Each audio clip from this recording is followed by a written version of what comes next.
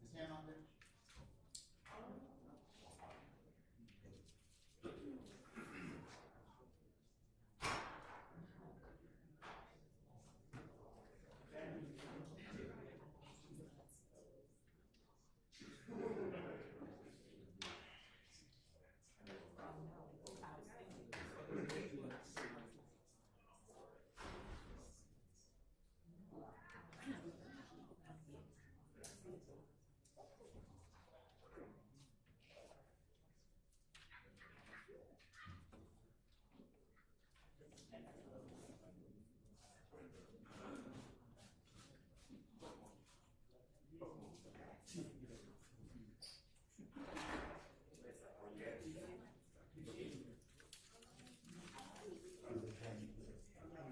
Something I can do for you. I don't know.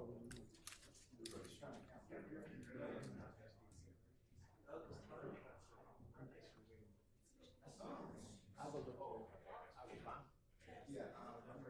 Yes. Okay. Which way did you see? Okay.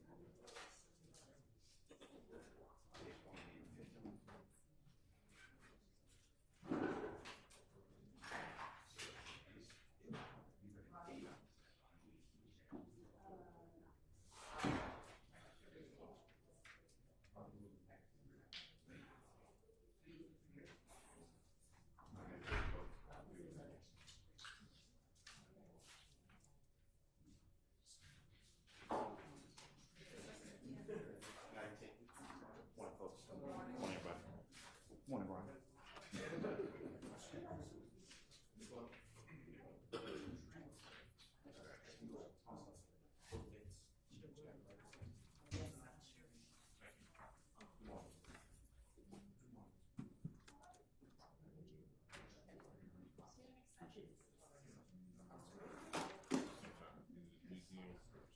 Probably this week.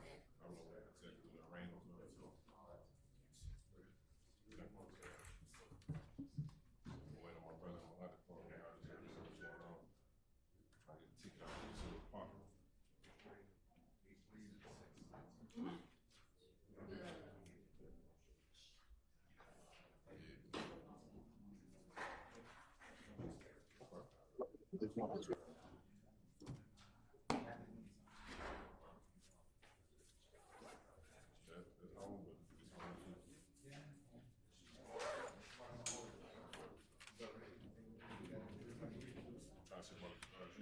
I didn't know everybody was going to be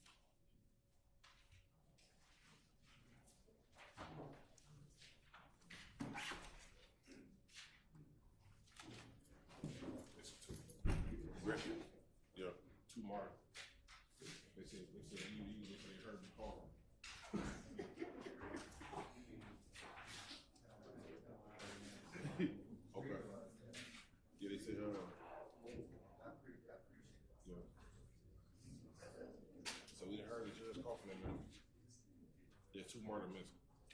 You know what I mean? Okay. Yeah, I never knew you was from Ohio, too. Learn something new every day.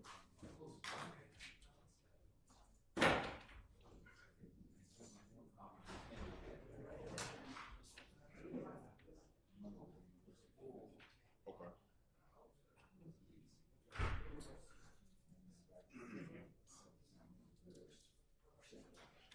Yeah.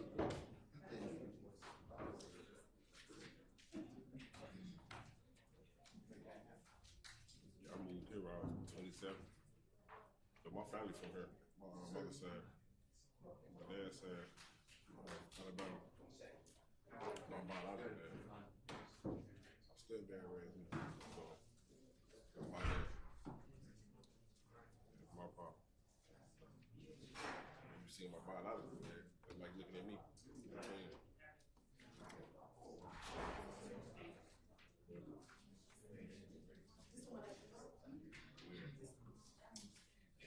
Okay.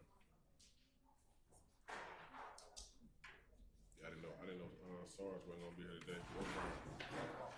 Yeah.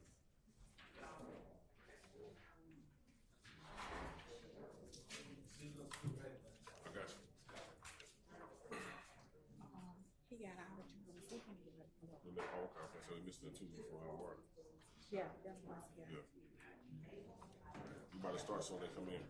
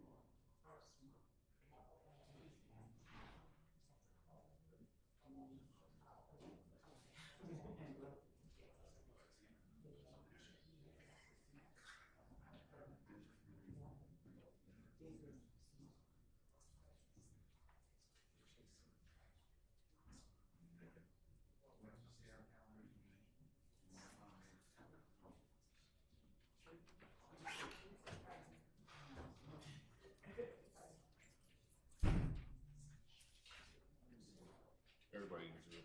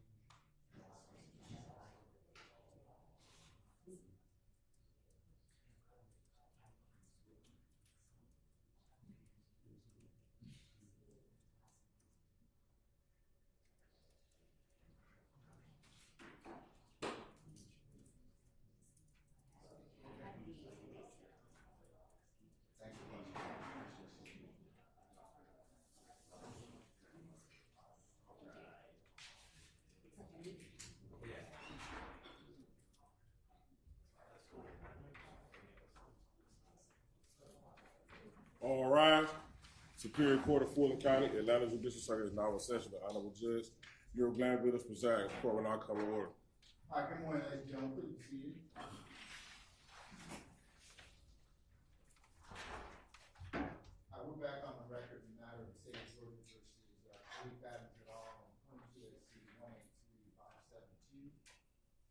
Mr. Stillwell, Mr. Watson, Mr. Sharp, good morning. Good morning. Mr. Williams, Mr. Adams, Mr. Shield, and Mr. Nard, good morning. All right. Mr. Kendrick, Mr. Weinstein, good morning. Good morning, Mr. Mewey, Mr. Matthews, Senior, good morning. Good morning, sir. All right. Mr. Nichols and Ms. Westmoreland, Mr. Harvey, good morning. Mr. Ryan and Misty Williams, good morning. Oh, is he hiding? Chief is doing on the phone again? Okay, all right. Mr. Gardner, good morning, sir. Didn't see you, I apologize. All right, Mr. Smith and Brown, Ms. Hilton, Ms. Atkins, and Ms. Love, good morning. Good morning. All right.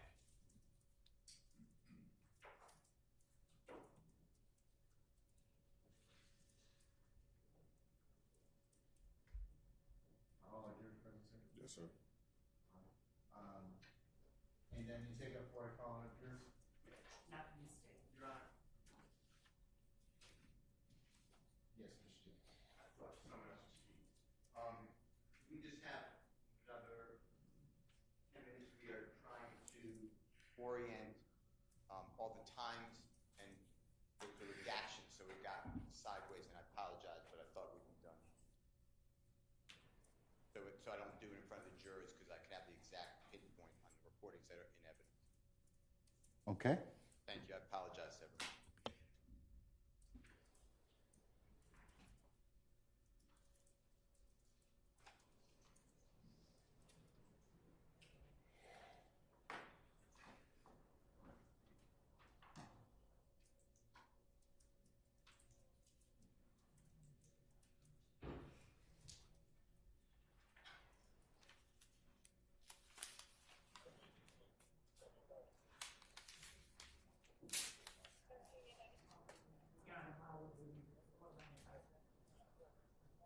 I was going to talk to you, Mr. Adams. You know, Mr. Adams, come on up. No.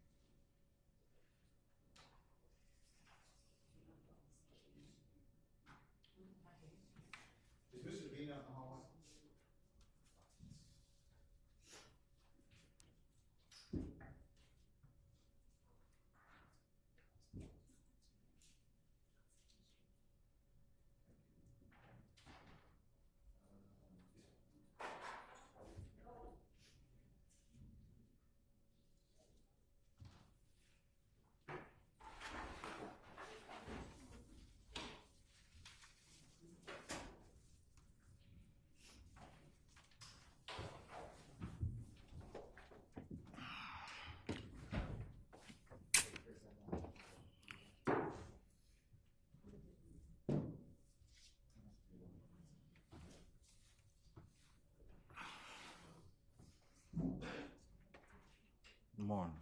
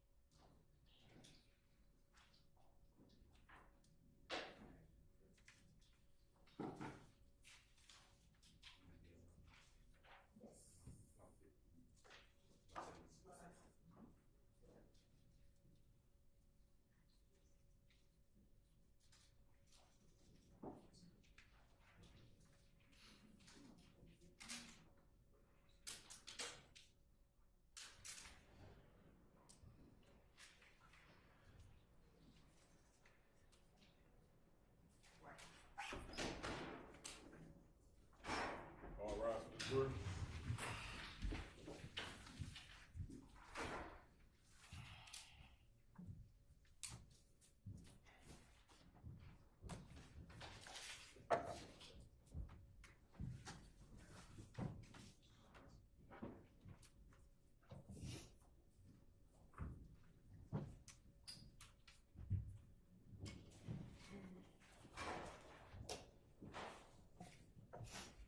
All right, ladies and gentlemen, please proceed.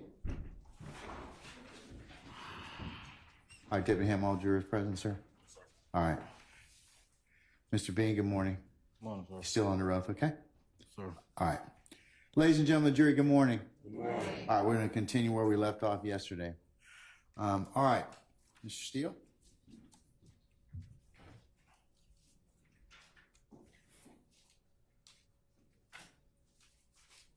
Thank you, Your Honor. Good morning.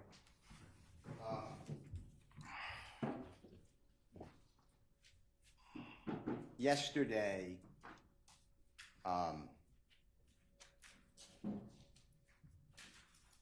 we were talking about when I first met you and investigated Martin in front of your home on January 22nd, 2023. That's where I'd like to resume again, okay? And we were in Mr. Martin, or Investigator Martin's vehicle, and I wanted to play for you 2 jail recordings, and I started and I played for you what's now marked, and you heard it, Mr. Williams, exhibit number 205, that jail call between you and your wife. Do you remember that? Oh, God. And that jail call that's been played for this jury was made the morning after you were hit by the police car, taken to Grady Hospital, transported to the Fulton County Jail on September 11, 2013. Do you remember that? I remember. All right. And during that jail call, that I played for you, I asked you in the car in front of your home with Investigator Martin what you were talking about at different parts of that approximately 12-minute jail call. Do you remember that? I remember the conversation. Do you remember when I got to the part that states something to... I'm going to object as to that's not an evidence. We don't have any recordings of anything in front of this home. Okay, I sustain the objection. Your Honor, the... Just rephrase. Okay. Do you remember on the recording you stated they gave us a story to tell? Do you remember that? Which recording you talked about for the record? Mr. Williams, number 205. Thank you, sir. And I'm going to object as to I don't ask. an answer. Well- I'll rule the objection. I already answered that, but I don't recall. I heard you say you don't. I don't recall, so. And do you remember telling Investigator Martin and me that you were directing it to knowing that law enforcement officers wanted you to put Jeffery Williams in this case?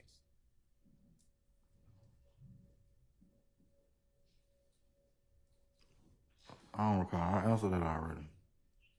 All right. Do you remember then, while we were sitting in the designated areas that we were in Investigator Martin's vehicle? Objection again, Your Honor, as to facts not in evidence.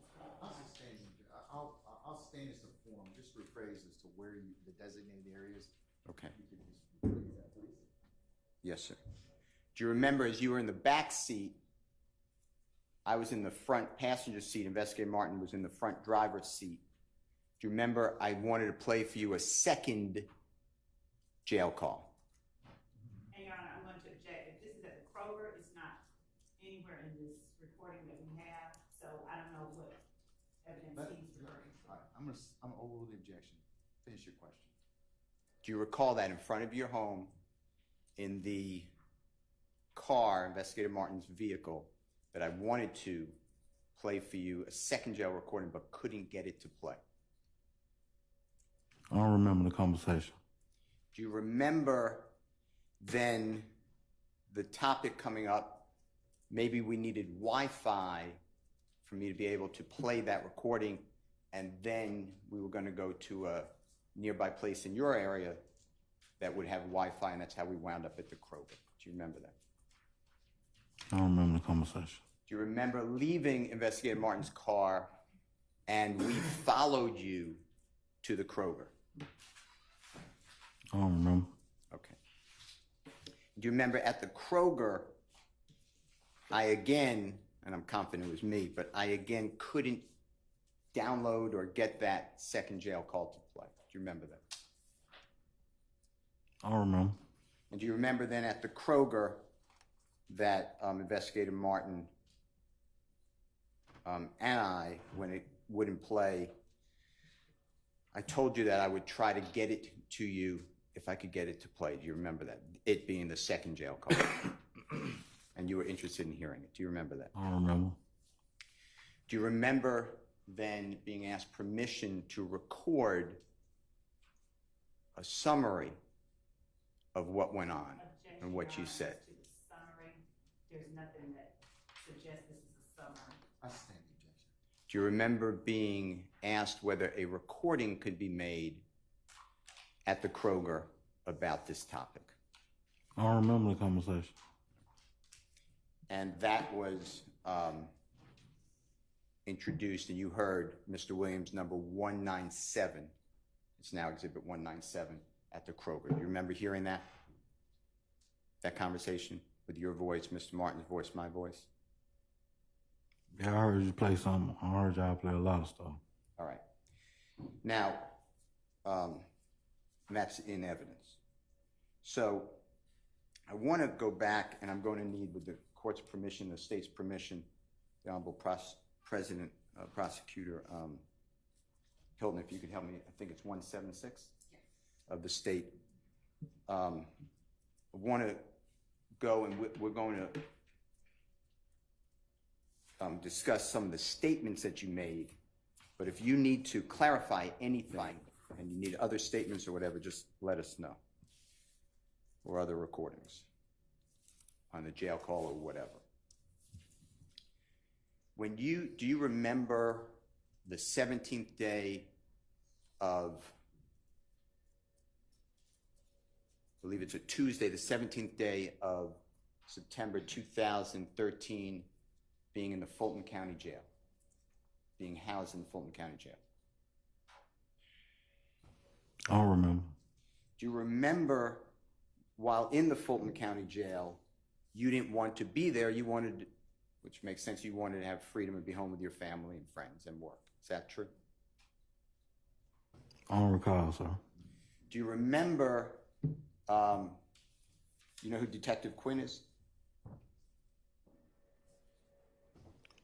I don't remember, sir. All right. Do you remember a gentleman who identified himself as Detective Quinn having you brought down from your area in population at the Fulton County Jail to the what's called the Sally Port, but it doesn't matter. It's an area where vehicles are for police can get in and out of a secured area at the Fulton County Jail. Do you remember meeting Detective Quinn in that area?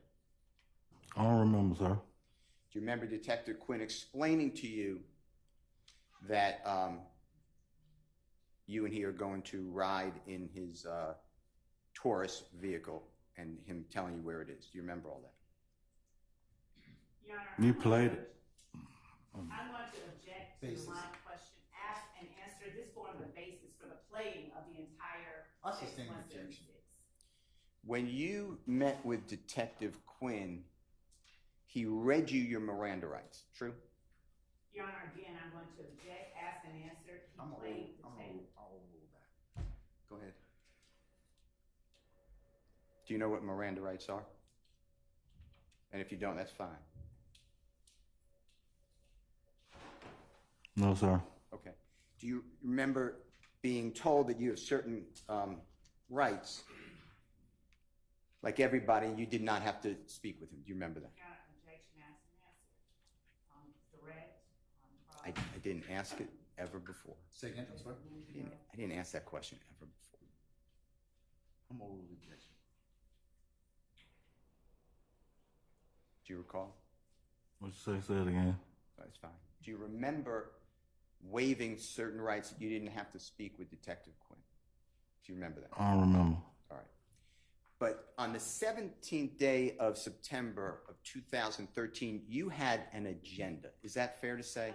Objection, Your Honor. Argumentative, facts not in evidence, just improper I'm going to question. sustain the questions to form. You can rephrase it, sir. You wanted to meet with Detective Quinn to tell him information that you wanted him to know about this incident with Mr. Dotson or Dirty Red and the police officer and the driving the car slamming into the laundromat. You had an agenda. Is that true? Objection, compound question. I'm overruled objection. Answer the question, I sir. don't remember a conversation I had with Detective Quinn. And your agenda, if you had one, I'm going to was object because he's I'll now. sustain this to form. your goal was to get out of jail and to get your blood cousin, I believe, Fred Prothro, out of trouble and out of jail. Is that true? No, sir. Me and Predator are not kin. No kin, sir. That's He's fine. not my cousin. Okay, let me ask it differently. Your goal, and I'll ask you two questions, was to help yourself out, your liberty, to get out of custody by speaking with Detective Quinn. That's one of your goals, right? On September 17, 2013. Is that true? No, sir. And your other goal was to assist Fred Prothro from being in trouble with criminality. Is that true? I don't know. Okay, so you went into this meeting with Detective Quinn, that's memorialized in State's Exhibit number 176, with a plan to mitigate, that's a bad word, to lessen, Objection, facts not in evidence. this is his state of mind I'll at the overrule time, objection. to lessen any type of punishment or charges on you and Mr. Prothro, right? I don't remember. In fact, do you remember explaining to Detective Quinn at various parts of State's Exhibit Set 176, and we'll play them again, that you asked for, the word you used was slack, for you and Big Fred or Mr. Prothro. Do you remember that? I don't remember, sir. I mean, you can play it. Okay. Kokomo or somebody. I'll play it. Okay, well, Mr. Kokomo, he will play it. All right. I would like to go through some of this then with you, if the state doesn't mind. and you may have to share with Mr. Kokomo at some point. Okay. Okay. All right. Mr. Bean, I'm going to ask you, with the Honorable President, District Attorney Hilton's assistance, you started out with being driven from the Fulton County Jail to the homicide office, not far away, here in Atlanta. Do you remember that? And I'm talking, this is all about September 17, 2013. As to the line of questioning regarding the memory, asked him yesterday, he had said he I doesn't stand remember it. objection. Well, he didn't answer the question. He can't, so. Well, he can't anticipate, and he can, in my opinion. But I'll reserve that. I apologize. I've already ruled on Mr. Steele. Let's move on, All okay? right. Let's start at time 716. And, oh, I apologize. Your Honor, this is already in evidence. This is states number 176. Okay, what time, sir? 7-1. Do that. What's happening? I messed up. The time is 7:16. Yes, sir. If you could listen to this, Mr. Do that. As a matter of fact, charges on anything from me. But so that's all I wanted you to know before we even get started. So, your wife seems like a nice lady, though. I'm straight up till I'm 35 years. I'm gonna tell you a little bit about myself. I ain't gonna Go ahead. to school. Okay. You know what I mean? And I don't believe in lying. You know what I mean? That's why I went on ahead and gave him my name, told him who I was. You know what I mean? Even though I knew I had fruit once. But we're not gonna talk. Your Honor, it stopped at 7:34. Mr. Bean, do you hear your voice telling Detective Quinn, I don't believe in lying? Do you remember hearing that just now? No, I don't know what I told him. You didn't hear that? I don't know what I told him. All right.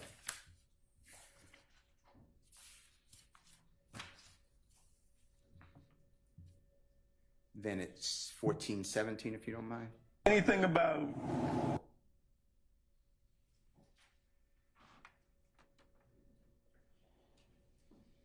Drink. some special investigations? The officer shooting his gun that I got called in this, I wouldn't even have been called. Drink. Your Honor, I apologize. That's why I was letting them know. I really don't know what.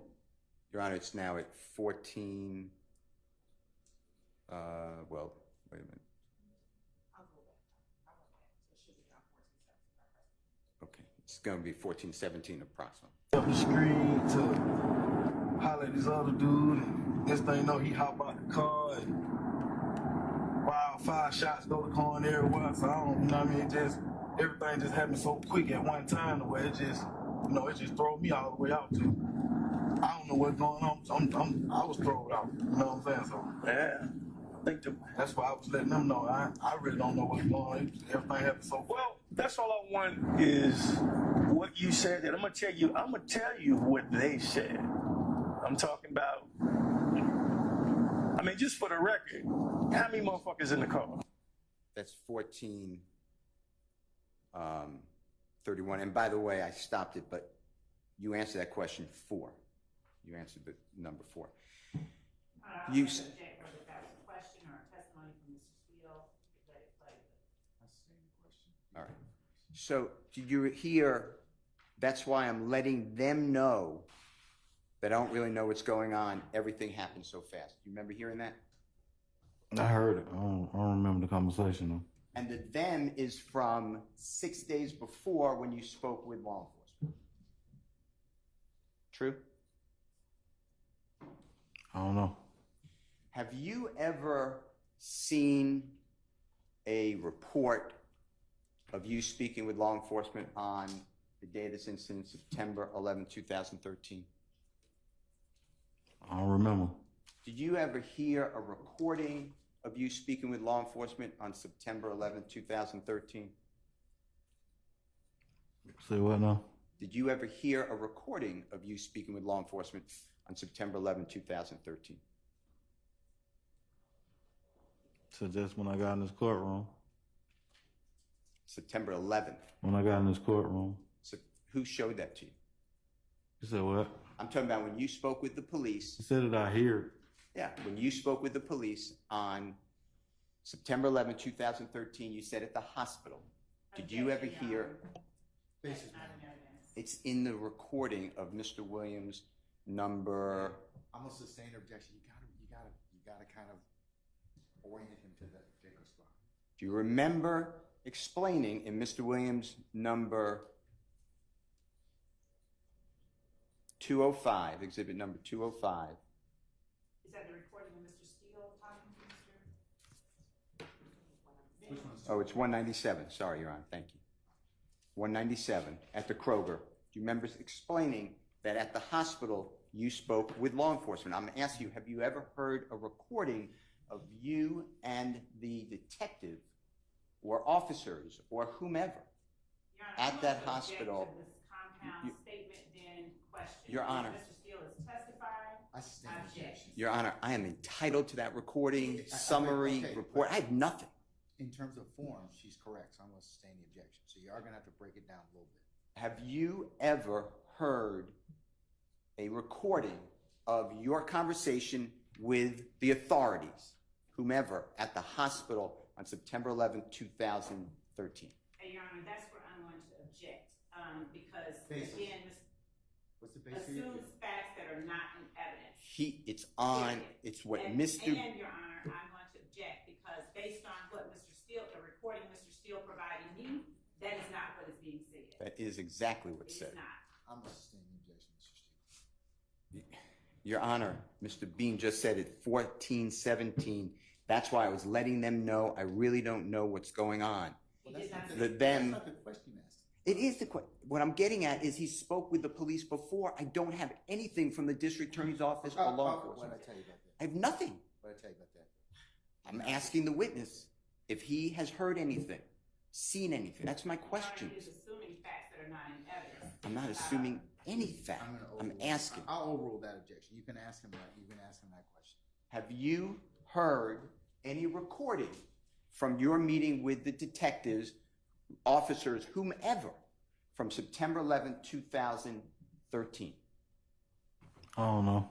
Have you seen any report memorializing, that's a bad word, summarizing your conversation with law enforcement on September 11, 2013? I don't remember. All right. If you can help me out. 1922. Thank you.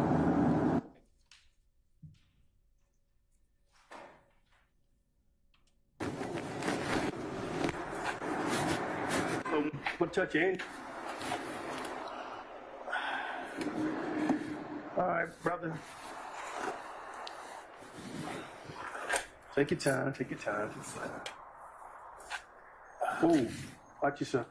Let me know if I touch your injury. I know you got a few injuries. Okay, all right.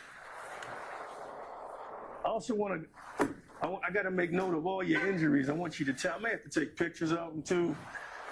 Did they do that first day at Grady, or they didn't take pictures of them? I got to get a picture. All right, I'll take some more pictures of them. Because I want to be able to show if you're saying what happened to you, I need. It's 1957, Your Honor, stop. Mr. Bean, do you hear then Detective Quinn asking when you were taken on the first day to Grady whether photographs were taken of your injuries? And you said you don't know, or you don't remember something. I call here. I still don't remember the conversation. Though. All right. And Grady, do you know Grady is a hospital here in Atlanta? Are you familiar with that? Yeah, Grady. Hey, around the corner. I couldn't hear you. Grady's around the corner. Okay.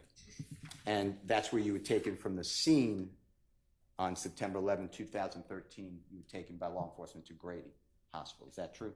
I don't remember. All right.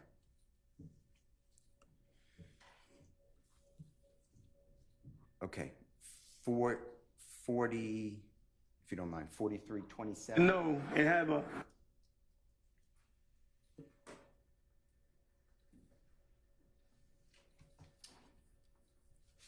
Come start firing some shots or something. Shots just go out. When he come back, I'm looking at DK like, what the hell going on? Like, what the fuck you shooting for? What you shooting at? You know what I'm saying? I'm telling all the way live. I'm listening. You know, what the fuck you shooting at? Mhm. Why'd you shoot? So he had the car, go. So now I get the car, pull out, now he go, tires pull up. And when I pull out, What tires? it's like black tire, blue. Was it like that shit when you drove up in here? It's one of them tires. All right, Four all tires. right. When I picked you up in. I go around the car, whatever, no round. Wait a minute, you went around the car? Because I see this damage on the police car. They saying they got hit by your car. Do you remember that? No, I went around the car. As I go around. What was the Taurus doing? As I go around. Your Honor, it's 4350, stop.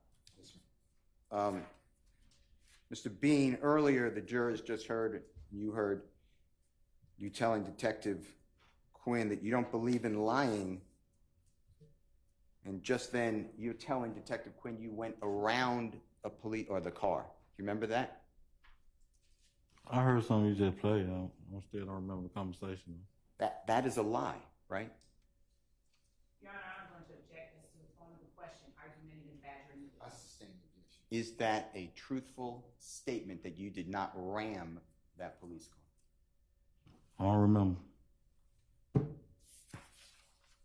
Now, you ramming a police car is not beneficial to you, is it? It's not good for your liberty, is it?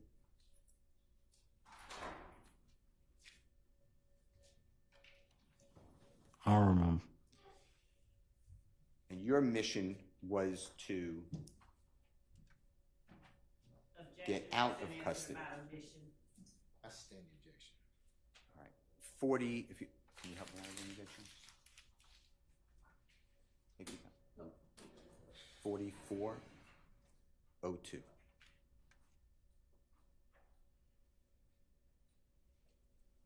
Boom, go straight across the tiller. The parking, you bagged in. So this is the front of the car. You bagged in? I'm bagged in. Tires coming like this right here, stop. About right in there, about 2 car lengths up. Okay, cool. I pulls out. As I pulls out, cops are already right there with the gun. You see what I'm saying? Mm-hmm. I go around like this right here. So I go around like this right here. As I go around like this here, the cop car hit me.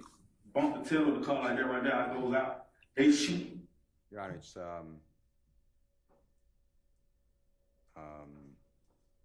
4417, stop. You hear there where you tell Detective Quinn, after claiming you don't believe in lying, that the police car, it says cop car, hit you in your car. Do you realize that? That's not a truthful statement, is it? I got something planned, but I still don't remember. All right. Can you help me with 4436 when you get a chance? What you talking about? I go around, boom, hit you driving and all like that right there, which I was the driver. Big Fred, when they Back then. You almost landed on, so you were driving the car. Yes, sir. There was I lied to the detectives when they first came to talk to me, and I told What you talking? that's probably the lies you talking about. What you talking about? I told them that Big Fred was driving and all like that right there, which I was the driver. Big Fred was the passenger. DK was behind me, and Young Thug was behind Big Fred. Young Thug is Rapper. wait a minute. So Young Thug. You can keep going if you don't mind. Well, Your Honor, it stopped at 4459, but I just asked President Hilton to continue. I apologize. What seat is Big Fred? Because he's like 6'8", 354 pounds. He was sitting in the back seat. No, he in the front with me. Okay, so I mean, it stopped, Your Honor, at 4511.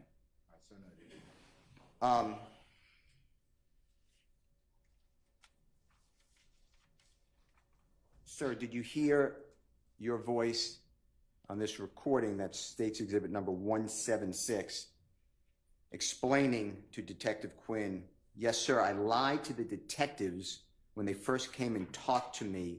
I told them that's probably the lies you're talking about. Did you hear that? Got some big ass ears. I can hear. Still don't remember the conversation, sir. And you're referring to the detectives that you spoke with on September 11, 2013, right? I don't recall. Have you any document, recording, anything to show what was said between you and the detectives on September 11, 2013? Have you ever seen anything like that? I don't recall. And you told the detectives more than just Big Fred was the driver. Well, excuse me, Mr. Fred Prothro, also known as Big Fred, was the driver, right? In your conversation with the detectives on September 11, 2013. I just heard you play something, but I don't recall. You're not telling the court, the jury, or anybody who's observing that the detectives came in and said just, who's the driver, and then walked away. Are you? I don't remember. The conversation was more robust. The police want to know who was in the car, right? I don't remember. Do you remember the police asking you, or did they ask you, how many people were in that car at the time? I don't recall.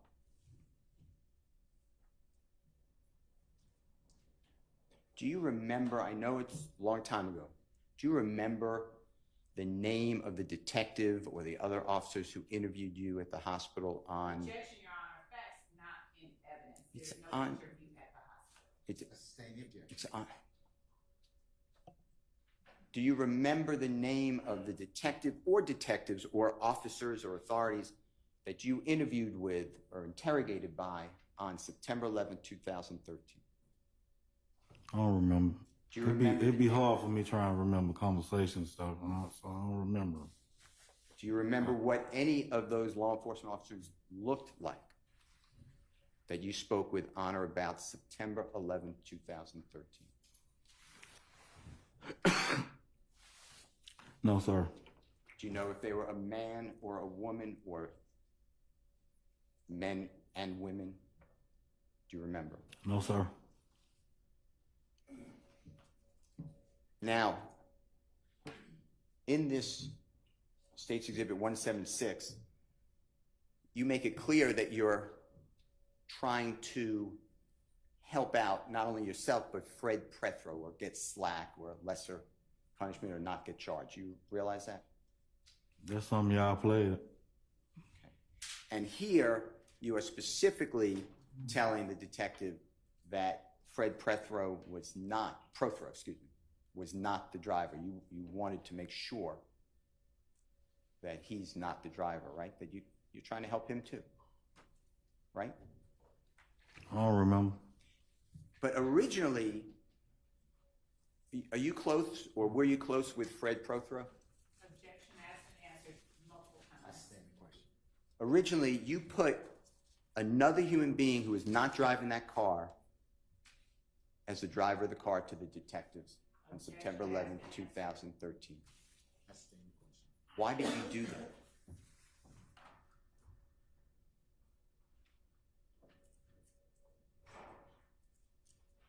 I don't remember. Why would you put an innocent party as the driver of that car that almost killed a police officer? Okay.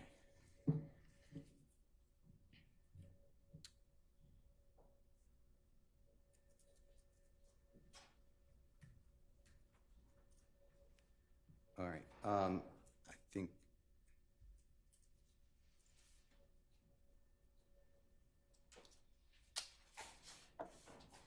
Did you hear the description in September 2013 that Detective Quinn gave about Mr. Prothro?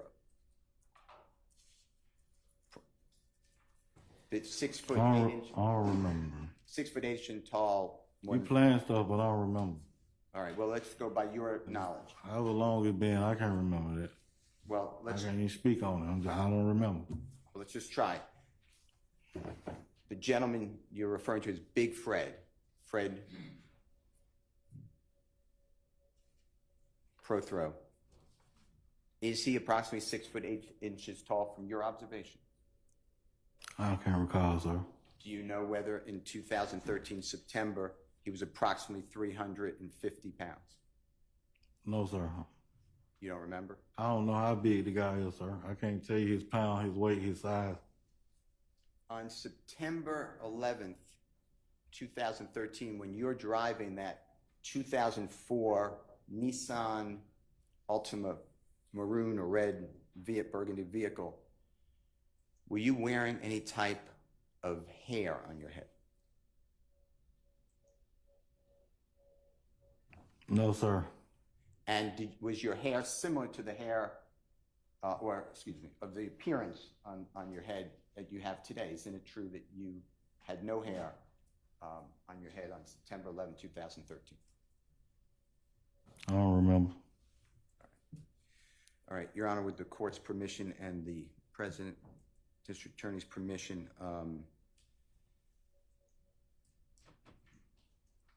if you could just continue. So, Your Honor, it would continue from 4511, if that's okay. I got the C-track. 176. You said Big Fred was driving. All right, we got that cleared up. That was in the beginning. Yeah. I told a few bullshit lies. I ain't gonna keep shit with you. I'm gonna keep it all the way live, man. Okay. You know what I'm saying? Big Fred.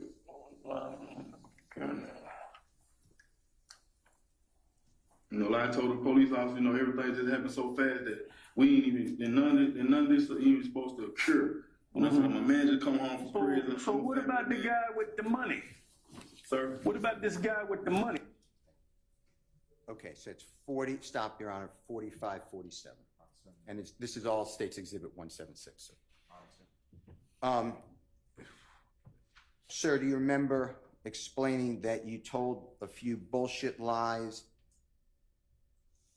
Ain't gonna keep shit with you. I'm gonna keep it all the way live, man. You hear that? I don't remember. And you're talking about... Your Honor, I'm going to object to the response from the witness. The question was asked, did he hear that? Okay, so what's your objection? My objection is it's non-responsive, Your Honor. I'm overrule the objection. And then did you hear you announce on the recording just played, you know what I'm saying? You know, I told the police officer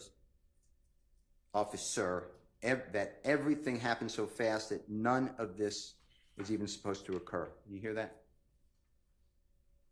I still don't remember, sir.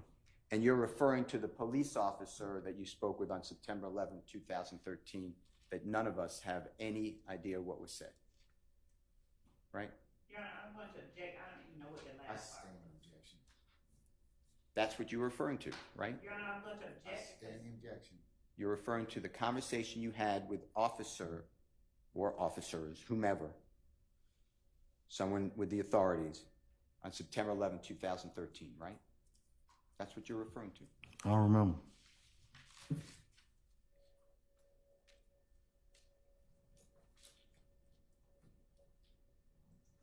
Do you recall not putting Jeffery Williams in the car during your September 11, 2013 meeting with the detective?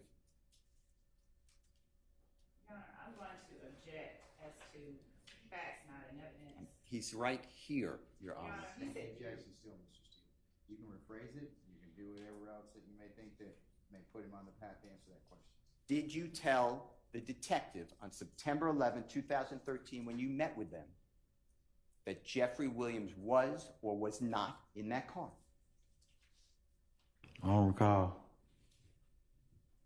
Did you tell the detective on September 11, 2013, that there were 3 people in that car? I don't remember what I told. I don't remember.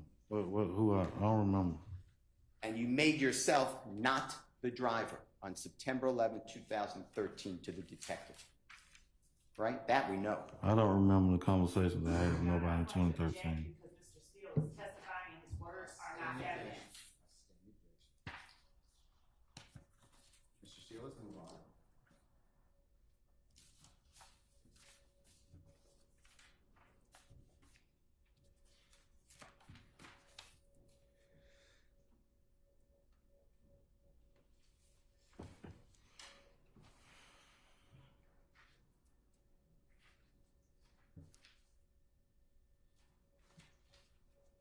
if you could play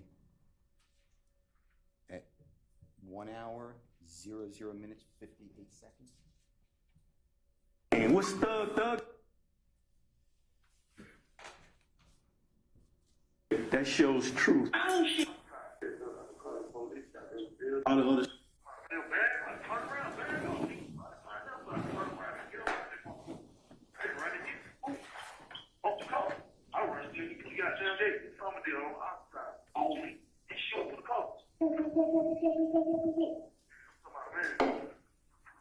I'm lying to them.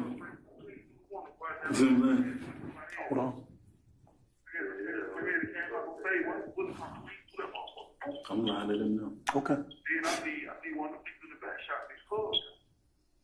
You said one of them niggas in the back shot Big Cuz. Big Fred. By accident, probably. Yeah, they probably, you know what I mean? 'Cause How many shots did you hear in the car? and also, I heard like 2 shots with you. You know what I'm saying? Hold on. All the other shit I'm saying. Hold on. You know, I gotta add a little hype Hold to up. the little life.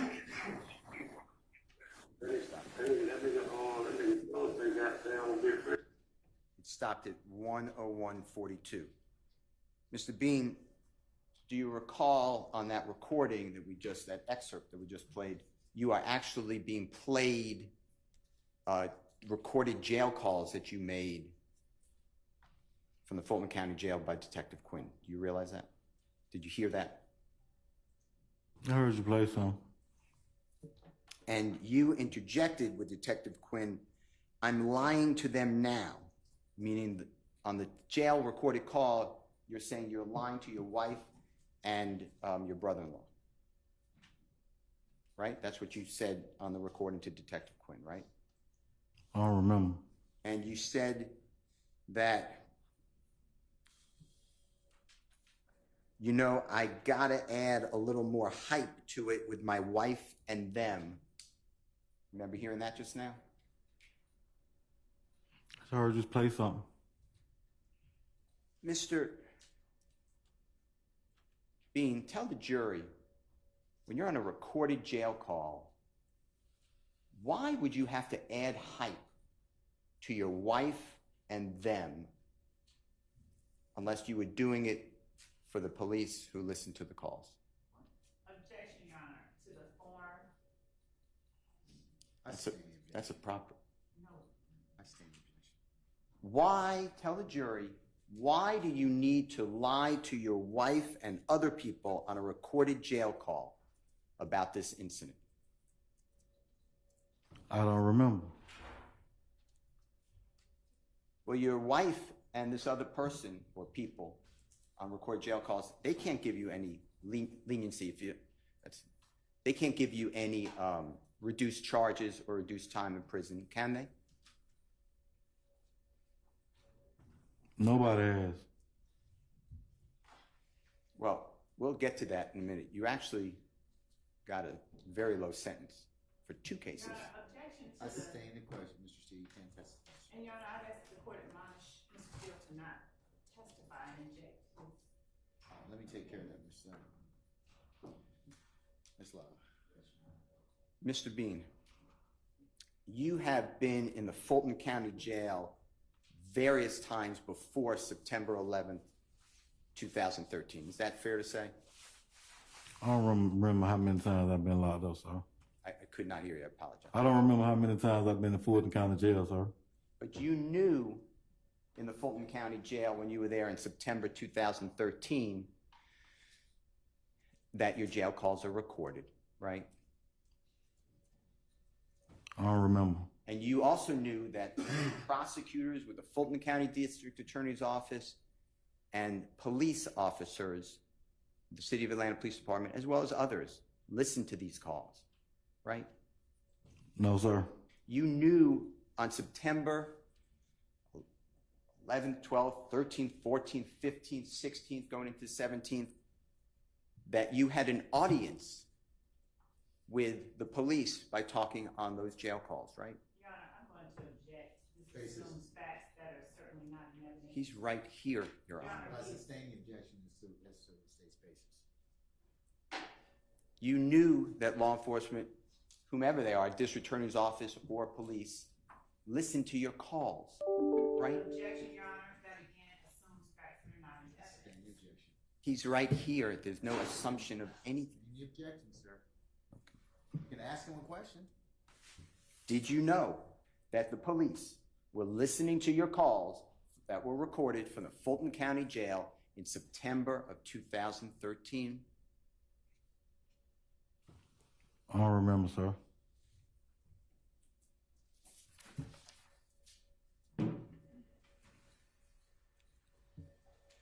If you can help me. 10501.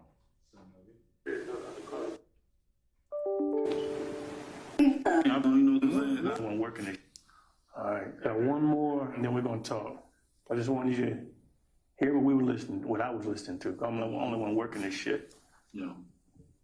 But now, majority of that stuff, Quinn, that I was telling them was make believe shit too. Now, you see what I'm saying? We'll talk about that. I hyped it up with my wife and them a little bit too. Why you bragging about that? You know, bullshit? that bullshit, man. You know what I'm saying? That went on, cause I'm really trying to, and I'm visualizing the story, but I'm just trying to make it all one. You know what I'm saying? I telling them a lot of little shenanigan bullshit too. So I'll tell you what I believe in a second. One more, then we're done. Hello, this is a prepaid collect call from... Your Honor, stops at 10531. Mr. Bean, did you hear that you are still listening to jail calls that are being played for you by Detective Quinn on September 17, 2013? You hear that? Yeah, I hear you playing videos, One more time. audios or whatever. I hear it. Okay. And you explain to Detective Quinn, now the majority of the stuff, Quinn, that I'm telling them was make-believe shit too, meaning what you're telling your wife and other people on recorded calls. Remember hearing that just now? I remember. I don't remember. And you then went on to say, you see what I'm saying? I hyped it up a little bit with my wife too. Remember hearing that? I heard, but I don't remember. And you remember Detective Quinn asking you, why are you bragging about that bullshit to your wife and the others? You remember hearing that? You played it. And then your answer is, yeah, that bullshit, that went on because I'm really trying to add, I'm visualizing the story and trying to make it all one. You know what I'm saying? I'm telling them a lot of shenanigan bullshit too. You hear that? You played it. Why would you have to visualize a story and tell your wife and other people on a recorded line hype, bullshit, and shenanigan bullshit? I don't remember.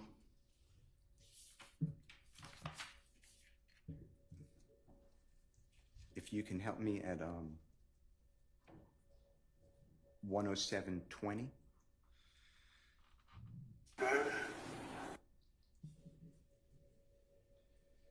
DK to get back altogether, because the phone conversations last between 13 and 4, but in my notes I have. Listen to me, no, you ain't helping me. No. I just want you to make sure you have the truth. I've got, 10 tapes altogether, because the phone conversations last between 13 and 15 minutes. Mm-hmm.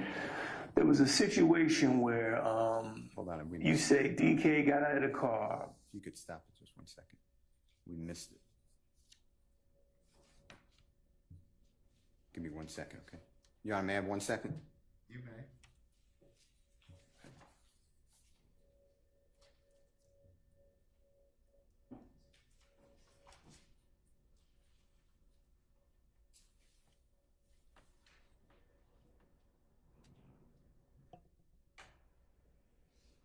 It's earlier. I apologize.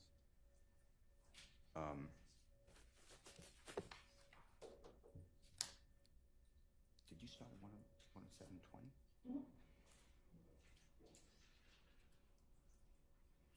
Can you go back to 10650? I don't know why it didn't line up. DK to get back. I'm going back to 106 58. That was wrong.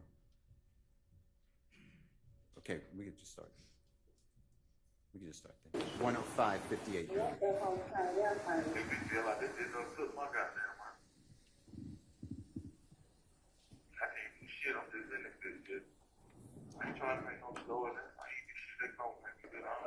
Wrong one. Hello, this is a prepaid collect call from an inmate at Fulton County Jail. This call is subject to recording and monitoring. The landlord somebody goes stop by the other day. I told him I was at work. He somebody said, "Well, we're laying down, you know, shit, yeah, I got you going. All right, thanks, that out here." Man, he good, man. Shit, we get late fee for shit. You know what I'm saying? When you pay late fee, you pay somebody that wants to know what you give it to them for. They cool. I'm gonna be alright. You need to go get to work, though, because we ain't been doing them bullshit around with us shit, man. We probably do need to go get work. He done sold out of work, he need to go get some. But he got $600 already. I got $345 in my property downtown where they take phones. I need to go down there and get that money for me tomorrow. I don't need no money. I don't need shit. This is not illegal. Bro, I don't fuck about this shit. I ain't giving a fuck about this shit, man. This is a prepaid collect call from I only do big boy shit. I don't fuck with that other shit. You just trying to eat. Fulton County Jail. Fuck about that shit. Recording and monitoring. To accept charges, press 1. That's what I'm saying.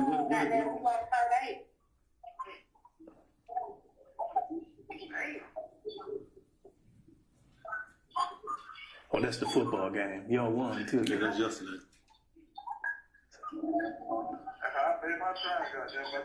Well, okay, let me just tell you this. I'm looking for it, but in my notes I have.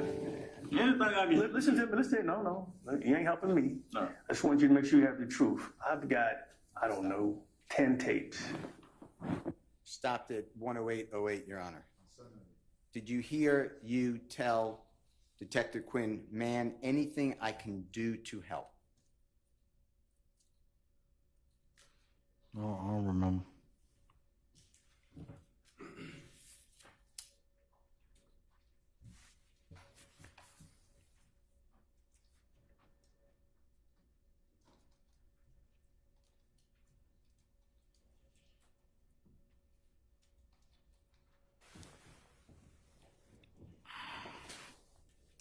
One 1113, if you don't mind. All together, because the phone conversation.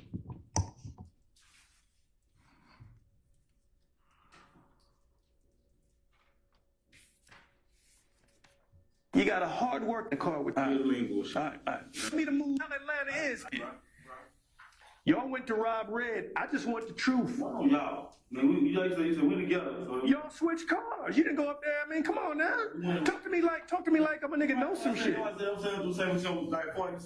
know how Atlanta is. Folks take turns. I know you didn't get out. I'm asking you a straight question. Are you the driver on this lick for a robbery? That's all I want to know.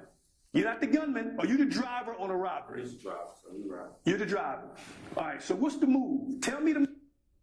It's at 11137. You hear on this part of the recording that we just heard, you telling Detective Quinn that you're not involved in any robbery. You hear that? I don't remember. You remember then Detective Quinn challenging you and you saying, "I'm just the driver. You were right." Remember that? I don't remember.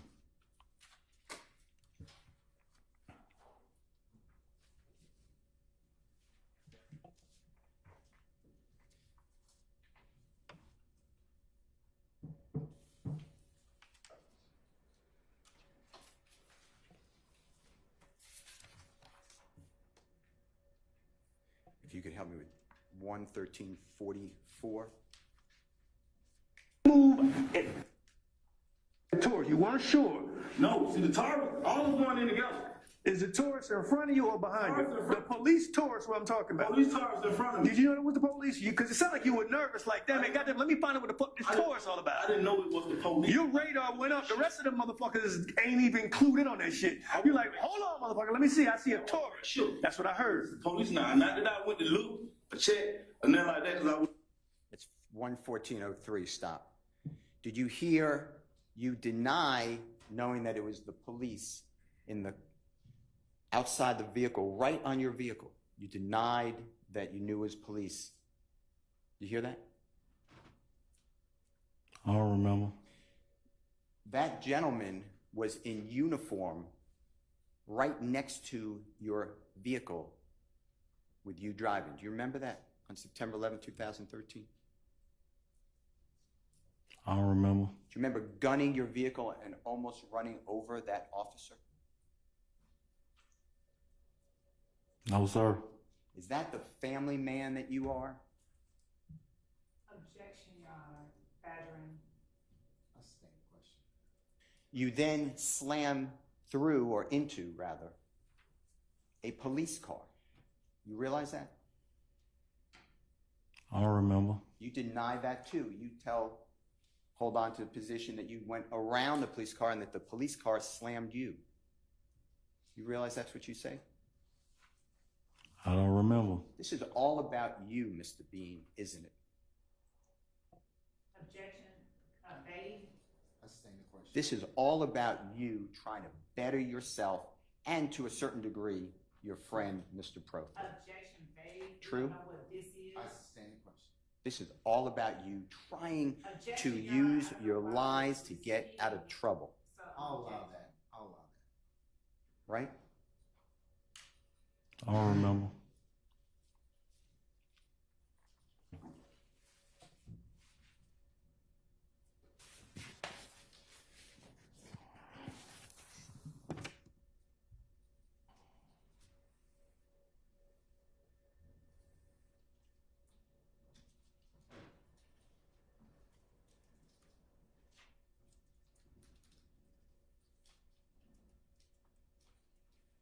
I'd like to show, with the Honorable President, District Attorney 11530's help.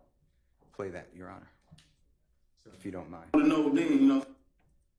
He just holding the rule, you know what I mean? Did he ever say anything? Does he know anything about me? He's been gone for a minute, so he's just trying to come up on his one little leg. Yeah, he's just trying to get out, put something in his pocket, man. That's it. He ain't no. All right. I mean, Did he say anything you can remember? He didn't try to run on no mission or rob or none of that. We at the time we went in Summerdale, the robbery. That's what I'm trying to tell you. As we went in Summerdale, the robbery wasn't no robbery because he could have got out, Thug could have got out, DK could have got out. They could have went on here and handled their business. Thug tell DK he didn't really just say go get the money. He was like, go ahead and get it. So I don't know what's going on by. You feel what I'm saying? No? All right, but I tell my family, what you hear me telling my family is about the robbery because that's what went on. Well, y'all robbing this boy Red, but you drive. You just drive. But you know they're going to get his money from him, and he's not going to like give it to him voluntarily. You got to know that. Yeah, I know. You know they're going to take his money. Take the money. All right, so let me ask you this. Mr. Steele, since you stopped. Ladies and gentlemen, how about a comfort break? 10 minutes? All right. Let's take a comfort break until 11:30. We'll come back in at that point in time. Mr. Bean, you can do the same. We'll see you at 11:30, okay? All rise.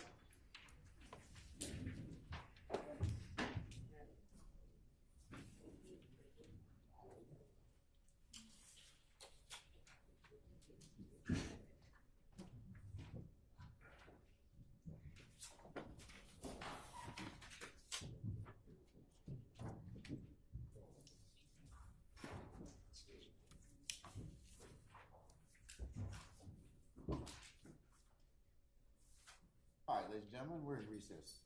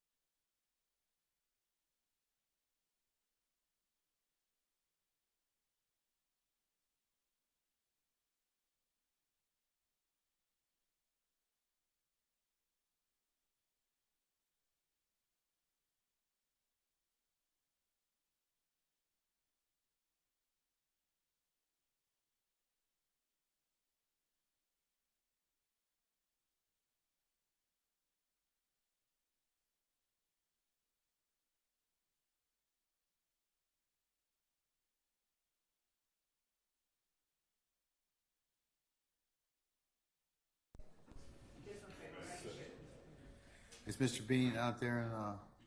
Okay, all right. Tell me, Mr. Bean, come on up.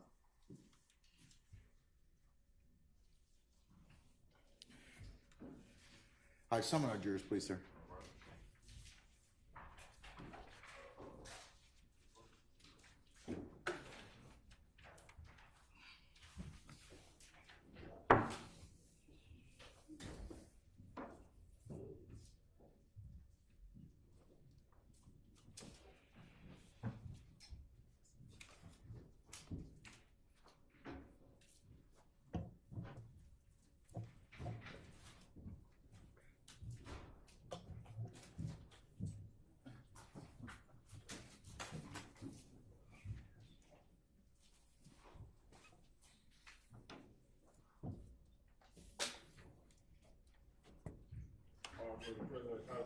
All right, ladies and gentlemen, please be seated.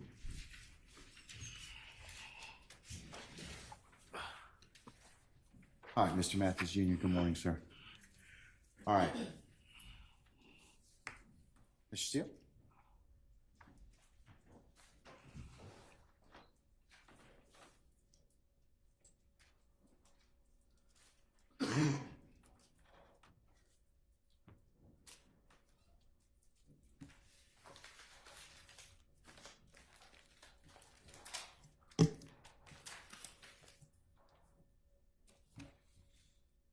With the court's permission, may I ask the President District Attorney Hilton at 1:14:35, if that's okay. So noted. And that's the same exhibit, Your Honor, which is states 1. We went in. That's okay. Tours, you weren't sure the money, whatever, he got away. Which way did he go? One guy run this way, another guy run that way, another guy run that way. All right, You know what I'm saying? Everybody go run this straight. Who did you, because you were saying to your wife, I wish I would have ran with Thug because he got away. Which way did he go? Thug, me and Thug got the car, we jumped. Big Fred can go. Me, Thug, Big Fred get out. DK couldn't move against apparently because he was shot or whatever. Thug jumped the wall, I jumped the wall. I jumped up here, Thug went behind the Dollar King, and I jumped over in the parking lot. As I'm running across the parking lot, that's when the police car come run me over. Whatever. Okay. What kind of car ran you over? The blue tar, the same blue tar. Right. It's a female. All right. Now. Your Honor, it stopped at 1:15:09. Yes, sir. Sir, do you remember describing for Detective Quinn on September 17, 2013, that Mr. Murphy or DK could not move because he was shot? Remember that? Did you hear that? I don't remember. And you explained that you and Fred Prothro, or Big Fred, and Thug, or Jeffrey, or Mr. Williams, got out of the car. Remember hearing that? I don't remember. And then you explained to Detective Quinn that Thug jumped the wall. I jumped another wall. I jumped up here. You remember that? I don't remember. I want to show you, and now, with the court's permission, can Mr. Kimone take over the Zoom link, if that's okay, Your Honor?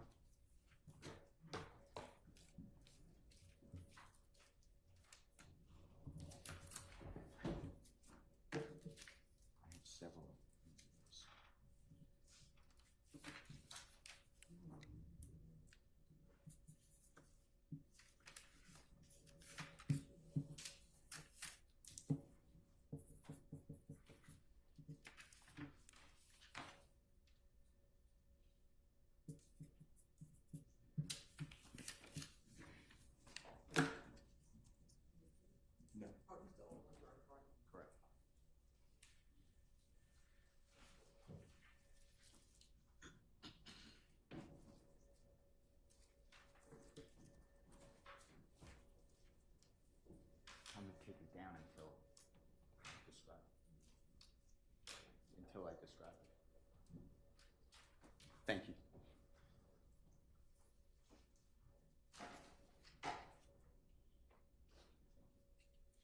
Your Honor, can Mr.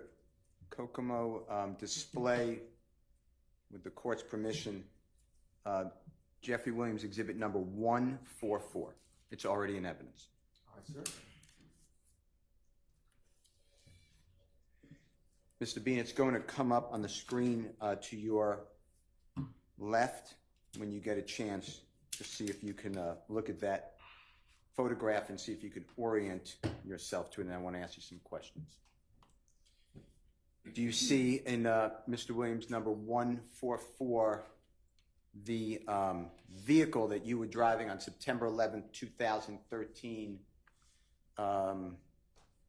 juxtaposed, or that's a terrible word, close to the white building with the green in this picture color awning? Do you see that?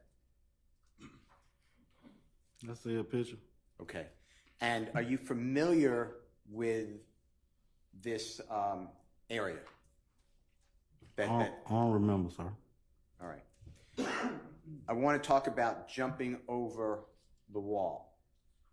Do you see on the, looking at the picture in Mr. Williams 144, to the right, there seems to be what I'm calling a retaining wall, whatever you want to call it is fine. Do you see that? See it like you see it. Okay. And I'd like to show you and ask Mr. Kokomo to zoom in all the way to the building under the awning. Do you see there's part of a fence? It's behind the red post. And do you see all the way up to the wall of the building? Do you know that building to be a laundromat by any chance? I don't remember. All right. And do you see that there is what I call razor wire all the way from the fence to the wall in that first part of this Mr. Williams on 144? You see that? I see it. You're familiar with razor wire or barbed wire? Is that fair to say? I don't know what razor wire and barbed wire is. One more time. I know what it is. Okay. And have you ever climbed over razor wire or barbed wire? I don't remember. Have you ever seen anyone, a human being or an animal, climb over razor wire or barbed wire and touch it? Have I ever seen an animal climb over? Or a person? No. Okay. And then, using Mr. Kokomo, the fence continues, and do you see where there's what I'm calling like a garbage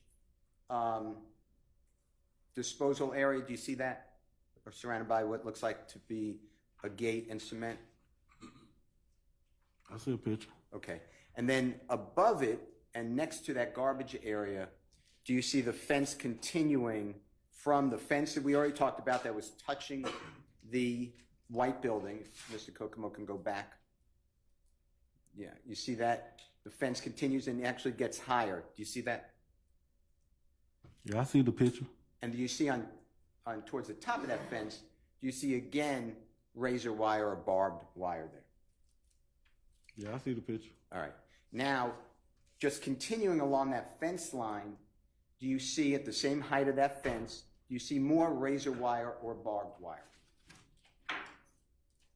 And if Mr. Kokomo can blow it up.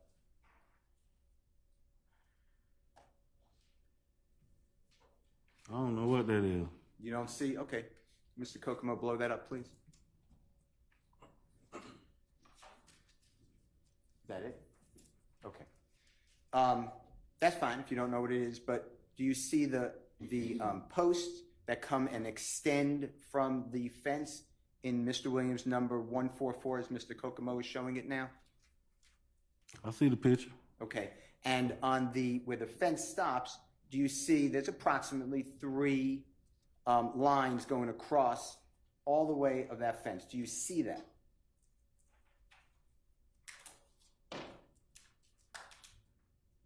Is you talking about them power lines over here? No, I don't believe so. At the top? Well, because the fence with the barbed wire is at the bottom. You talking about them power lines over there at the top? Not at the top of the building. No, not the black power line. The power lines right there. You look at the picture. You telling me to look at the picture. You see the power line? There's a power line going down through there. Well, let's make sure we're looking at the same thing.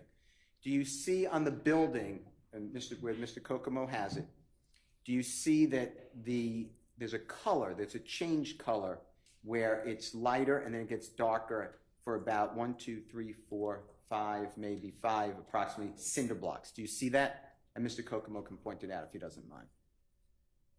A little above it. No, on the building, the color change. Go up, right there. You see that? See the color change? Where the barbed wire fence at? Where the hand is. You see that? Yeah, there's Okay. barbed wire going across there. The barbed wire. Is that what you just said? The fence at the top, barbed wire. Barbed wire. Okay, that's what I was asking you. Okay. And then that barbed wire extends all the way to the right. Do you see that? In Mr. Williams, number 144. Kokomo, put your thing on there. You gotta show me. Describe me what you're talking about. You see where Mr. Kokomo is circling with the hand? You see that? You see the continuation of what you call barbed wire? Same one fence. You see that, right? And I'm just asking you. Do you I see see it. Okay.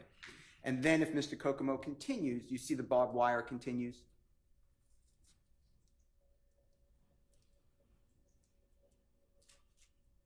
Yes or no?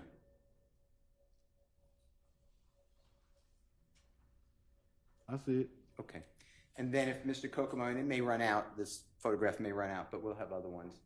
You see now the fence continues? Can you see that, sir? Right away, yeah, I see it. And then do you see on top again of the fence, do you see barbed wire?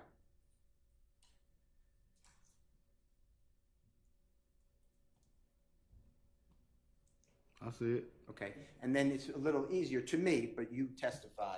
You see the tree that Mr. Kokomo is now put in the kind of to the right of this, Mr. Williams, number 144 on the screen. You see that tree? Yeah, I see the tree. Okay, and then to the right of the tree, do you again see the fence with the barbed wire? That's what I seen. Okay, and then it continues on Mr. Williams, number 144. That's now a building behind it. You see more continuation of the barbed wire on top of the fence. You see that? I don't see that. Okay.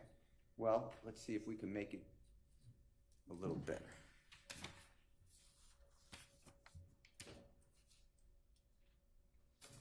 Let's continue down on that picture, if there is any more of that picture. Is that it? Okay.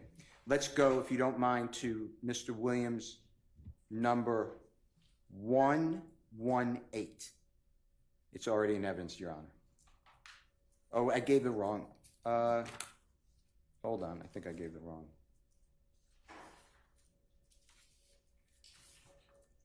It should be Mr. Williams, I apologize. Your Honor, I apologize to the jury too. It's 141. All right, sir. If that may be published. Yes, sir. Okay, Sir, you see, and this is Mr. Williams, number 141, and it's well, before you do that, Mr. Kokomo, just give me 1 second, if you zoom out. This is this similar, it has a little different angle, but this is a similar picture as you were just helping us to focus on Mr. Williams, number 144, correct? With the fence? One more time. The fence? Yeah, yes, the scene, but yes, we're going to focus on the fence. I see the picture. Okay, so if Mr. Kokomo can zoom in on Mr. Williams, number 141, and we're just going to try to continue where we were with my questions about the fence and barbed wire continuing.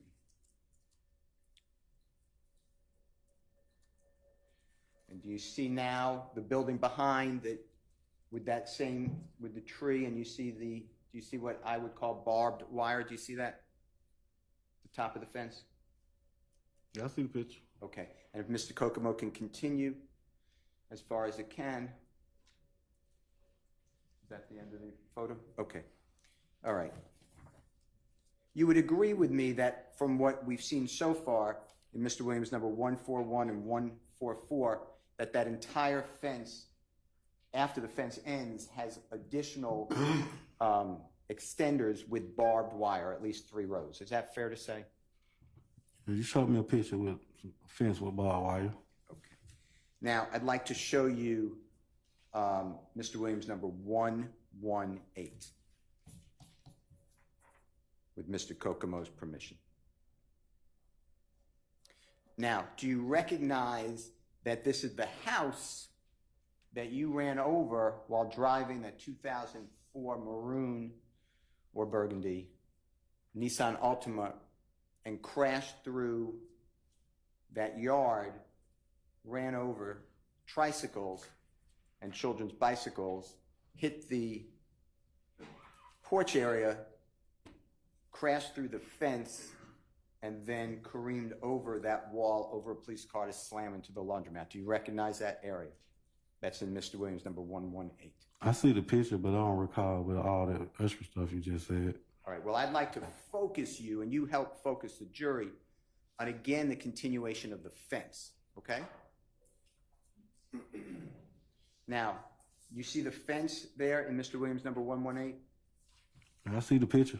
All right, and you see the wall, which is below the fence, or I call it a retaining wall, but do you see that? I see the picture. And you see the police car, the top, the roof of the police car with the door open on the driver's side in this picture, closer to the wall and the house. You see that house in background? I see the picture. All right. And the fence, do you remember crashing through that fence, hitting trees and bushes after striking the children's bicycles and doing that damage to that fence? Do you remember that? I just told you I don't remember. One more time. I just told you I don't remember. You do remember. I just told you that I didn't remember. Did not remember. Okay. Well, let's do this. Let's use Mr. Williams number 118 just as a continuation. If Mr. Kokomo can, you see how the fence is down on the picture of Mr. Williams number 118? You see how, or part of the fence, I shouldn't say the whole thing. You see how part of it's down on the ground, laying down? I see the picture. Do you see right there that that's barbed wire or razor wire at the top of the fence that's laying on the ground? I see the picture. All right. And then do you see going to the right with Mr. Kokomo's help, after that bush that's down, or maybe a tree, do you see more razor wire right there, or barbed wire? Your Honor, I'm going to object as to the characterization of that fence as razor wire versus barbed wire. So form the question. I stand the question. Okay. Do you recognize that as being barbed wire? I see the picture. Okay. And then continuing on Mr. Williams number 118, do you see where Mr. Kokomo's using the hand? Do you see there are levels of barbed wire on top of the, extends from the fence? Do you see that? I see the picture. All right. Now, and thank you, Mr. Kokomo. I want to ask you a couple of questions.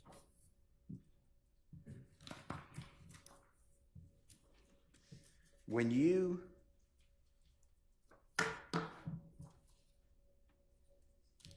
say on a recorded jail call, as well as to Detective Quinn, so a recorded jail call before September 17, 2013, as well as on September 17, 2013 to Detective Quinn,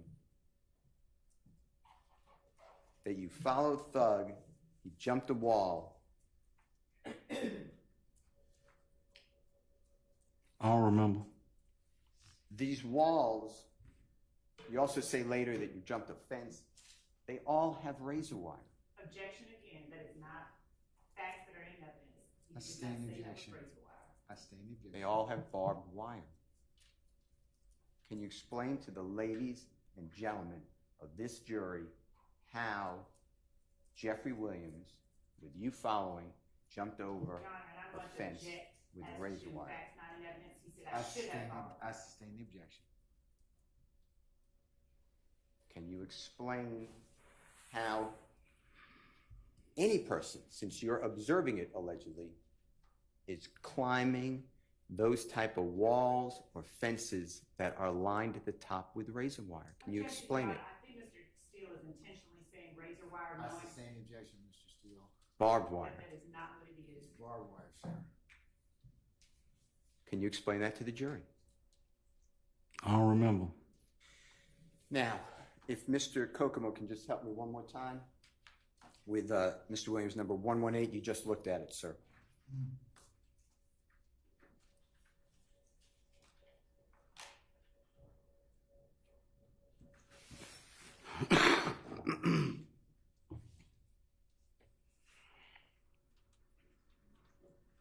Now, on Mr. Williams, number 118, that's in front of you. If a person was going to climb the wall where the fence is down, where you ran through that fence, Objection, Your Honor, calls for speculation. I sustain the question. if, Objection calls for speculation. I'm asking him a question. Still, if invites speculation, so rephrase it. Can you explain to the jury how a person on September 11, 2013 would run towards the police car to climb that wall where the fence is down with the police right there? Judge, I'm going to object as to the form. I sustain the question. Are you telling the jury that you see someone, Mr. Williams, running and climbing the wall where the barbed wire is down, right where the police are? Are you telling the jury that? He didn't tell. I sustain the question. Is that what you're telling this jury? Objection, Your Honor, he just said he doesn't I remember. sustain the question. Mr. Steele, let's move on. All right.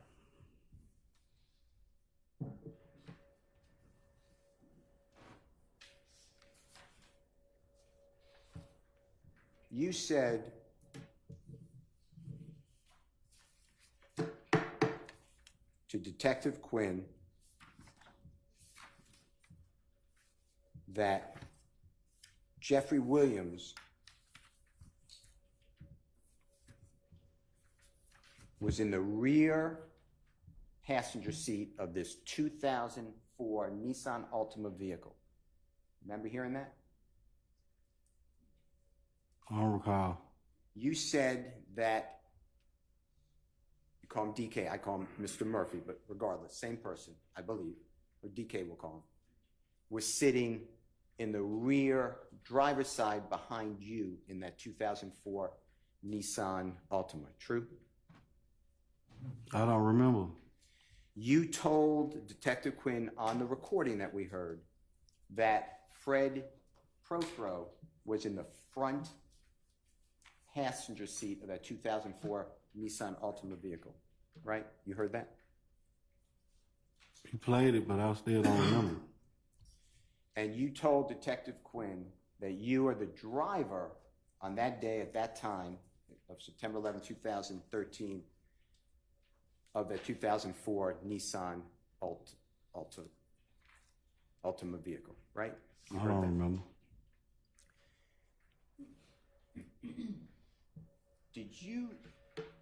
Would you agree with me, if you remember, that you observed Jeffery Williams' height in approximately September of 2013? Would you know it to be about 6'3" tall or thereabouts? I don't remember. How, if I may ask, how tall are you in 2013, September? I don't remember. Are you currently, do you know your current height by any chance? I don't think I've grown much. One more time. I don't think I've got taller, any taller. Okay, how tall? Stopped my growth a long time ago. Okay, how tall are you now? I don't know. Are you 6 foot tall? I know I ain't 6 feet. You're less than 6 feet or greater? I don't know how tall I am. You have to put out the measuring tape for me to stand beside it, so I don't know. I ain't been to the doctor, and I don't know to see how to get my height. I don't know my height. Okay. Are you less than 5 feet, 10 inches tall? I don't know my height. Now, have you ever been in a Altima vehicle, whatever year, besides September 11, 2013? I don't remember, sir. Are you familiar with the size of the occupant compartment area of a 2004 Nissan Altima vehicle? No, sir. A man who is 6'8" tall, 350 plus pounds, sitting in the front passenger seat.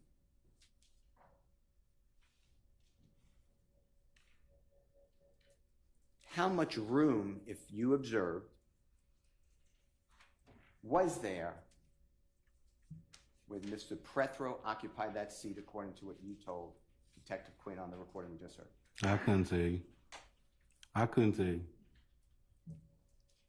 You have Mr. Prethro at 6'8", 300 plus pounds, 350 plus pounds, next to you in the front passenger seat, and you put a 6'3" skinny man behind him. You realize that?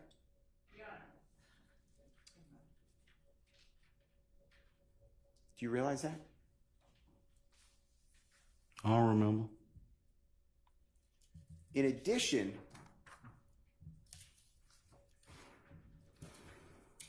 you have another person in that back seat, DK or Mr. Murphy, right? That's what you tell Detective Quinn on the recording we heard, right?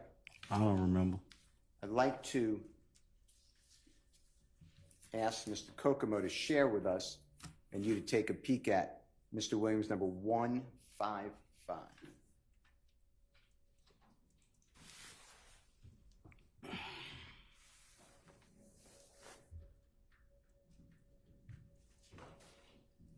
Now, do you recognize this as the vehicle that you were driving on September 11, 2013? And if you don't, I could get another picture to give you better orientation, which is just say what you need.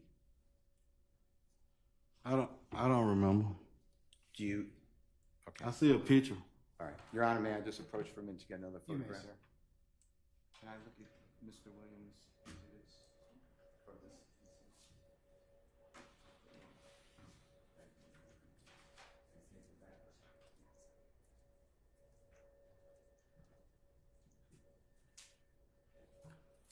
Your Honor, may I just have one moment?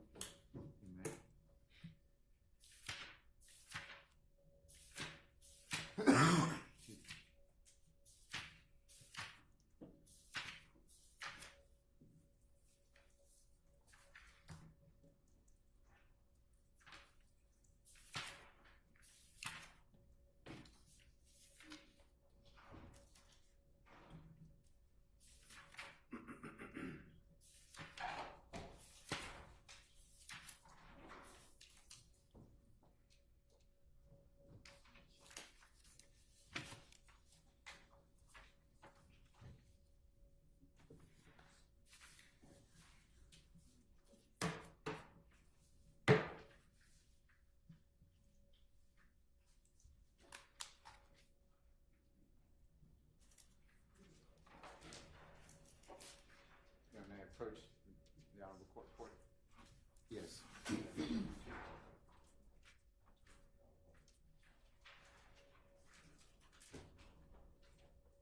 Mr. Kokomo, oh, Your Honor, may, it's already in evidence, may Mr. Kokomo present on the screen Mr. Williams number 105, if that's okay with the Honorable Court? It's already been amended? Yes, sir.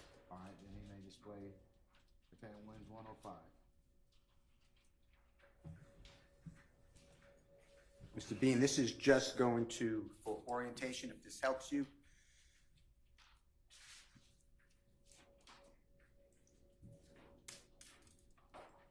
Okay. Mr. Bean, do you see the smashed car that you were driving on September 11, 2013 in Mr. Williams number 105? The 2004 Nissan Altima vehicle. Again, I see a picture. I don't remember. And if, just because we're going to go back to the other picture, if Mr. Kokomo can get closer to the broken glass in the rear passenger area, can you see that, Sir, can you see that broken glass in that picture? I see the picture. All right, now I'd like to go back to, just for orientation now, Mr. Williams, number 155, with the court's permission.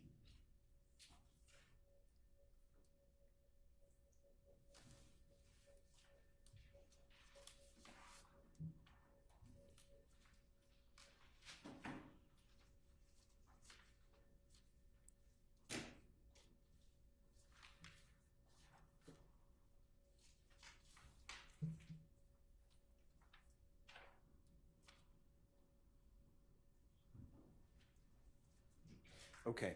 Does this orient you better to the photograph that is now displayed by the Honorable Mr. Kokomo at Mr. Williams, number 155? Do you see that as a close-up to what you just observed in Mr. Williams' exhibit number 105? You see that? I see a picture.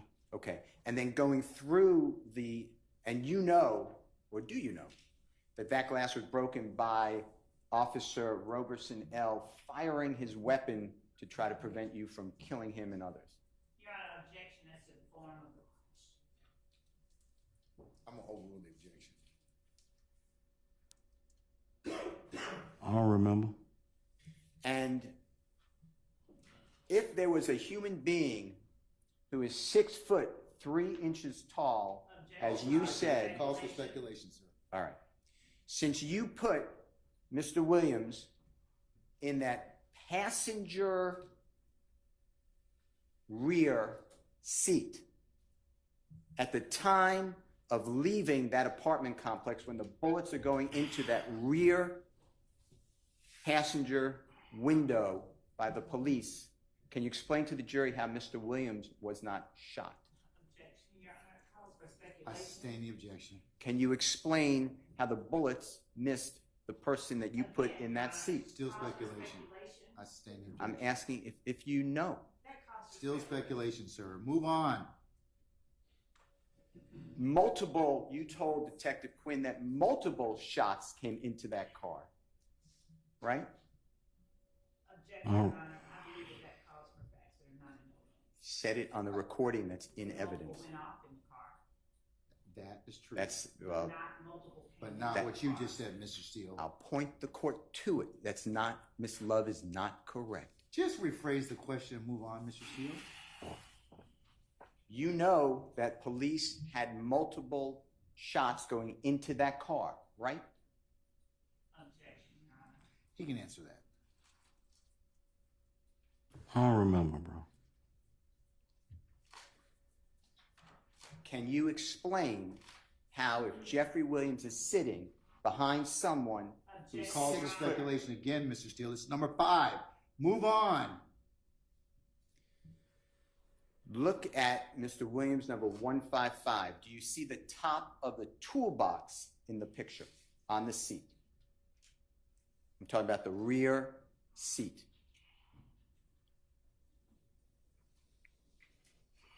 I see a picture.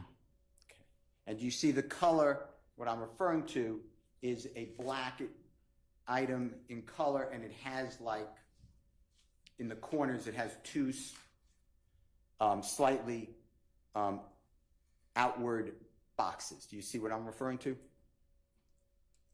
I see the picture. All right.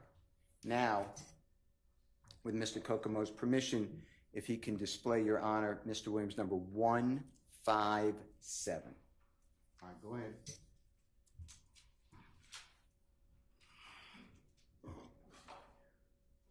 Now, this is the back seat of the vehicle that you put two human beings in on September 11th, 2013. Do you see that?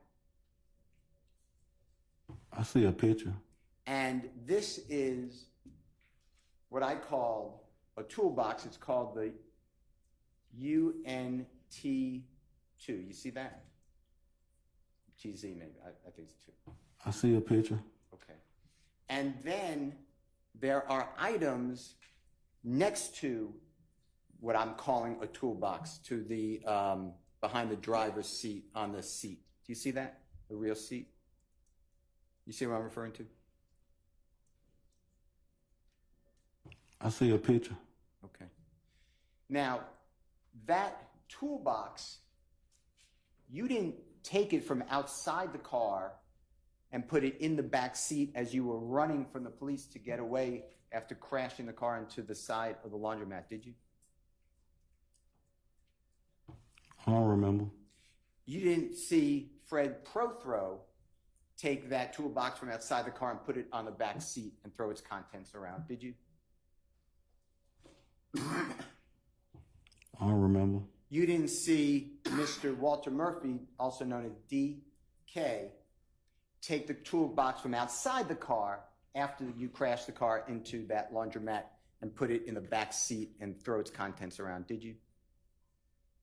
I don't remember. In fact, you told Detective Quinn, and the jurors just heard it again, that Mr. Murphy, or DK, he couldn't even move, right? I don't remember, sir. Explain to the jury how you put Mr. Murphy in that back seat, Jeffery Williams in that back seat, and that item right there in the back seat. Your Honor, I'm going to object because there's no testimony or I evidence. sustain the objection. Where was the toolbox when you lent or borrowed the car from your friend on September 11, 2013? As in that car, where was it? I don't remember. Well, it wasn't in the front seat, was it? You weren't sitting on top of it while driving the car, right? You tell me. I can't tell you, sir. You showing there all the pictures, and I don't know. I don't remember. It wasn't in the front seat with Mr. Prothrow, was it? I don't remember. It wasn't in the trunk and somehow comes in through that small broken window on the passenger rear, right? I don't remember. It was in the back seat where you're now putting not only a 6'3" person, not only Mr. Murphy or DK, now you have these contents, right? I don't remember. And when the car is careening and flying, that, what I'm calling toolbox, presumably moves, right? It gets thrown about, right? I don't know. You tell me. And that's logical if you believe it. But that's how contents of that toolbox get on the unoccupied area behind you in that car, right? I don't remember. All right. It's that's a speculation, Mr. Steele, but move on, okay? All right. How much room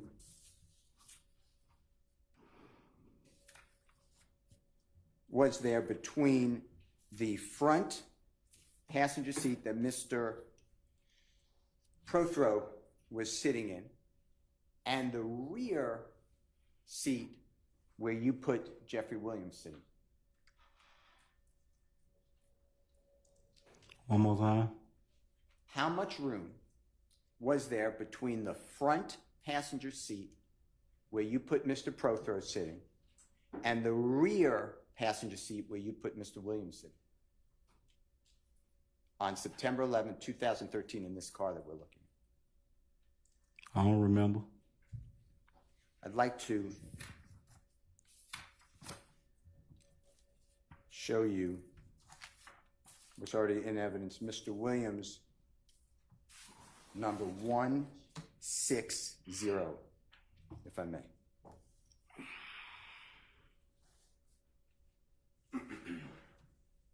Do you see that and recognize that as the front passenger seat where you put 6'8", 300+ pound Mr. Prothrow on September 11, 2013? You said, do I see something? Or what Yeah. you said? Do you see that? I see a picture. Okay. And is that the area I'm asking you about where you put Mr. Frederick Prothro sitting, the 6'8", more than 350 pound, in that seat on September 11, 2013. That's the seat that you put him in, right? I don't recall, sir. And do you see, if Mr. Kokomo would be good enough to make it a little smaller, the picture a little smaller, Mr. Williams, number 160? Do you see on the bottom of the seat, all the way to the right, do you see the screw protruding, or excuse me, that's a bad word, the screw and the metal part that is on where the seat can be moved up or back? Do you see that visible in this picture? I see a picture. All right. And do you recognize that as that seat is pushed back all the way as far as it can go, if you know? Objection, Your Honor, cause for speculation and facts that are not I in sustain the objection. Do you know whether that seat is pushed all the way back? I don't know. Now, you also, have you ridden in a car with Fred Prothro anytime other than September 11, 2013? I don't remember. In Mr. Williams, number 160, do you see there's a firearm, a handgun, on the floorboard on the front passenger side? I see the picture. All right. I'm going to ask Mr. Kokomo to also display Mr. Williams, number 162. It's already in evidence, Your Honor. Do you see Mr. Williams, number 162 on the screen? I see the picture. And do you recognize that as the driver's side rear floorboard area of the 2004 Nissan Altima vehicle?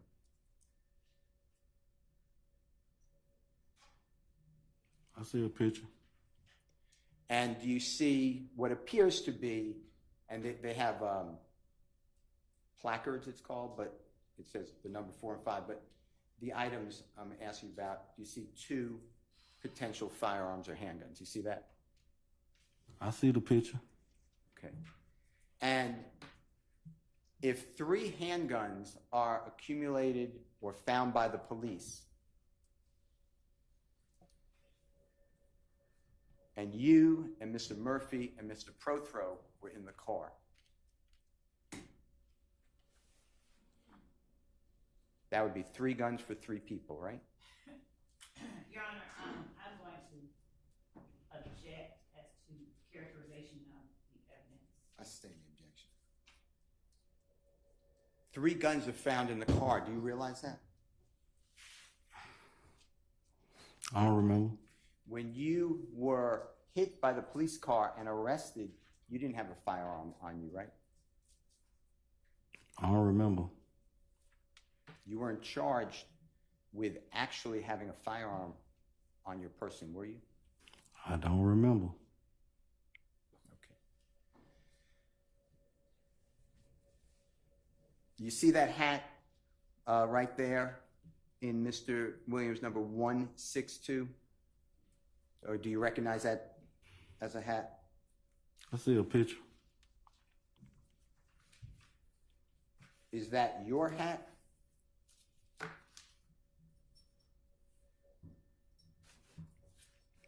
I don't remember. I don't know who had it in.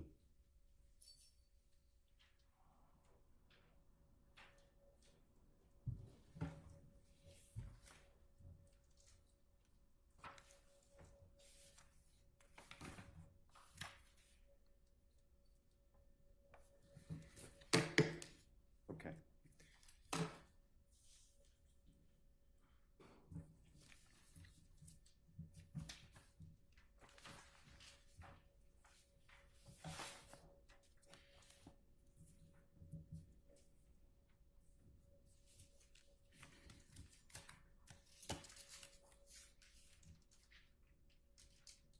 Now,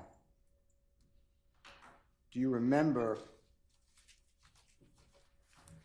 Detective Quinn interested in finding out from you whether anyone in the vehicle with you fired any gunshots while you were fleeing from the police? Do you remember those questions being asked of you?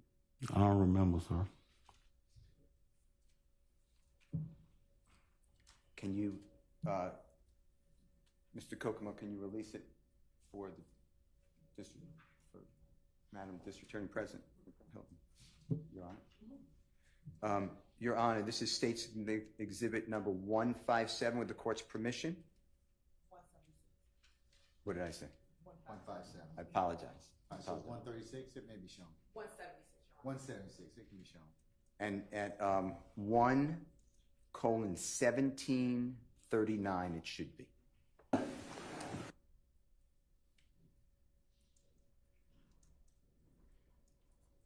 I didn't mean to touch it, but the good thing. Shots did you hear in the car when it's crashing, shot in the press? I'm wondering,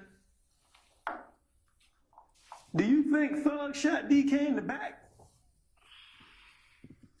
Is it possible? I mean, shot in the back. I thought it said he shot in the back. He shot. I thought Fred shot in the back. I'm sorry, Fred shot in the back, but he's up front. So I'm saying, did Thug? I can't say Thug or DK. How many shots did you hear in the car when it's crashing over the wall? How many shots did you hear in the car? In the car, because the police ain't near y'all. You gotta wait. No, I'm saying I heard one shot. I heard one shot.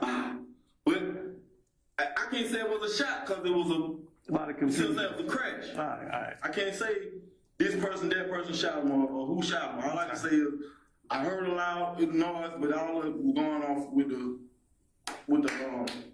impact of the crash to the wall. So I can't say. All right. I know DK couldn't have shot him because he more worried about. You feel what I'm saying? He more worried about his shit, his situation. He acted like he had a stack on him. On everything. Your Honor, it's 1:18:28 stop. Yes, sir. Sir, do you hear Detective Quinn inquiring of you whether you heard any shots inside the vehicle as you were driving the car and fleeing from law enforcement? Do you remember that? Or did you hear that? I still don't remember. I heard you playing stuff. I still don't remember. And you told him, I don't know if anyone fired a weapon inside the car. There was a crash. There was a lot of noise. I'm not saying I'm quoting you, but that's what you.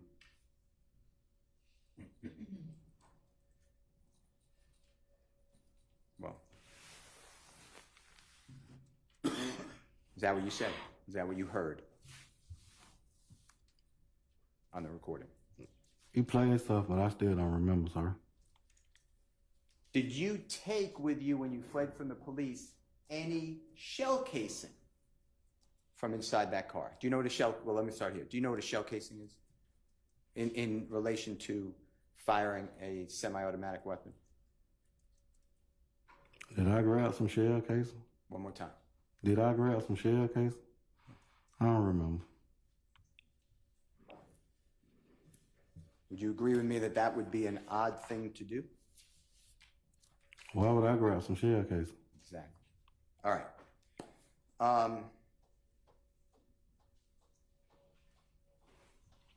If you can help me, Madam President, 1:20:11. This is again, Your Honor, all these are going to be the same exhibit, 176 State. All right. Why did the police give a command? Sure. When he went up to can shot, was Thug using your car or another black Camry? Thug got a black Challenger. He got his own car? Not a black Challenger. Okay. All right. Okay. Now, a police officer that did the shoot. When did you first see the uniformed police officer that fired the gun? Did you see it? I don't remember police. Did you ever hear the police give a command? Did you see a police officer? Because they say they saw the cop. I ain't. Did you knowingly ram the cop's vehicle trying to leave? Did you know you hit it? No. You did not know you hit the cop vehicle. The cop bumped you. So is it fair to say they tried to block you in to stop you from leaving? Do you think that happened? I mean, I'm just asking. Stopped at 1:20:52. You are now approximately an hour and 20 minutes with this detective, and you still are telling him that the police car bumped you. Do you see that? You hear that? I hear you playing stuff, but I still don't remember. And that is because it benefits you to put other actions on other people, in this case, the police. You realize that? Your Honor, I want to object as to the formal question, asking if he realizes something, assuming that they're not. I'll sustain the objection. Why did you tell Detective Quinn that the police officer struck your car? Or the car you were driving on September 11, 2013? I don't remember, sir. Do you see a pattern that you do? You put other people Your Honor, I into want to situations that object they as don't do. I sustain the objection. Mr. Steele, come on.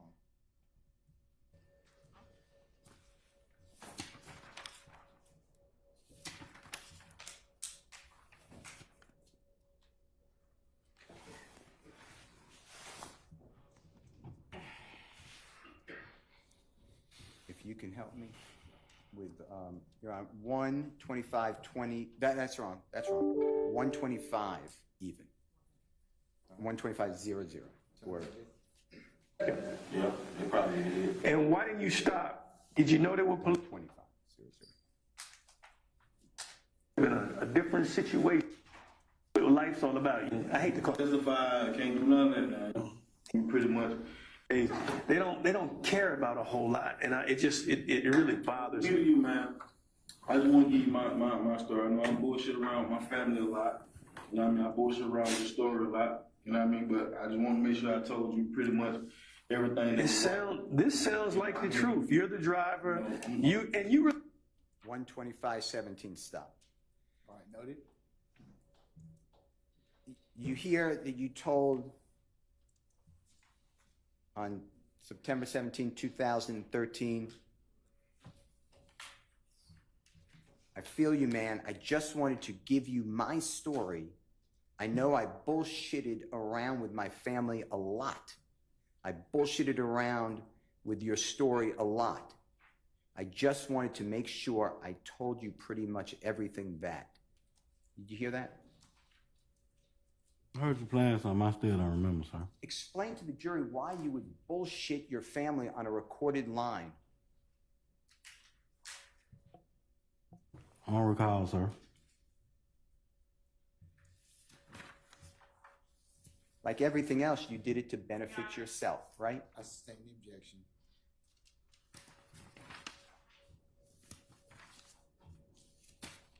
Your Honor, may I have first reading? You may. With a member of the defense. Sure.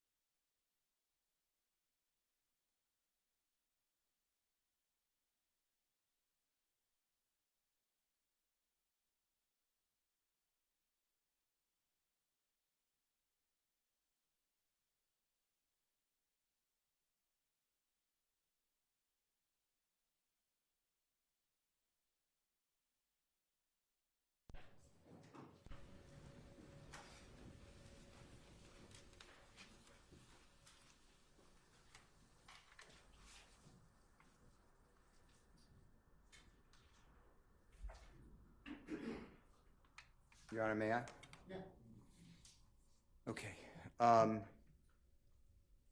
If you don't mind continuing to do my... really cleared something up for me, the thug, and I got to go out here and find a picture of this joker.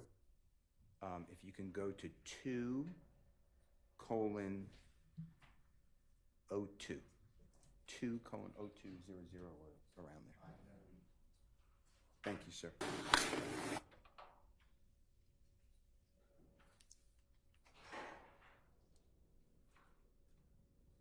Full uniform to get yeah. I want degree. Robbing y'all. It doesn't make any sense if that's where he always is. But look, If you have any questions, your wife has my cell phone number. If you don't mind her knowing your business to that degree, No, shit, no. I can't talk to her. I'll let you talk to her maybe on the way back. But thing of it is, Mr. Bean, did you hear there that you asked Detective Quinn if you can speak with your wife on the way back, or he said on the way back to jail? Did you hear that? I hear y'all playing something, but I still don't remember.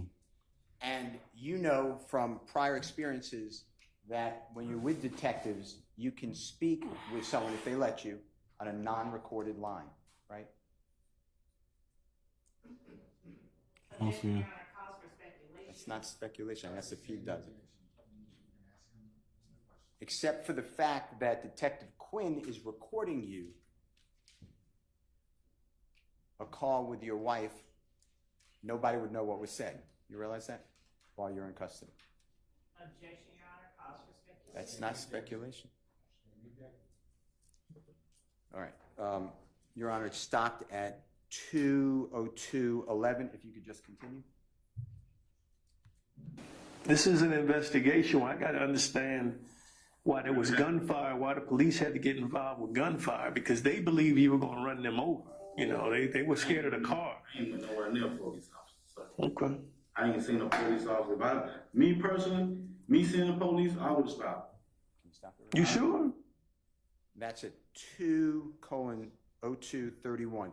Did you hear denying again, Mr. Bean, that you did not see any police officers to Detective Quinn on this recording that's being played? I hear y'all playing something, but I still don't remember. And do you remember telling Detective Quinn that you personally, me seeing the police, I would have stopped? You see that? You hear that? I don't remember any call I had with Detective Quinn in 2013, sir. And that was not truthful, was it? Objection made. That was not a truthful statement that you made to Detective Quinn, that you weren't anywhere near police officers and you ain't seen no police officers, and you personally, me seeing the police, I would have stopped. That's not true, right? I don't remember. And this is now 2 hours and 2 minutes into the interrogation with Detective Quinn. You realize that? I don't remember. All right. Your Honor, with the court's permission, it stopped at 2:02:31. Just please continue if you don't mind. Yeah, I would have stopped. I mean, if I'd have seen the police knowing there was police involved, sir, I would have actually stopped. I ain't me. So who did you think it was blocking? Who did you think it was blocking you in? I don't want no trouble or none of that. You feel what I'm saying? Who do you think it was blocking you in with the car? I'm thinking it's folks that DK. You feel what I'm saying? Interacted with. You feel what I'm saying? You thought it was the people he was robbing? Yeah, I'm thinking maybe, you know what I'm saying, we getting cornered off here, cause see, I ain't know nothing about it. Oh, okay, so you thinking the victims are retaliating? Yeah, you see what I'm saying? Okay. I ain't seen them. I seen blue suit. And that stopped at 2:03:09. Here you were saying, or did you hear you saying, you speaking, I didn't know nothing about it. You were not involved in that robbery. That's what you're saying at 2:03, 2 minutes and 3 seconds. You realize that? I don't recall, sir. 2 hours, sorry, 2 hours into this. You're still saying you didn't know it was a robbery, right? I'm going to object as to mischaracterization of the evidence. That's what, you took a car. Why did you back that car into the spot? The 2004 Nissan Altima. I don't recall, sir. All right, 2:03:09, if you could continue. Shit, I'm stopping. Okay, well, everybody, the witnesses from the park, Like I said, the ones that looked through their windows saw the officers in full uniform to get out the car. yeah, I don't know what they seen. Okay. I can't. You didn't see him. I'm driving, so I can't tell you. Well, here's the thing. Here's the thing. Who's what? Let me tell you why I don't believe that. and I'm just keeping it real with you. The reason why I don't believe that, again with the tape, I'm not gonna bring it back out. It's gonna be in my report. Tell you exactly what you said. You said that when DK got out the car and hopped out the car, started busting, 12 backed up in the Taurus. Now, I know who the fuck 12 is, you do too. 12 ain't backed up in no time. Listen to me, you already told me the car backed up, the Taurus. It came, well, what? It's 20403, Your Honor. Stop. Mr. Bean, you knew in 2013 and today, in a certain context, calling that they're 12, that means police, right? I don't recall, sir.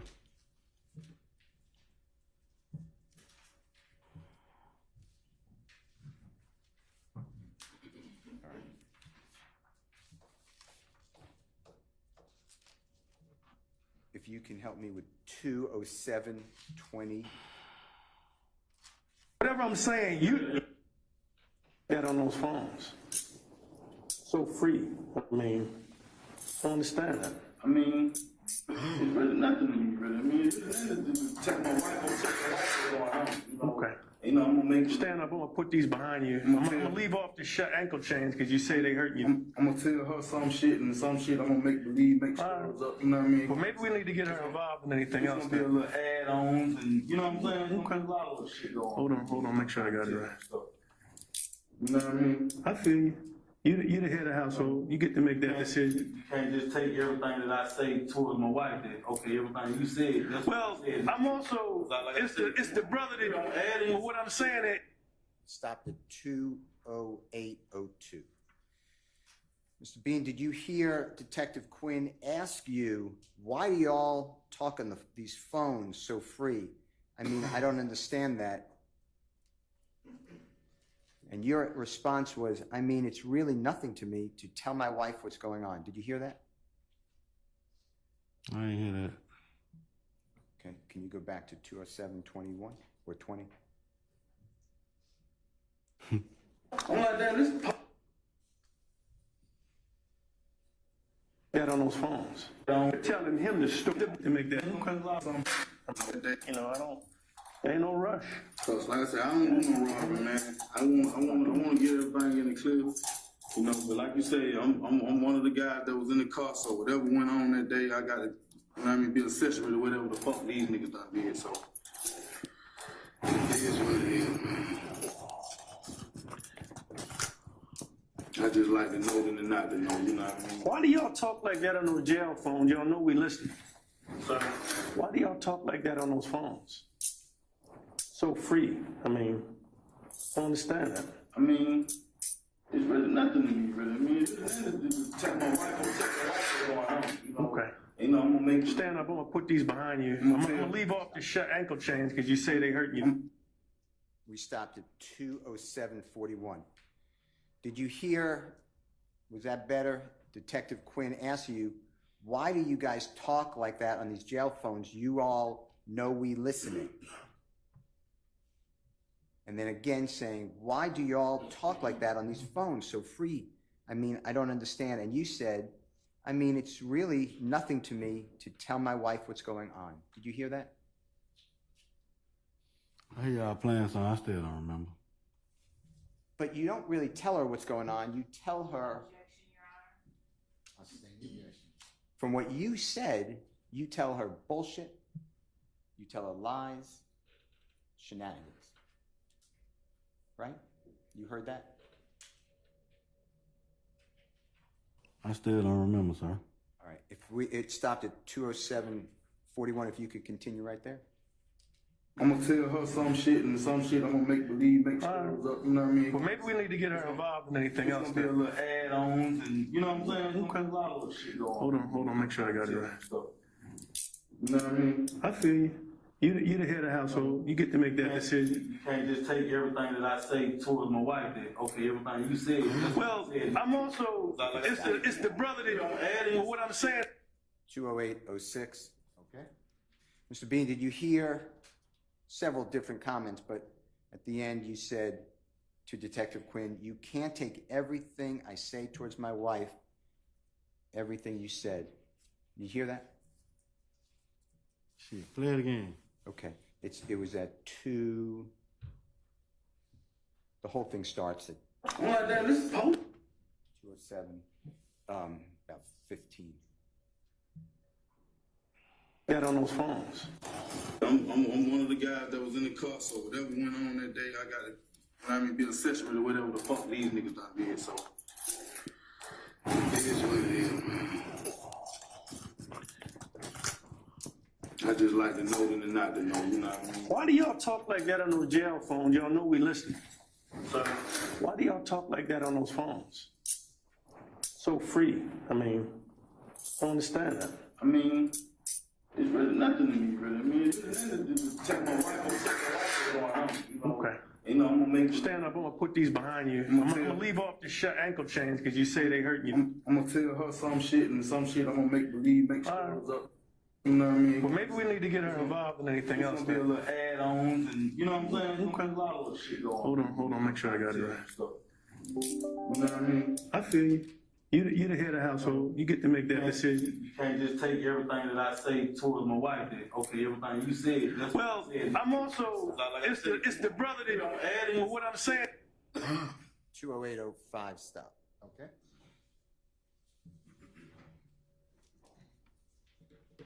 Mr. Bean, you used as a positive the fact that the police and the district attorney's office listened to jail calls. Objection, Your Honor. Mischaracterization in the form of the question and narration. I sustain the objection. Mr. Bean, you lied about Jeffery Williams on these, or Thug, or Young Thug on these jail calls because you knew the police were listening. Objection, Your right? Honor, to compound question. I sustain the questions. I sustain the questions as to form. When speaking on these jail calls, you heard, let me start here. You heard Detective Quinn on State's Exhibit 176 say to you and ask you, why do you guys talk like that on the jail phones? Y'all know we listening, right? You played some, but I still don't remember, sir. And you all know we listening, we being the authorities. You knew that in September 2013, right? I don't remember, sir. And you used that to your benefit, correct? Objection, Your Honor. I sustain the question. You wanted to weave a story and put Jeffery Williams, Young Thug, into trouble like you did with the police struck your car, right? I don't recall, sir. Like you didn't almost kill Robinson L. Officer Robinson L. Any objection? Like you didn't almost run over. I sustain the objection. You denied run. I'm sorry. One more time. Move along. It's already been asked and answered several times already. Let's move along. Do you see that you just separate yourself and insert other innocent Objection, Your Honor, persons? to the narration and to I the sustain the question.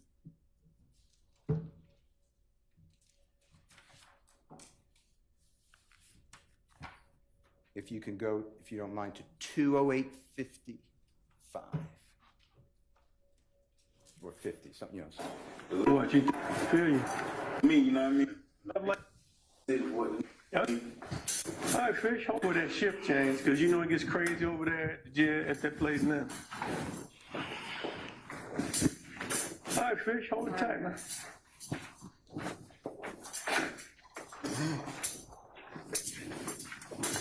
You know what I mean?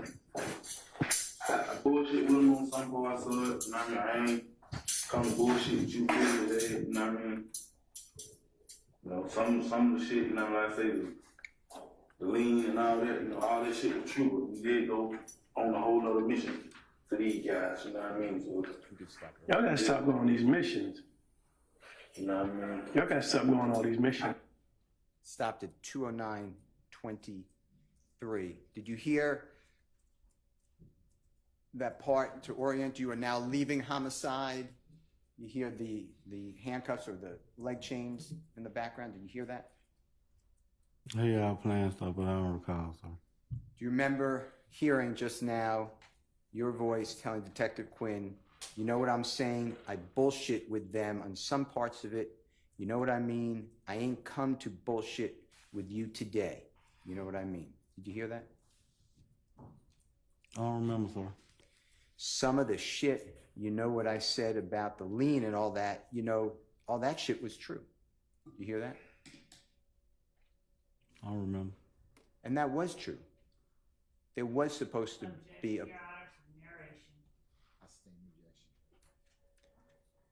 And you said, we did go on a whole other mission for these guys. You know what I mean? Hear that? I don't remember, sir.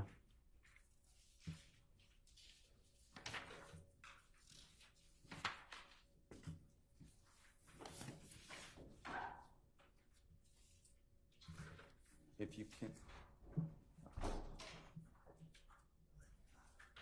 Thank you. Do you mind 219, about 40? All right, so noted. Thank you, sir. I'll let you know everything that we're going That's fine. That 219. on with me or whatever. Love you. All right. So I'm getting charged when I go back to jail. Nothing's happening today. I gotta go back down and talk to these jokers at the hospital. They still in the hospital. And I gotta get out here and I find out what's up with Thug. I mean, I'm gonna be straight up with you. You're the only one that puts Thug in the car. I know who the fuck he was. Everybody think he's a woman. You clear that up for me. They keep asking me who the fuck a female is, who the fuck a female like. He look like, out of all y'all, he don't look like a little woman to me. If you know, He got this wig like I'm like a lace wig. That's what I always You know shit what? up.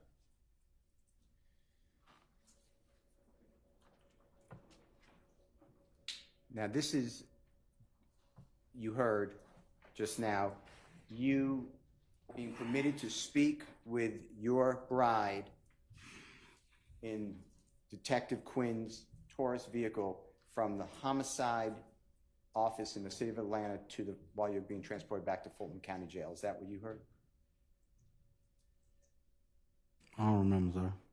And then when that call ended, you asked, so I'm getting charged when I go back to jail. Did you hear that? I don't remember. And you're talking about criminal charges. That's what you're concerned with, right? I don't remember, sir. And then you were told by Detective Quinn, nothing's happening today. Did you hear that? I still don't recall the conversation I had with him, sir. And then Detective Quinn said, I got to go down and talk to these jokers in the hospital. They still in the hospital, and I got to get out here and find out what's up with Thug, man. I'm going to be straight up with you. You're the only one that puts Thug in the car. You hear that? I don't recall, sir. Then it goes on and says,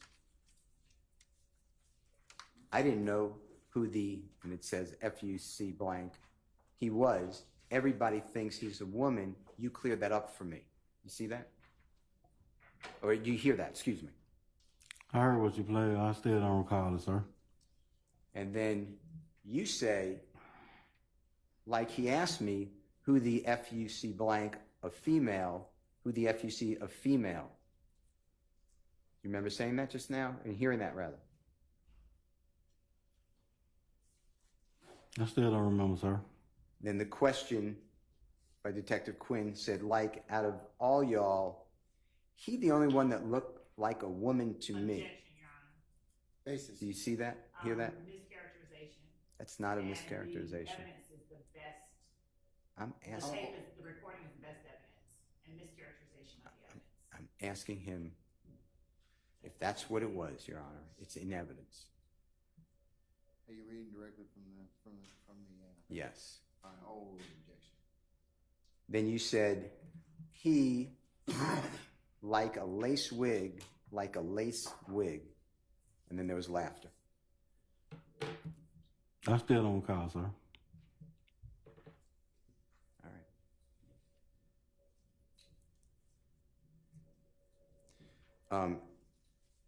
If you can just continue, and it's 2/20/15. Your hair braided and they spray that black stuff on you. I ain't asking no hell of nothing major, man. Y'all ought to cut me and Big Fred some slack, man. We ain't, that ain't our line. We ain't had it. Well, see, the slack part is not my department. I turn it over to the DA. Just saying. Because I can't make those decisions. I can't give any hope or benefit. Me and Big Fred, we ought not even be a part of it. Right. Really, you know what I mean? What I'm saying is, you understand, I can't give any hope of any kind of benefit. All I can do, turn over the truth. At this point, I believe you're like 99. I still think you knew those was the cops. That's just me. I believe you knew it was the police. You getting the fuck on. I ain't catch no new case. I got this. I got that. This. But you know, that's cool. That's just what I think. I would never gave my real name. They would have known that, man. All they do is put your finger on the damn machine, man. That's all they do. They got it in the car. I'm gonna tell you something, man. Right. I give my cousin name all the time. They don't know. I trust me. If your name, when I tell them Avery Carter Meadows, I'd have been at home by now. Listen to me. We would have found out who you. Stop. 2/21/24.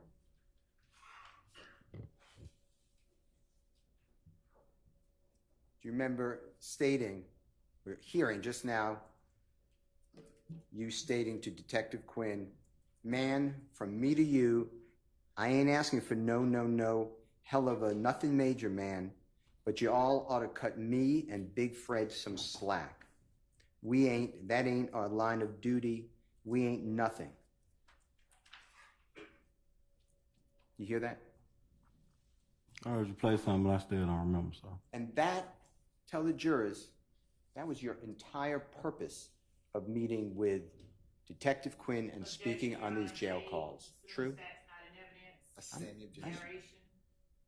That was what you wanted to meet with Detective Quinn for. Standing objection. You've been appraised, Mr. Steele. Okay.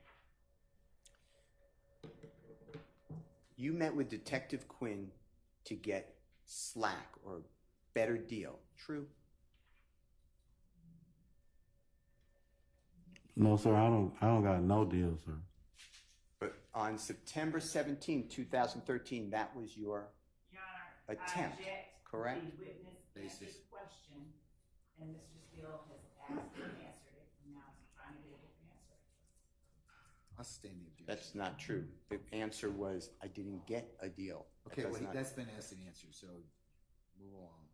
And you also had the agenda to get a deal for Fred Prothman. I sustain the objection. That's the form. Why? Tell the jurors why you asked for slack for yourself from Detective Quinn. I still don't recall, sir. What does slack mean to you on September 17, 2013 when asking the detective? I still don't recall, sir. Why did you ask Detective Quinn for slack for Fred Prothman? I don't remember the conversation, sir. What did slack mean to you when it directed to Detective Quinn on behalf of Fred Prothman? I don't remember the conversation, sir.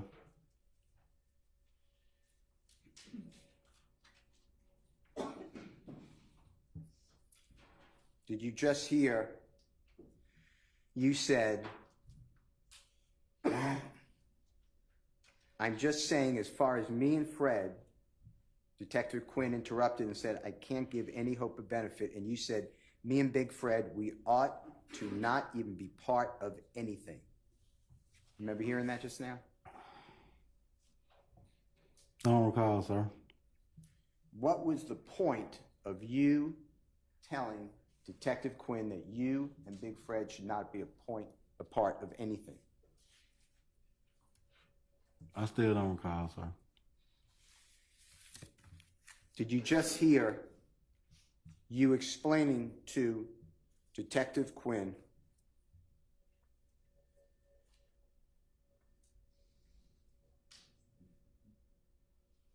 I would have never given my real name Let me tell you something, man. I give my cousin's name all the time. They don't know, trust me. Remember saying that? Hearing that just now. I don't recall, sir. Tell the jurors why you give your own cousin's name to the police when you get in trouble. I don't recall, sir. You ever think of what that does to your cousin? Objection, Your Honor. I stand the objection. Would you agree with me that that's a very evil thing to do? Objection, Your I Honor. stand the objection.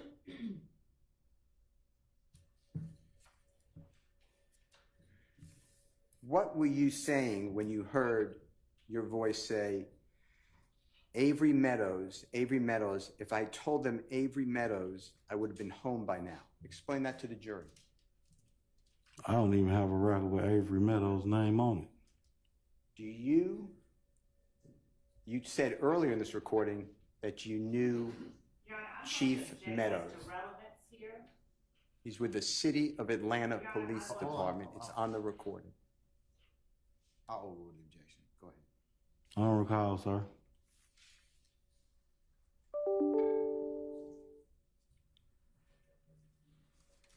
Can you help me with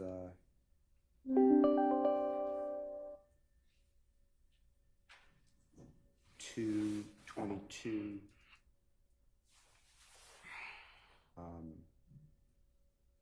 Even is fine. 222 around there. Where? I'm saying, man, I ain't play with like a lot of little shit. You know, I wanted to put this stuff, but I had going on behind me. Like I told my wife on the phone, if you'd have heard me, babe, I want to get all this shit behind me. You said that? It is what it You is. said about a couple different things, you know. It's a simple lick. Like I said, It's a simple lick that went sideways. A lot of the shit I tell them, I added on, exaggerated a little bit. You were pretty. I mean, you know, I exaggerated a lot, really. You know what I'm saying? I ain't gonna say a little bit. but you didn't exaggerate about driving that car, which is the most important part. And 222:34. All right, noted. Did you hear just now when speaking about talking with your wife and others on jail calls, a lot of shit I told them I added on, exaggerated a little bit? Do you hear that? I don't remember the conversation, sir. And then Detective Quinn said, you were maybe a little, and then you laughed and said, I exaggerated a lot, really. You know what I'm saying? Right? I don't remember the conversation, sir.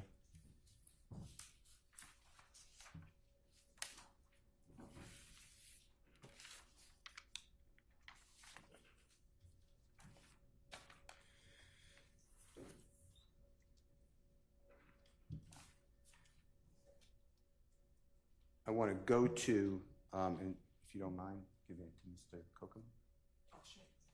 Thank you. Can you help me out? Your Honor, with the court's permission, I would like to play, it's already in evidence, Mr. Williams number 205, starting at about 9 minutes. You may, sir. It's a jail call on September 12, 2013, morning hours between Mr. Bean and his wife. It's already in evidence. All right, you may, sir.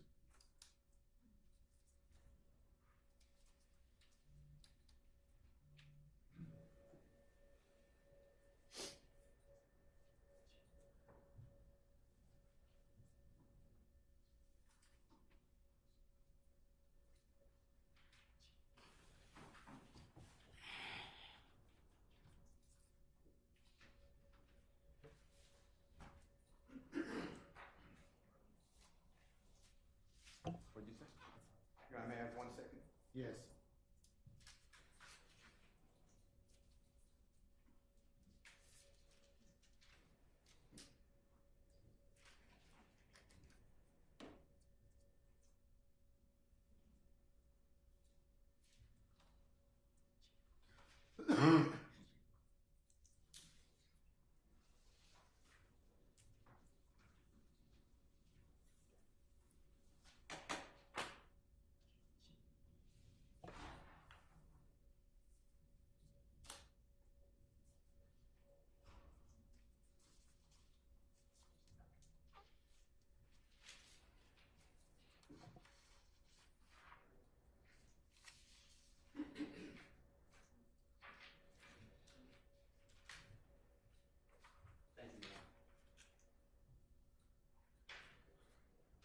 is already in evidence, Mr. Williams, number 205, and it should be at about the, I lost it, it's not on the screen anymore.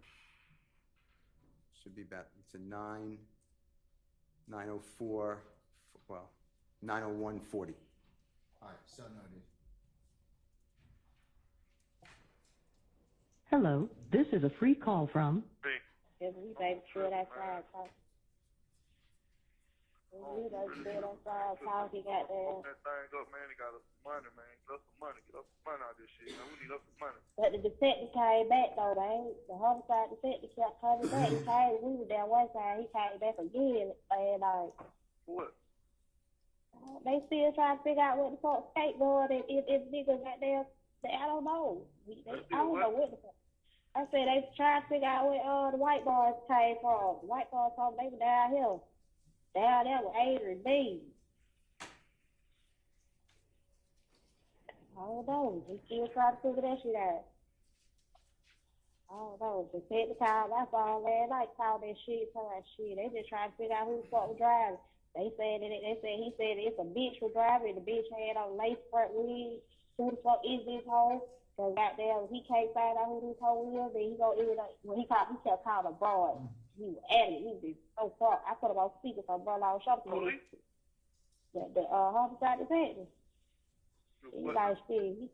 He said he tried to figure out who the fuck the broad who driving. They said it was a broad driving the car. Goddamn, she had a lace front wig and all type of shit. They trying to figure out who she is, because she the one that caused all this problem with this driving, and she could have killed somebody and all this other stuff. If he can't find her, he gonna have to put these charges on the 3 boys that they got in custody. As of right now, your husband, this Adrian, they got no charges on him. We can't charge him for nothing. So he was a passenger. Who that? That's what he said. That he told you about me? Yeah, he said, as of right now, your husband, they got no charges, so he was a passenger. And we tried to find out what the fuck happened. The thing the boys that come, they stick and come down that motherfucker and tell them that what it was. Them niggas kept quiet about it. They gave us a story to tell. No, it stopped at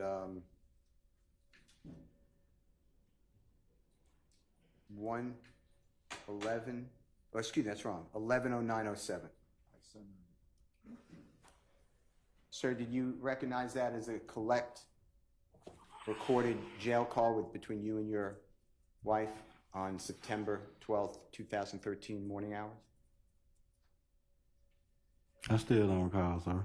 And do you remember hearing just now you saying, after your wife is explaining what police are saying, the homicide detective, you saying they gave us a story to tell? I still don't recall, sir. Do you remember explaining to me and investigator Martin on January 22, 2023, when I played that recording, which now memorialized as Mr. Williams number 205, for you in Mr. Martin, Investigator Martin's vehicle, you explained that they gave us a story to tell was you knew the police wanted Jeffery Williams involved? I still don't recall, sir. Your Honor, with the court's permission, if Mr. Kokomo can play Mr. Williams exhibit number 197. It's already in evidence. It's from the Kroger on January 22, 2023. Yes, sir.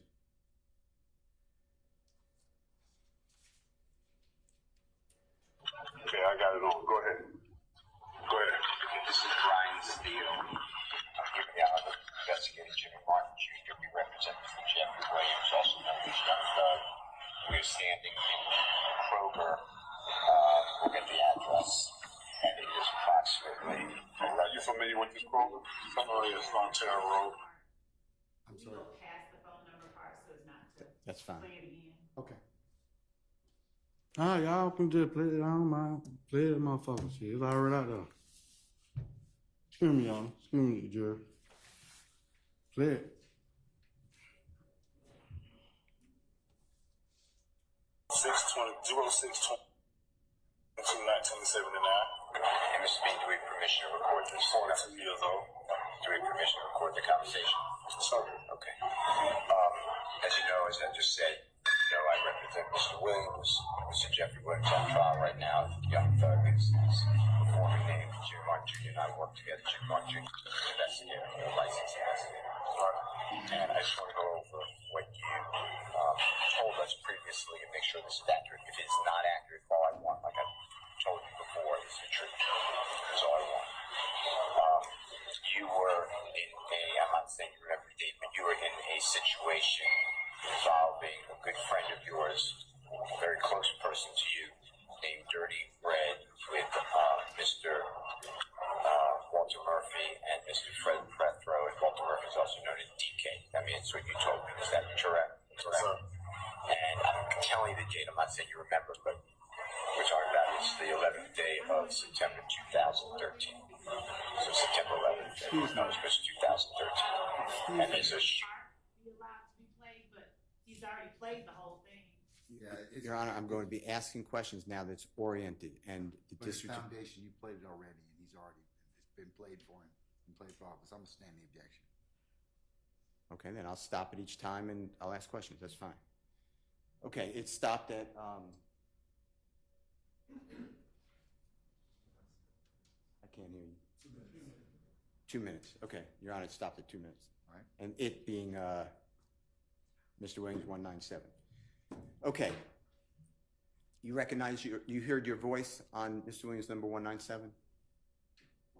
I hear you playing stuff, but I still don't recall, sir. And it was asked whether you gave permission or knew that it was being recorded, right? Did you hear that? I don't remember, sir. Okay. And then it was oriented to, you just heard me orienting you to the incident involving Mr. Murphy or DK, you, and Mr. Dotson or Dirty Red. Did you hear that? I don't recall, sir. All right. And did you hear me say, I'm not saying you remember the date, but the date, if it sounds right, was September 11, 2013. Did you hear that just now? I still don't recall, sir. And do you remember hearing you give your date of birth, June 2nd, 1979? Did you hear that? June 22nd, 1979. I don't remember. And did you hear me alerting of the date of Sunday, January 22nd, 2023 at the Kroger near your home? Did you hear that? I heard you play something. I don't remember the conversation. And then I'm not going to, we'll do the next chunk and then stop. Mr. Kokomo, you're at 2 minutes. Can you please continue? And a car that careened into a side of a monument. You know what I'm talking about? I'm familiar with it. Okay. Now, you were never charged with that, or you were never prosecuted for that case. Is that true? Yes, sir. We didn't ever even go through the motions on that. So, and what happened with your charge? It was. The case was dismissed. Okay.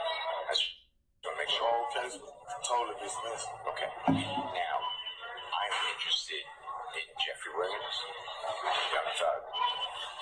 Was he in, around, participant, given direction, anything involved in that event that we're talking about involving Dirty Red in September 11, 2013? No, sir. Like I explained, when, all that occurred, everything took place, they was, trying to force him in on something that he wasn't even in. Like I said, I'm not going to lie on the brother. You know what I mean? And, he wasn't with us. Young Thug was not in the car with us that day. I don't even know how his name really got mentioned. Maybe it was a lot of hype through the streets. Or, I might have in confidence talking and said his name, but I ain't, him and Linda saying that he was with us. You know what I'm saying? And when you say that they wanted him involved in the case or whatever your words were, who was they? detectives and other, people that was inquiring, all over discuss the neighborhood or whatever. The police? Yeah, police. The authorities, or whatever, the prosecutors, the police? Yes, sir. Okay. And I played for you a recording a short while ago, and this too. And I promise you I'll email it to you, the second one, and I will. But the one I played for you has you. Okay, that's at, stopped at 3:49:97. Okay. Did you just hear us talking about this incident of the car careening into the side of the laundromat? How you saying play something? I don't remember though. And did you hear you explain that the case involving Mr. Dotson was totally dismissed?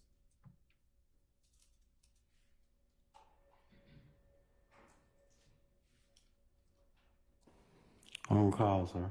And for you, the case involving the armed robbery or attempted armed robbery or the aggravated assault on Mr. Dotson was dismissed. You pled guilty under Alford to aggravated assault on the 3 police officers and fleeing and attempting to elude. True? I don't remember.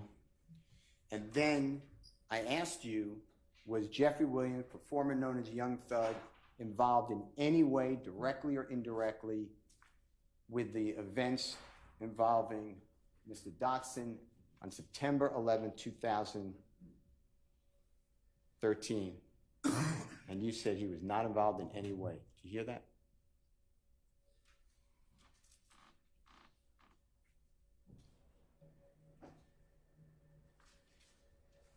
I don't recall, sir.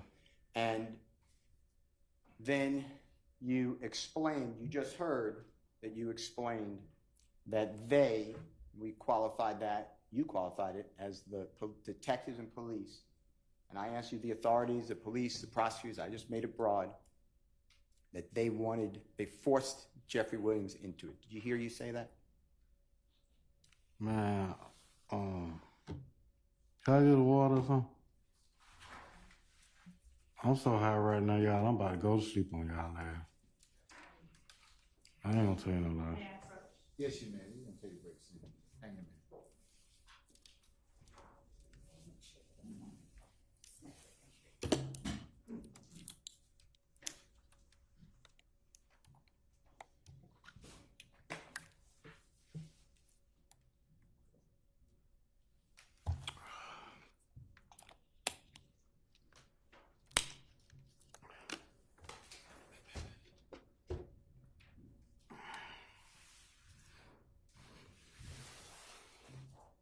You need a moment? Keep the ball rolling. Okay. Mr. Coco, if you could just show me where you stopped again, remind me. 3:49:97, Your Honor, play further right from there. All right. When your wife was speaking, and at some point around the 11-minute mark, you said they gave us a story to tell. Remember hearing that? Yes, sir. And can you tell us what that meant? That they was really telling us to hey, put Doug in on this right here. If you don't put him on that, you could be facing a lot of time and all type of shit like that. And who is they again? I know. Point. Okay. And the other prosecutors and police? It was just really just him. And it was just really him I had dealt with. Okay. And there was a few more officers that were just around, you know what I'm saying? We was in the hospital. You're in the what? I was in the hospital, when shit happened. So it's like they pushed in and I was at my I don't know what's going on. So you're in the hospital because accident. Right. And that stopped at 4:39:97. Did you hear me ask you about the jail recording that's now marked as Mr. Williams number 205 around the 11-minute mark, me playing it for you earlier in Mr. Investigator Martin's car, and then asked you about it, about they gave us a story to tell. Did you hear that? I don't remember. And your response was that you were going to be in a lot of trouble, but the police wanted Jeffery Williams in it, and that conversation occurred on September 11th, 2013 at the hospital. When the witness does not recall, the jury has the recording, they can hear it, and I would object to Mr. Steele's narrated version. I sustain the question. He can't remember it, so.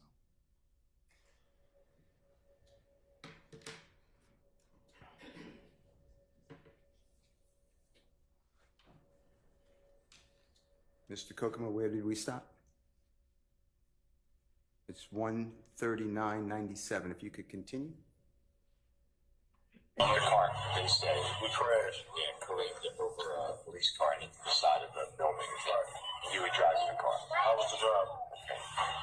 And he said, trying to say he was driving. Yeah. You know what I mean? So the police wanted you to say you were but that's what you did. myself, but not in the vehicle with him. Did he have anything to do with it? Yeah, and then And it stopped at 5:03:30, Your Honor. Do you remember saying that? Did you remember hearing just now that it was Detective Quinn? Did you hear that? How you playing? I don't recall, sir. Well, I was meeting with you in January I'm of going to object to Mr. 2023. Steele testifying. I sustain the objection. We were meeting on January 22, 2023 at the Kroger.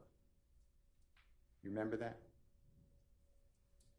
I don't remember, sir. And January 22, 2023 is approximately 9 years and 4 months from September 11th, 2013. Is that an accurate calendar? No, sir. Do you remember any other detectives' names or police officers' names or prosecutors' names, anything from this event in September 2013, besides Detective Quinn? No, sir. Objection as to the form does not even say that he recalls the I text. sustain the question. It's on the recording. I sustain the question, Mr. Steele. All right. And then did you hear you saying again, Jeffery Williams had nothing, or whatever you call him, young thug, had nothing to do with this horrible incident? Did you hear that? I heard it, but I still don't recall, sir. All right. Let's continue, Mr. Kokomo. It's at 5:03:30, Your Honor. Yes, sir. without that. Ain't no man, I'm 42 years old, can't no another man tell me what to do. Can't no another man make no another man tell no another man what they need. Everybody wrong. So why did you tell the police, because I'm recording, that Jeffery Williams was involved in this armed robbery because the police told you to say that so you get out of trouble? Is that the reason? Yeah. Okay. Now, you're also on another jail call, the one I'm going to send you. That's the one I want to use. You know, I'm going to send it to you. But for what you say, the reason that you would have a jail call with your wife and a friend of yours or whoever, you're going to tell us, that's because the same reason. It's just the police gave you something, a story to tell you, you're just going to say it to everybody. Yeah. Okay. All right. We're going to shut the recording. It's what you told us the truth, because that's all I've ever asked you for. That's it. All right. Did anyone promise anything, threaten you? No, nobody promised me that. And Jimmy and I have been straight. Investigator Martin and I have been straight with you always. Is that true? Right. And Investigator Charles Millsap. I've been working hard trying to catch up with them. I work hard too. I'm not just start working 2 jobs, so you know, I'm a world worker day and night. So you know, appreciate that. Certified flagger, certified supervisor. You know what I mean? And I was doing dishwasher at night, so you know what I mean. I'm real whoop to be going in 23 to be. You know, do anything that got something to do with court law or anything like that. I'm real whoop for that. And just if it's going to come up, you did go to prison for 3 years, got 10 to do 3. Right. But I know what you explained, but just explain again what truly happened. I know you took over. I don't even know. It's at 6:46:52. Stop. 62, stop. Sir, did you hear on recording Mr. Williams, number 197, discussion, you explaining and agreeing that you included Jeffery Williams in your crime to get out of trouble? I don't remember, sir. Do you remember me explaining that I wanted to play you another jail call and you were interested in hearing it, but I couldn't get it to play? Do you remember hearing that? Covered that already, Mr. Steele. Let's move on to something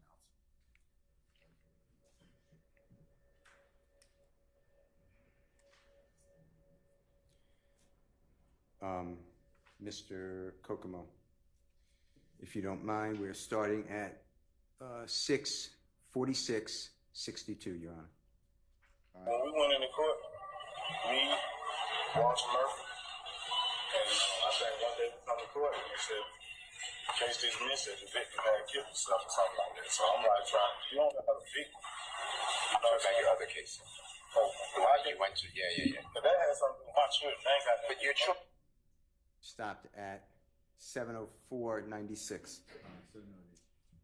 Did you just hear that the victim had killed himself before your case and Mr. Murphy's case was concluded in prosecution? Did you hear that?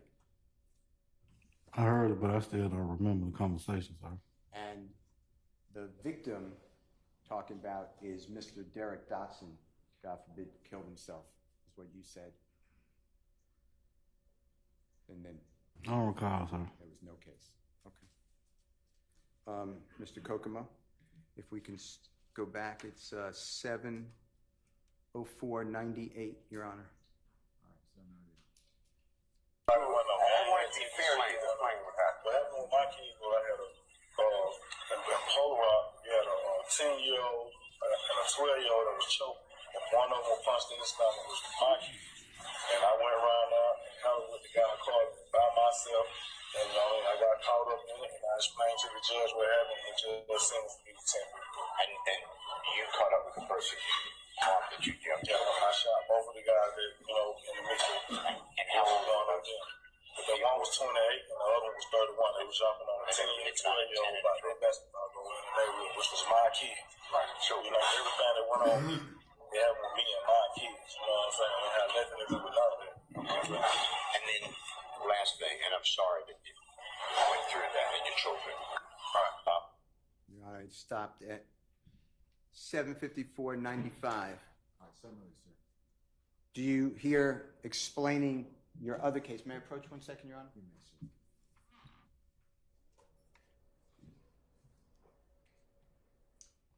Your Honor, for the impeachment purposes, I'm going to object to the continued use of extrinsic details in an indictment, and I would ask that the defense not be allowed to use that document for that purpose. So it's foundation?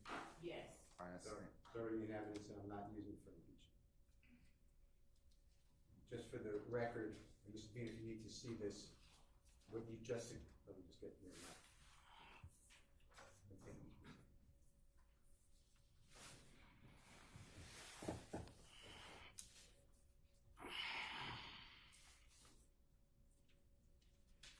Mr. Bean, did you hear you explaining a situation where you believe that your children were being assaulted and you shot 2 people? Did you hear that explanation?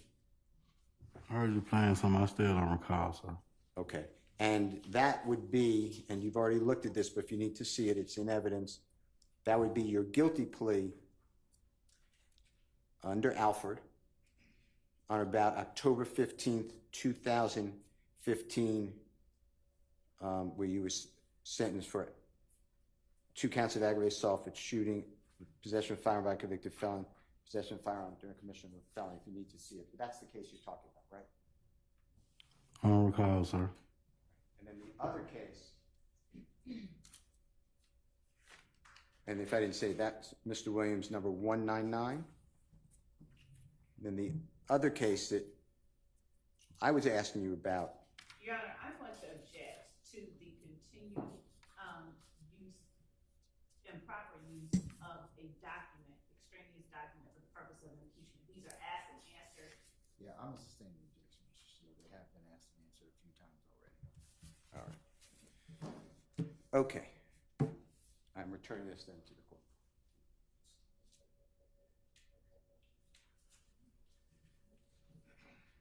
Okay, Mr. Kokomo, if you could just refresh everyone's mind on where it is starting. 754.95, Your Honor. YSL, are you ever part, they're saying YSL's a criminal street gang. Are you ever part of a criminal street gang, YSL? No, sir. Whatever happened, and I understand what this was put on September 11, 2013, as far as you're concerned, that had nothing to do with criminal street gang activity. YSL? No, sir. Okay. No, sir. I ain't initiated that. I mean, like I said, I don't got no tattoos, no nothing, no sign. Ain't on my body. They don't meet me. I mean, nothing around me, period. Mr. B, is it okay? I'm working man. Is it okay if I turn the tape off? Unless Brian has another question. I just gotta announce the time. Okay, it is now 11:20 a.m. And we're at the Kroger. It's in your neighborhood. The Kroger in your neighborhood. Near January 22nd, 2023.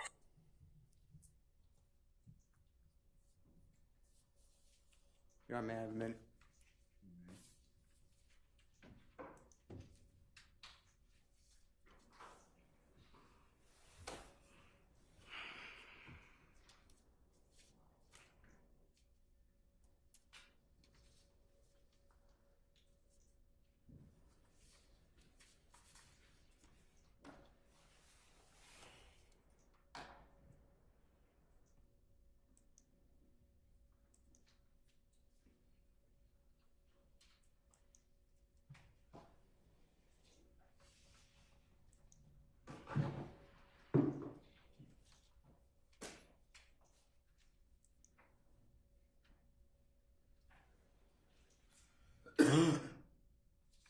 Now, Mr. Bean, more recently to today, you were subpoenaed by the Fulton County District Attorney's Office to come testify. Is that accurate?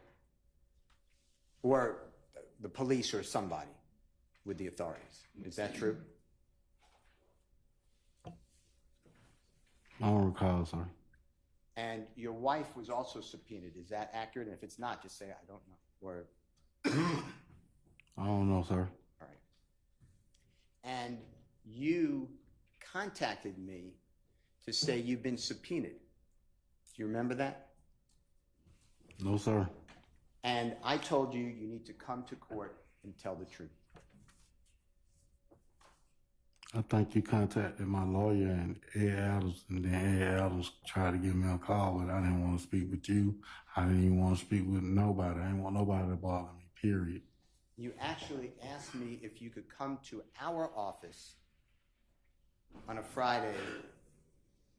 I said, if it's okay with your lawyer, and you didn't come. That was our last communications. True? Let the truth be told. I told you straight up that I wasn't even coming to get on this stand and testify, period. And I told you you need to come to court and follow lawful procedure, right? We ain't had no more conversations after that. I told you I wasn't coming. I even told Ms. Love I wasn't coming. I ain't want to do this. So.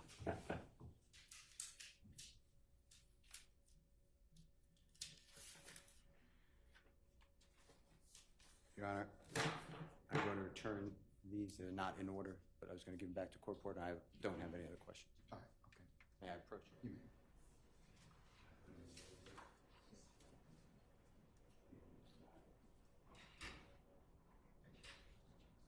All right, any other cross?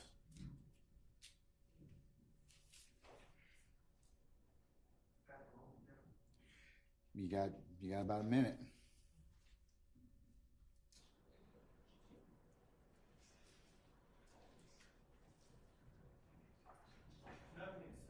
All right, anybody else?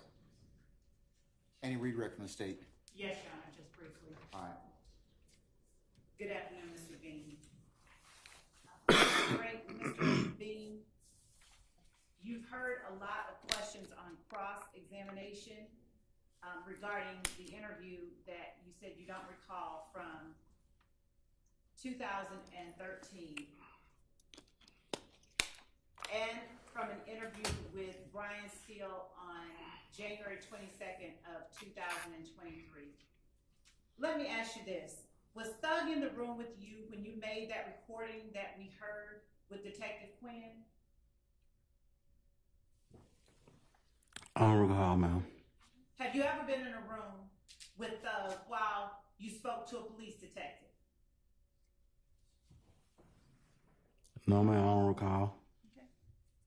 So is it no ma'am?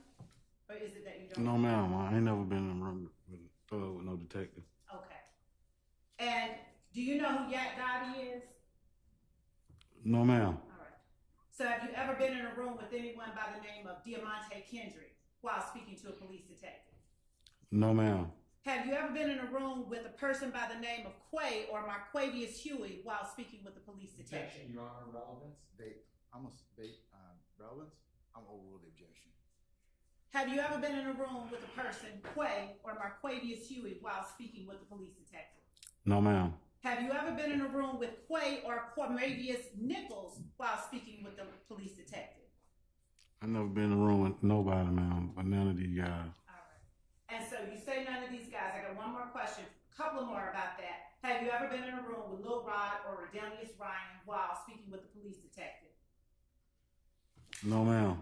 What about SB or Shannon Stillwell or Shannon Jackson? Have you ever been in a room with him while speaking with the police detective? No, ma'am. And when Brian Steele came up to talk to you, he told you he was Thug's lawyer. Is that right? I don't remember, ma'am, the Do conversation. you remember hearing yourself and him on that recording he played for you multiple times and him saying, "I'm Young Thug's lawyer"? Yeah, I hear it, but I still don't remember. And Mr. Steele asked you a lot about what you said to Brian Steele and his investigator. Let me ask you this. When they asked you for permission to record, what were they using to record your conversation? Objection, leading. I overruled the objection. What were they using to record your conversation? I don't remember. Do you remember whether or not they started and stopped that recording while speaking to you? Mr. Steele, you cannot comment. That is improper. Sir, sir, that is improper. That is improper. You're not examining this witness at this point in time. Sir, sir, please be quiet. Sit down. Sit down, sir. Do you have an objection, Mr.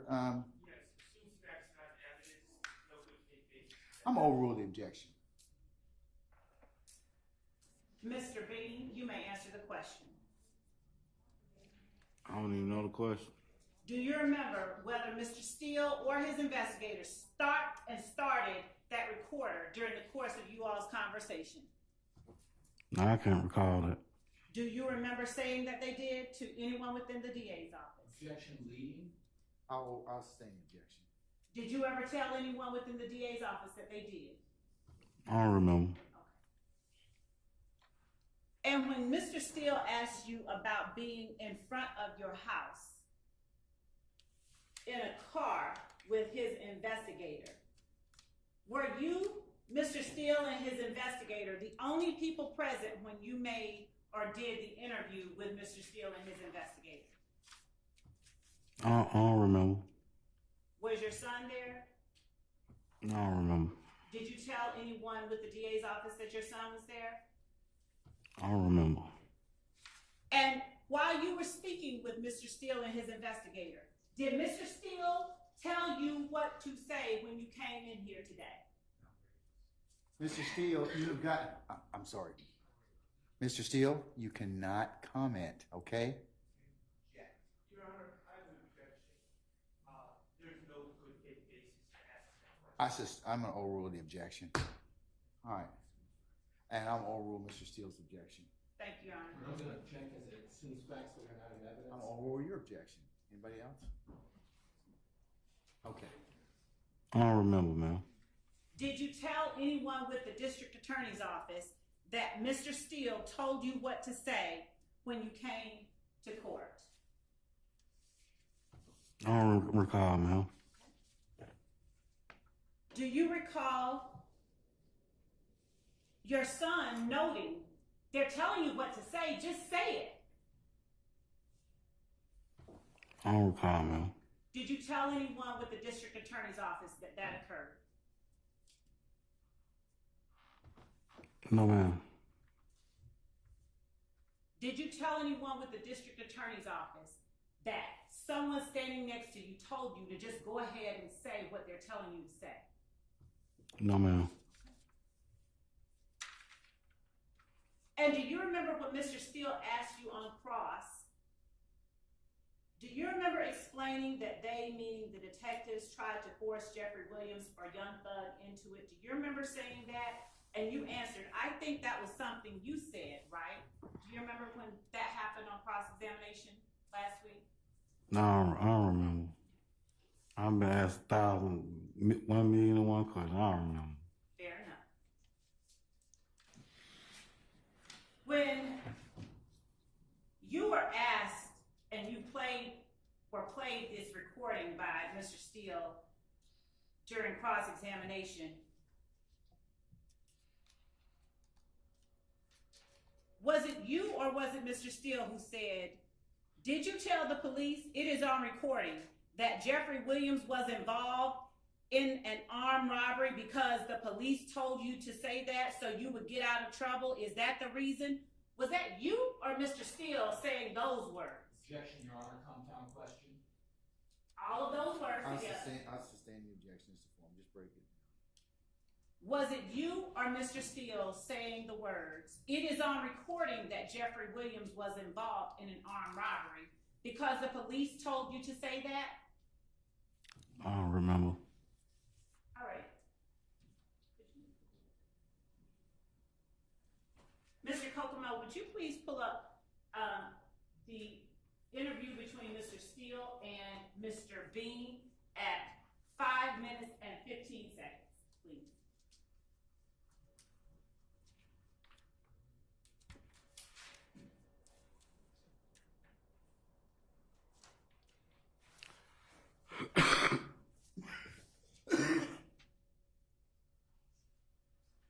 On Defense Exhibit 197, for the record. At what time mark? 5 minutes and 15 seconds. All right. So why did you tell the police it's on recording that Jeffery Williams was involved in it? Mr. Bean, is that your voice we're hearing right there? I mean, y'all playing it, but I don't remember the conversation. Do you know your voice when you hear it? I'm hearing stuff, but I don't remember the conversation. Well, I don't want you to remember the conversation. I'm asking you about the voice you just heard. Is that yours or Mr. Steele's? Objection, asked and answered. I'm overrule the objection. What part? Would you please play at 5:15 again, please?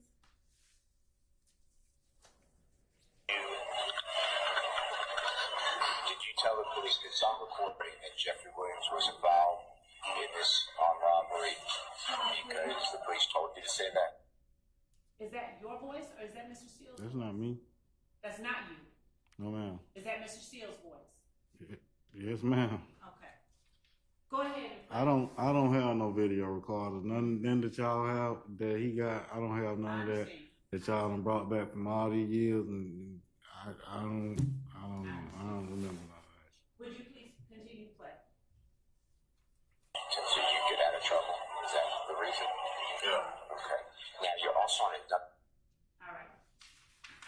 And was that voice that we just heard, so you would get out of trouble, is that the reason? Was that you or was that Mr. Steele?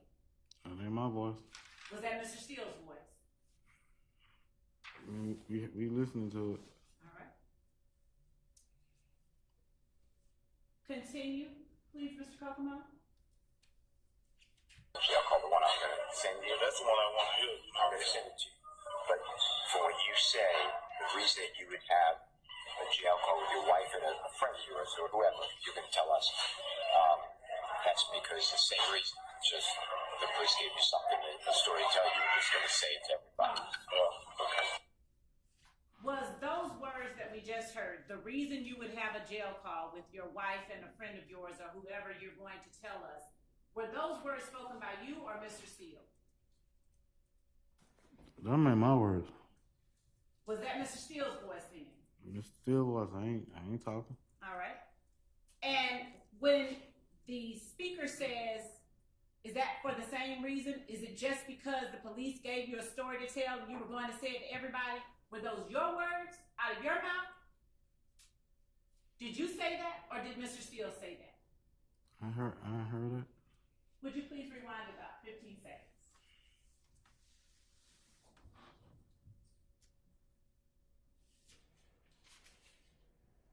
Just gave you something in the story to tell you what it's going to say. Whose voice is that? Yours or Mr. Steele? Well, his voice, but I don't really recall the conversation that we Fair had. enough. But that wasn't your voice? That ain't my voice. Okay. Now, you've heard the recording that Mr. Steele played for you. Do you know how many recordings Mr. Steele made of during his conversations? I don't remember. Do you know if he made more than one? Objection assumes facts known in evidence. It's an open-ended question. I'll rule the objection. You can answer. I don't remember. And through the recording, throughout the recording that we just heard, did you ever say all of those words that we just heard Mr. Steele say? Objection, Your Honor, it's an ambiguous question. That's the same question.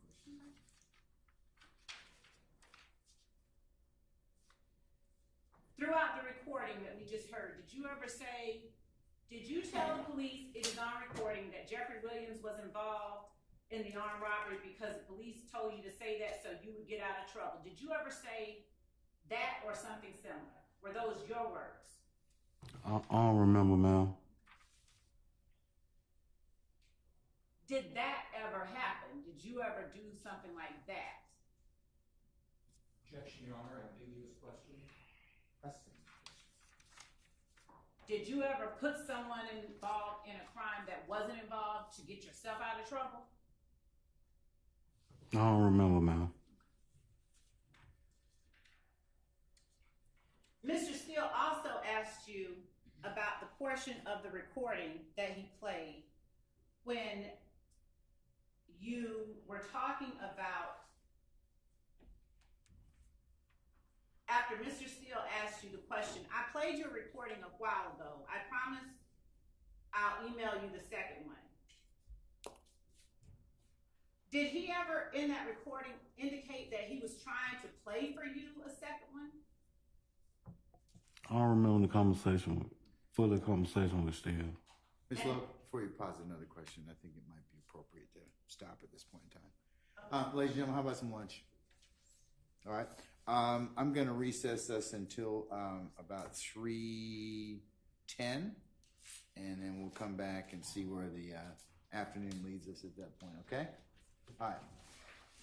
Mr. Bean, we'll see you at 3:10, okay? 3:10, y'all. All right. All right. So you can. All right, ladies and gentlemen. All right, please.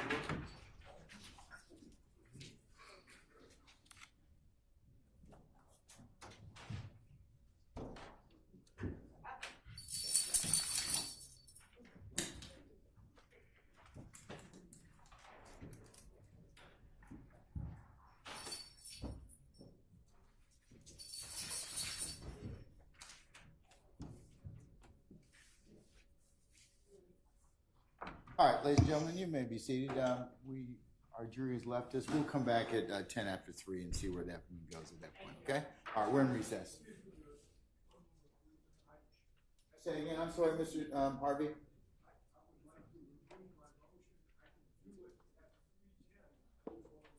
What motion?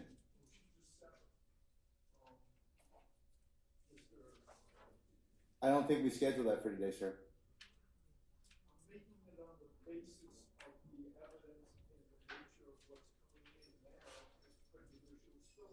I understand.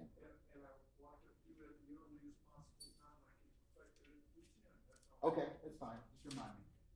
All right, we're in recess.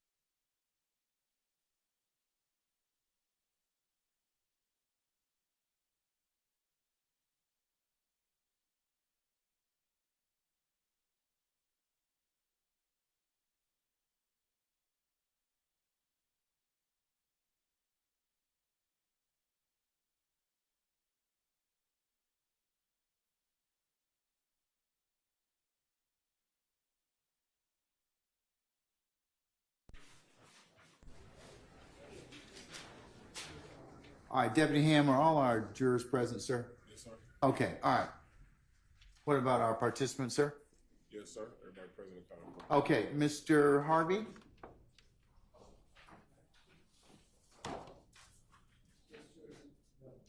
How about you come up a little bit to the, or at least if you want to use the microphone so I can hear you. Either one is fine, sir. Is this, can you hear me now? Get Verizon, can you hear me now? No, Judge, I wanted to renew my motion for severance on behalf of Mr. Nichols for the continuing prejudicial spillover that has been ongoing, number one. Number two, that I believe has segued into personal attacks between opposing counsel, which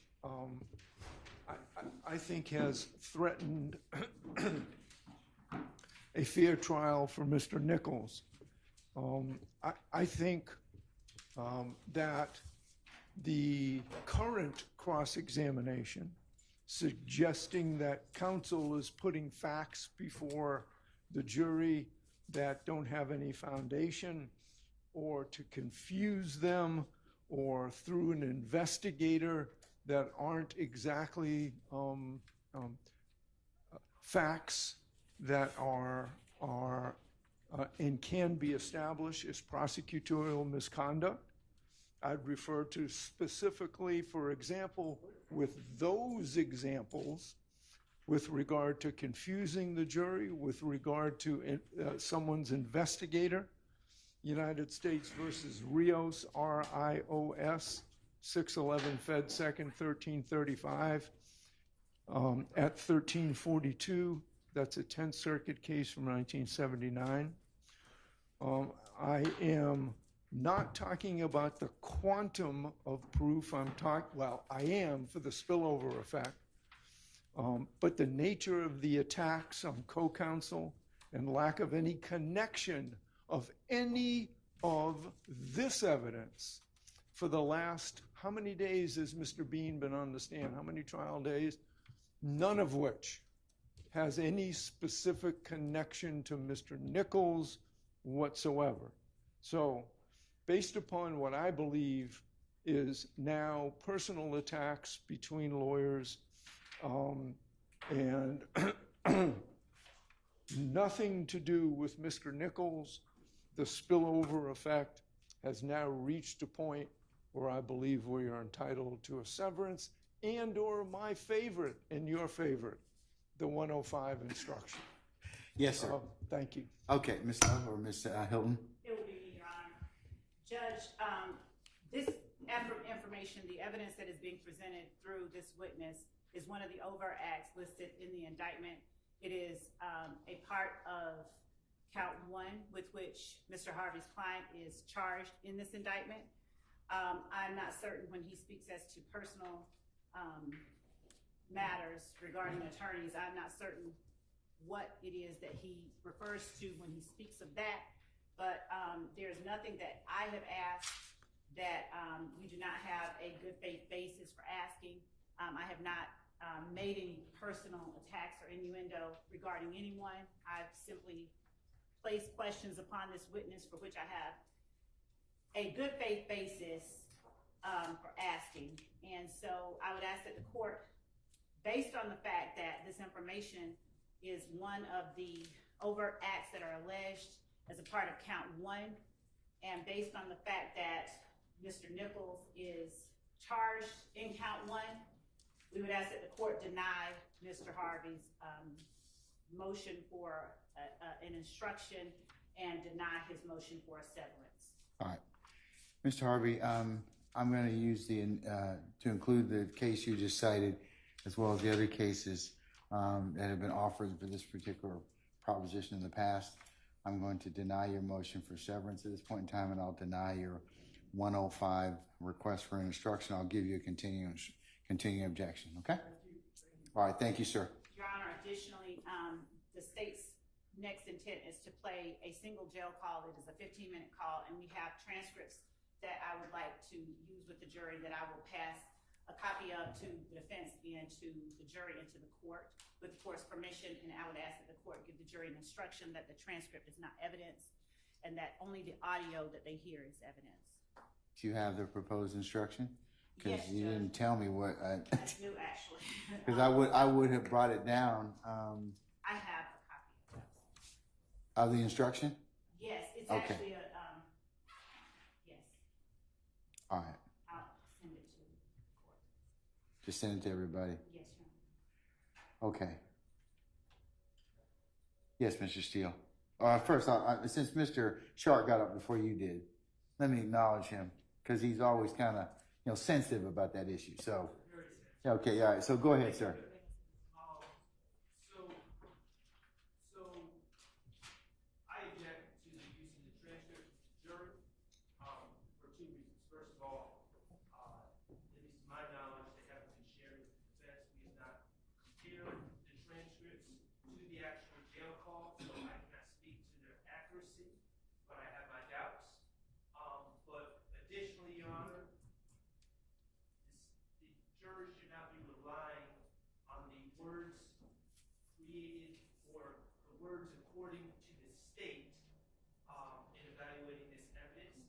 They should be listening with their own ears. They are all able to do that, and the state is wanting to hand over a document for them to read, and it asks you to give them the instruction that they are to rely on their own ears. Let's just have them rely on their own ears. That makes no sense to me. I don't see the point of the transcript, and I certainly would object to the use of the transcript that I do not know is an accurate representation of the All right. Mr. Steele, do you wish to add on to that, or do you have another separate issue? It's not the separate, it's similar. I would need probably 35 minutes to review the recording, exactly, I don't know which recording, and then the transcript, proposed transcript. Has the jail call been, has it been disclosed in discovery? The jail call they have, and I believe that it's already been played as a part of Mr. Steele's playing of the recording of the interview with Detective Quinn. And I just sent to the court, and I'll give to the counsels for defendants the transcript copy.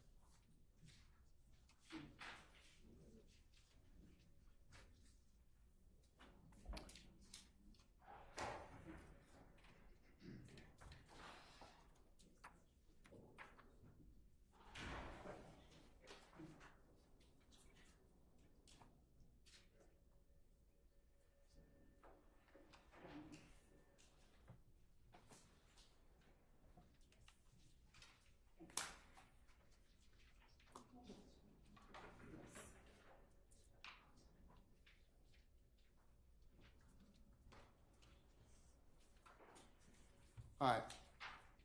How about if I just let if it's already been played as part of another exhibit, why don't I just let them hear the exhibit itself? Your Honor, because I believe that the use of the transcript would be helpful to the jury because as the court has heard, the audio on the jail call is a little bit difficult. Here's the instruction. To discern if they hear something different, I would ask that the court simply instruct the jury that anything different that they hear, they should listen to and rely on the call itself and not the transcript. It is only to be used as an aid. And specifically, the requested instruction is the state is going to play a jail call, the actual audio that you hear with your ears is evidence. They are handing out a transcript. that was taken down as a guide, but what you hear with your ears is the actual evidence in this matter. You can use that transcript as a guide to help you listen if you choose to do so. Okay. All right, I've got one or two issues I can resolve. Had the defendants gotten a transcript prior to this, Ms. Lowe? So, I don't think so, Your Honor, but Okay. I don't want to say certainly. That's the issue. And I got this jury in a box, and I'm kind of, at this point in time, I like them. If you want to play the evidence, that's fine, because I think that you probably, if it's part and parcel of something that's already been admitted, we'll just listen to it. I think they're well within their rights as an ass to take a look at the transcript and listen to it. But we've almost burned the rest of the day. We'll burn the rest of the day doing that.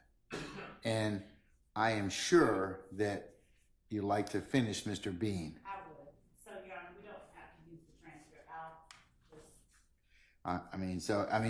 That's just the courts, because I would have to let them listen to at least, if you told me, hey, I gave them the transcript 3 days ago and they've had an opportunity to take a look at it, that'd be one thing.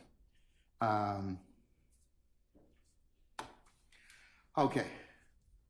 I won't use the transcript with this witness. Oh, all right. Any further objections, Mr. Sharder and Mr. Steele? All right. Okay. All right. Let's bring Mr. Bean in, please.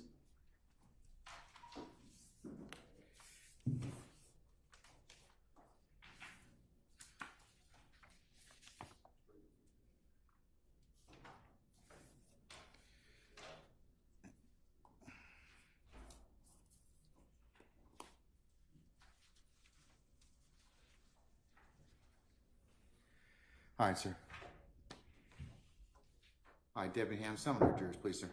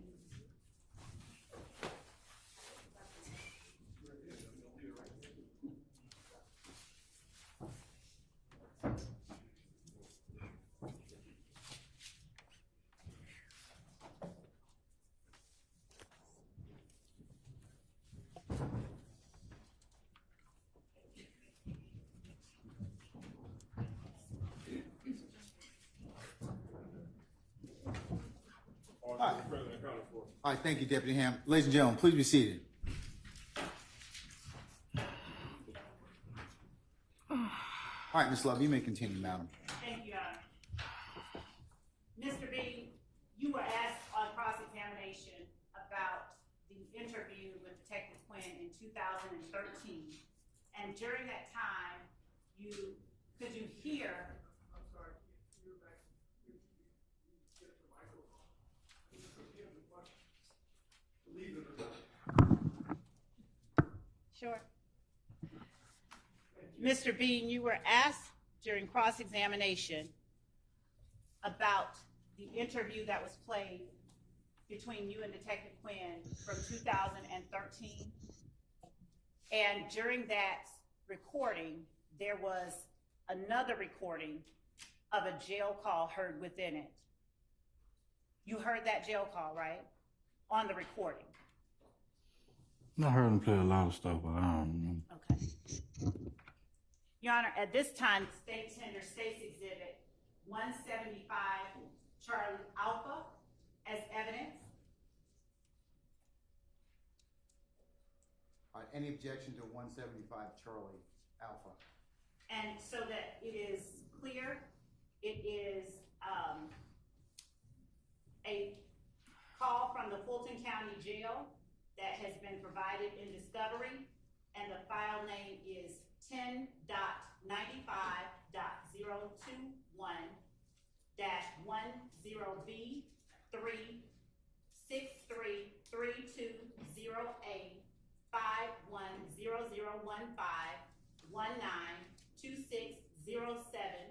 8 Frank 2710260E as in echo. Any objection or any further objection? All right, hearing none, States 175 Charlie Alpha Navy is admitted, and any policies you see fit. Thank you, Your Honor.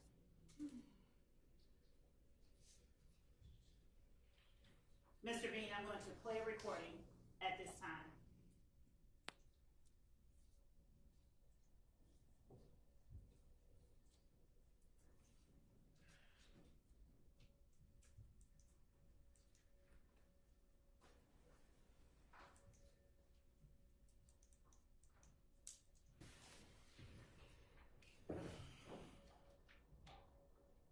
This free call, press.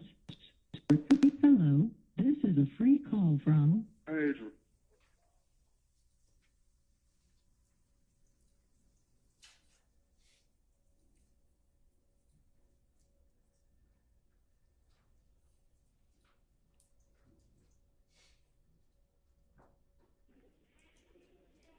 an inmate at Fulton County Jail. This call is subject to recording and monitoring. To accept this free call, press 1. To refuse this free call, press 2. We thank you for using Securus. You may start the conversation now. What up, man? So.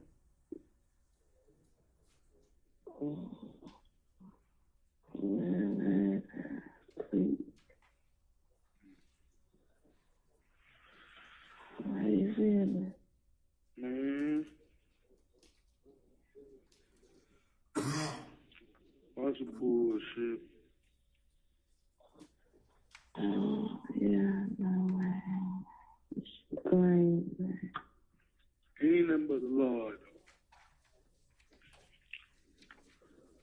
though. Everything else for a reason. Yeah. Yeah.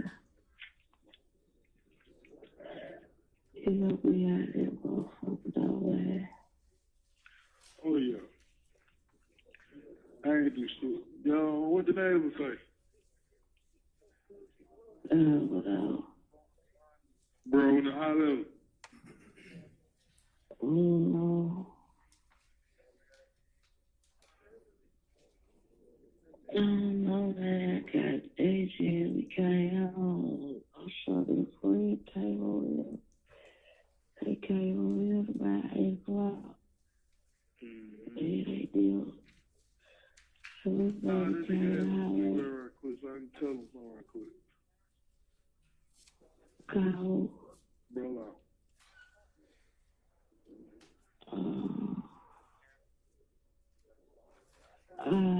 I do this shit, I know. Go to the contact. Look at your phone and hit contact. And then I guess scroll down to the name and dial it. Oh shit.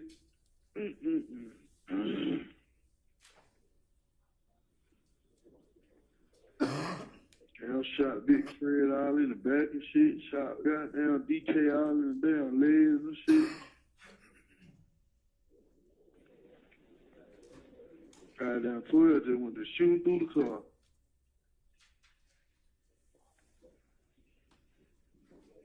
Hello? Hello?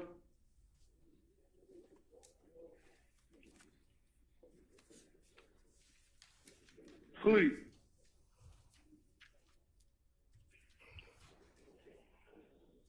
Baby. Yeah. Yeah. I try to look through the phone, but you still talking. So you got hold on. Alright. Hear me? Don't click up till you pick up, alright? When you dial, don't let them answer the phone before you click back over. I don't like using that shit, man. I ain't got time for this shit. We ain't know. Hold on. Man, it's a free call. I'm downstairs. I ain't even made it around the corner yet. When I get one going, I ain't gonna be able to make no three-way call.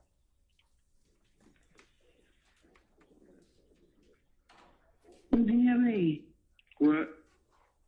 You hear me? Yeah. Okay, well. What? When I hear ask how to use the phone, what I supposed to do? What you mean? When I press add call and mute the phone, it automatically mute my phone. What you mean add call? You supposed to hit call. Yeah, let's go to contact first. What's going on? I'm in there. So hit Brolo first. Yeah. Okay.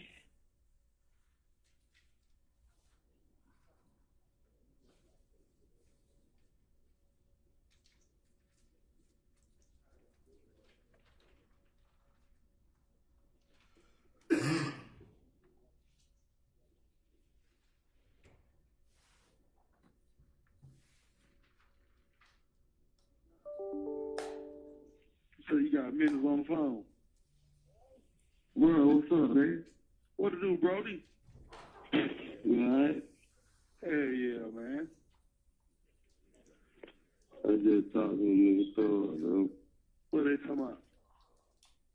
Shit. Man, don't hide that nigga, man. Them niggas down there got a nigga killed, boy. Fuck you talking about, man? I seen that shit, man. Little nigga DK shot at 12, nigga. Yeah, he said it. For no reason, boy. He shooting for no reason, though. That's why they started shooting that dog. Man, that nigga just started busting for no reason. Call that little young guy there. I'm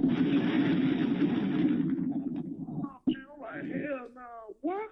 Hit Big Fred, hit his ass. Me and Thor got there. We get out of the car and run. I just went the wrong motherfucking way, man. I should have fought Thug ass. That's why for a reason, though, man. They got to get the shit off his back anyway. For sure, bro. Yeah. Hello? Yeah, I'm here. Yeah, man. Damn, bro. We had to go like that, man. Everything for a reason, though, man. You know what I mean? It was all set up. I did the same thing I did. Sitting around goddamn last night, goddamn talking that bullshit. But I ain't gonna never goddamn do it like this. I never do this, man. Ain't no shit. They got you charged with, bro. Shit, but little punk ass little driving license, suspended license, little charge, goddamn the aggravated assault. I ain't charged with none of that shit today. I could have gave AC9 and been at home child, man. Yeah, that's what I thought you did. Though. I kept telling you, don't tell me I didn't know that I was a victim, man. I had to take out Rob, man, and they was shooting at me, and I was running for my life. For sure. That was something they called goddamn. I ain't see DK them pull out on that boy. All they know is Red. That nigga Red was trying to rob y'all. Yeah, that's what they said, too. For sure. They just said let that nigga out, though. Around, man. They said let that nigga go, bro. Yeah, they let the nigga go, man.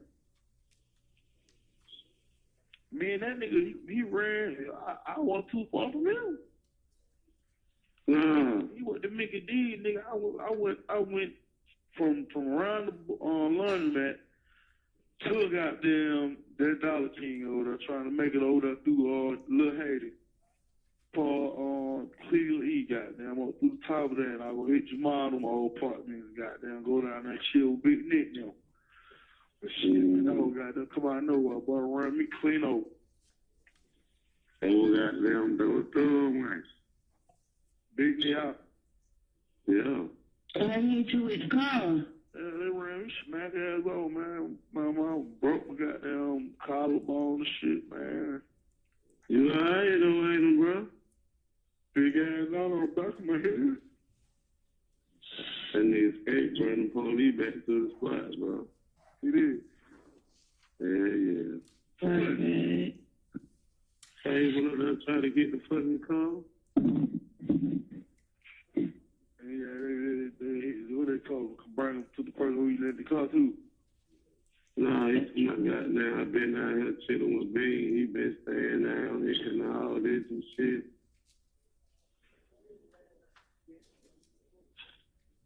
Them poor car fucked up. Yeah. You don't even look like a nigga survived in that motherfucker. Fuck my nigga. Man. That shit breaking news all day long, man. It's like that movie on news all day long. I'm on the news? Yes, sir. My picture and everything? Nah, I'm just showing you the police on. Oh, shit, man. I made the news. That shit everywhere, man. Hell. Yeah. Man, that's what get out, man. You know, like I said, everybody happen for a reason, though, man. Fuck it. For sure, I don't know do shit with nigga like that anyway, so. For sure, man. That was a man. That's bad, man. Babe, I can't even think about this. All I've been thinking about all that, like this whole babe, you know what I'm saying? Like, this shit crazy. This shit don't even seem real. Fuck, man, fuck over these niggas, man. You drive your own shit. I don't give a fuck what's going on. You better go pay. Because, like, nigga, you just stay here. We went to Ken shop first, right? But you know, when you see shit, man, you gotta go on and get that shit. You know what I'm saying? You gotta go on and get it, bro. I said the same thing. Man, when you see it, you gotta go on and get it right then. Man, we got them going back to the Ken shop. Okay, they coming out of Ken shop right up by the Chevron. Boom. Damn, now they ride. I see them being, I turn around, I'm following them nigga. I follow them nigga all the way up there on some of them. So, okay, cool. Soon we see the tire, I said, give me a chance, let me see what the fuck this is in the tire first, before you even get out the car, DK. Man, that nigga done hopped out the car, man, when it just started busting. Wow. 12 got their bag, I turn around, bag up. Niggas about that time now, I'm trying to turn around and get up out that motherfucker. They run and hit me. Boom. Bump the car. I run clean through the goddamn gate, through Somerdale on the opposite side. Boom. He shooting through the car. Boom, boom, boom, boom, boom, boom, boom, boom, boom, boom, boom. Man, I'm talking about, man, I'm talking about, where the car sprint clean through the window, boy, down the light. Like it had went through my head, boy. I guess it came through my head and came out my face, boy. Bullet come clean through that motherfucker. Boom. Then I believe one of them niggas in the back shot Big Cub, man. Police shot. 12 shit. Big Cub, DK had to shoot that nigga. I called 2-3 shots when I was with the go. And we were jumping them hills and shit. So I was like, damn, boy. After beat the ground, I'm glad one nigga didn't just hit me in the head, shoot me, boy, because some nigga bad. That nigga thought they got it down on Big Fred, got out the car, the police shot, they was still shooting. Nah, that nigga probably shot Big Cub. Him, Big Fred, and goddamn DK had to scrap. I wouldn't even scrap. My 22 at home, man, my AR in the trunk. You get that $150 off cup holder, bro. You got that $150 off my cup holder. No, so they had $150 to go buy the lane. Nah, man. Well, no money in the cup holder, bro. Oh, my motherfucking money. Yeah, they say he had the money to go buy the lane. Nah, I think I had number $50, $40. He didn't even have that because DK didn't even get him his 50. All that money was mine, and money came out of Buck hands. Well, he ain't had no business doing that.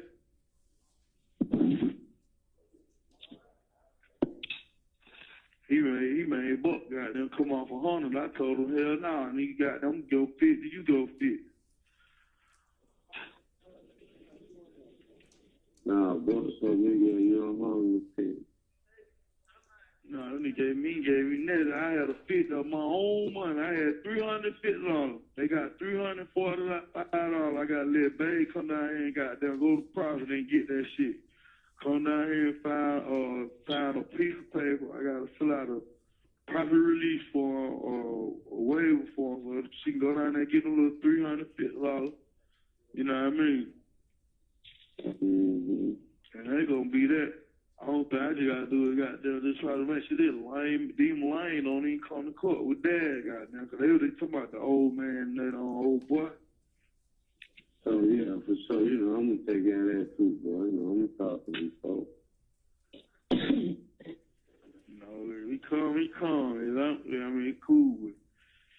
Yeah, we're going to try to keep his ass out of there, though. I can't get no but from probation, man. I ain't got no probation, no record, no none of that shit, man. You know what I mean? I don't shoot, folks. Man, we're trying to get your ass out, man, so you get a bond, man. I don't rob, I don't do none of that shit, so you know what I mean? I don't have none of that shit on my rock, so I'm good, Yeah, bro. man, I've been talking to Thor, man. Thor ready, man. Who we? Mm-hmm. Oh, y'all live? Yeah, I know. Yeah, he came over Clubhouse and talked to him yesterday. What'd he say? Shit. He ain't say shit. He got the bag, whatever, goddamn, you know what I mean? You know how cousin, you know, he did say he did a little moment. Then get to trying to think about what nigga done did and all that. Yeah. But I ain't did shit, so he know I got something going on. He got something getting, I got something going on. For sure, man. He like to take $50 money, man.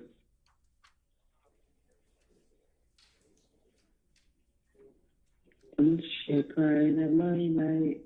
Well, you could got 1 minute. Nah, I ain't saying shit, man. You said, man.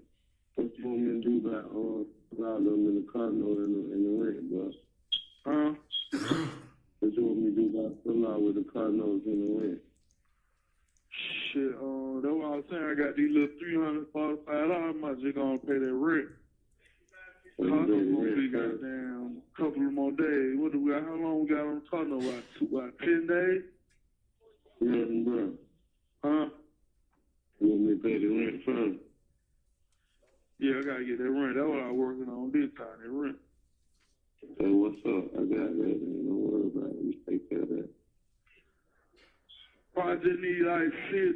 I got $345 downtown, man. They ain't for money. You know, I got the rest of the money you gave me in that Ziploc bag and shit. So I'm gonna get the rest of that money. Your Honor, the recording has stopped. And, Your Honor. Sure.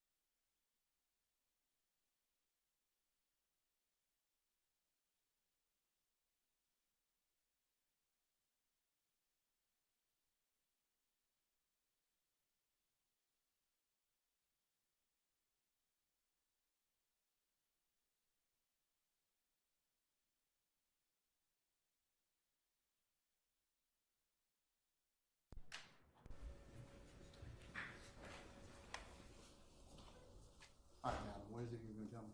Your Honor, and that was all that I was going to have for this witness. That's all that I have. Okay, all right.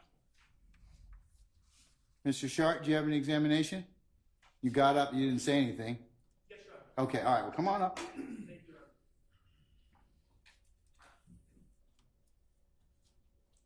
Honor. Mr. Bean, good afternoon. Good afternoon, sir. My name is Max Shard. I represent Shannon Stillwell. Okay.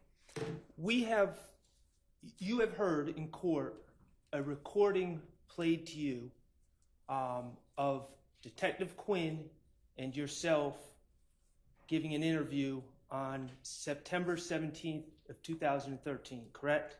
You've heard that in court. Which one, Mr. Short? You need to identify it by... Williams 175. Okay, thank you, sir.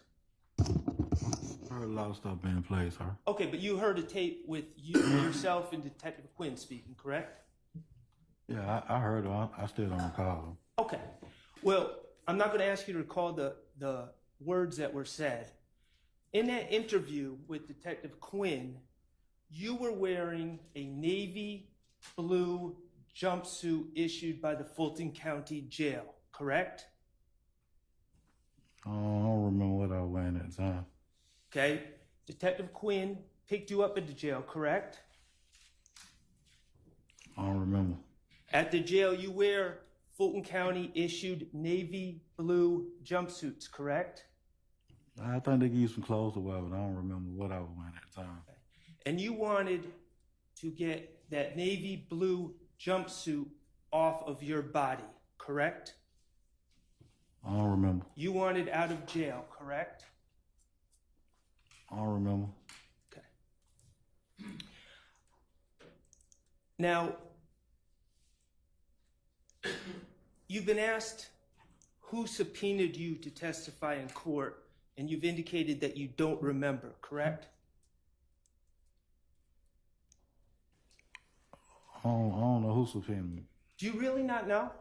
Is that the truth? You really don't know? I mean, state. Okay, so, all right. So your understanding is the state subpoenaed you, correct? Yes, sir. Okay. And there, the state is the side that called you and told you when to come to court, correct? Yes, sir. Okay, and the state is the side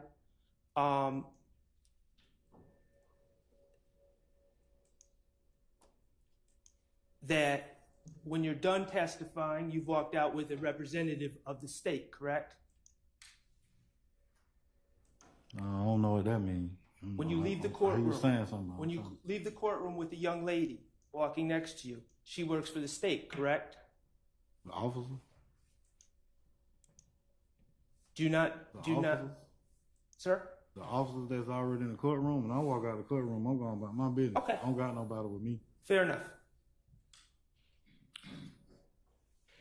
When you were testifying on Friday, March 4th, you testified that someone threatened to lock you up if you didn't come to court.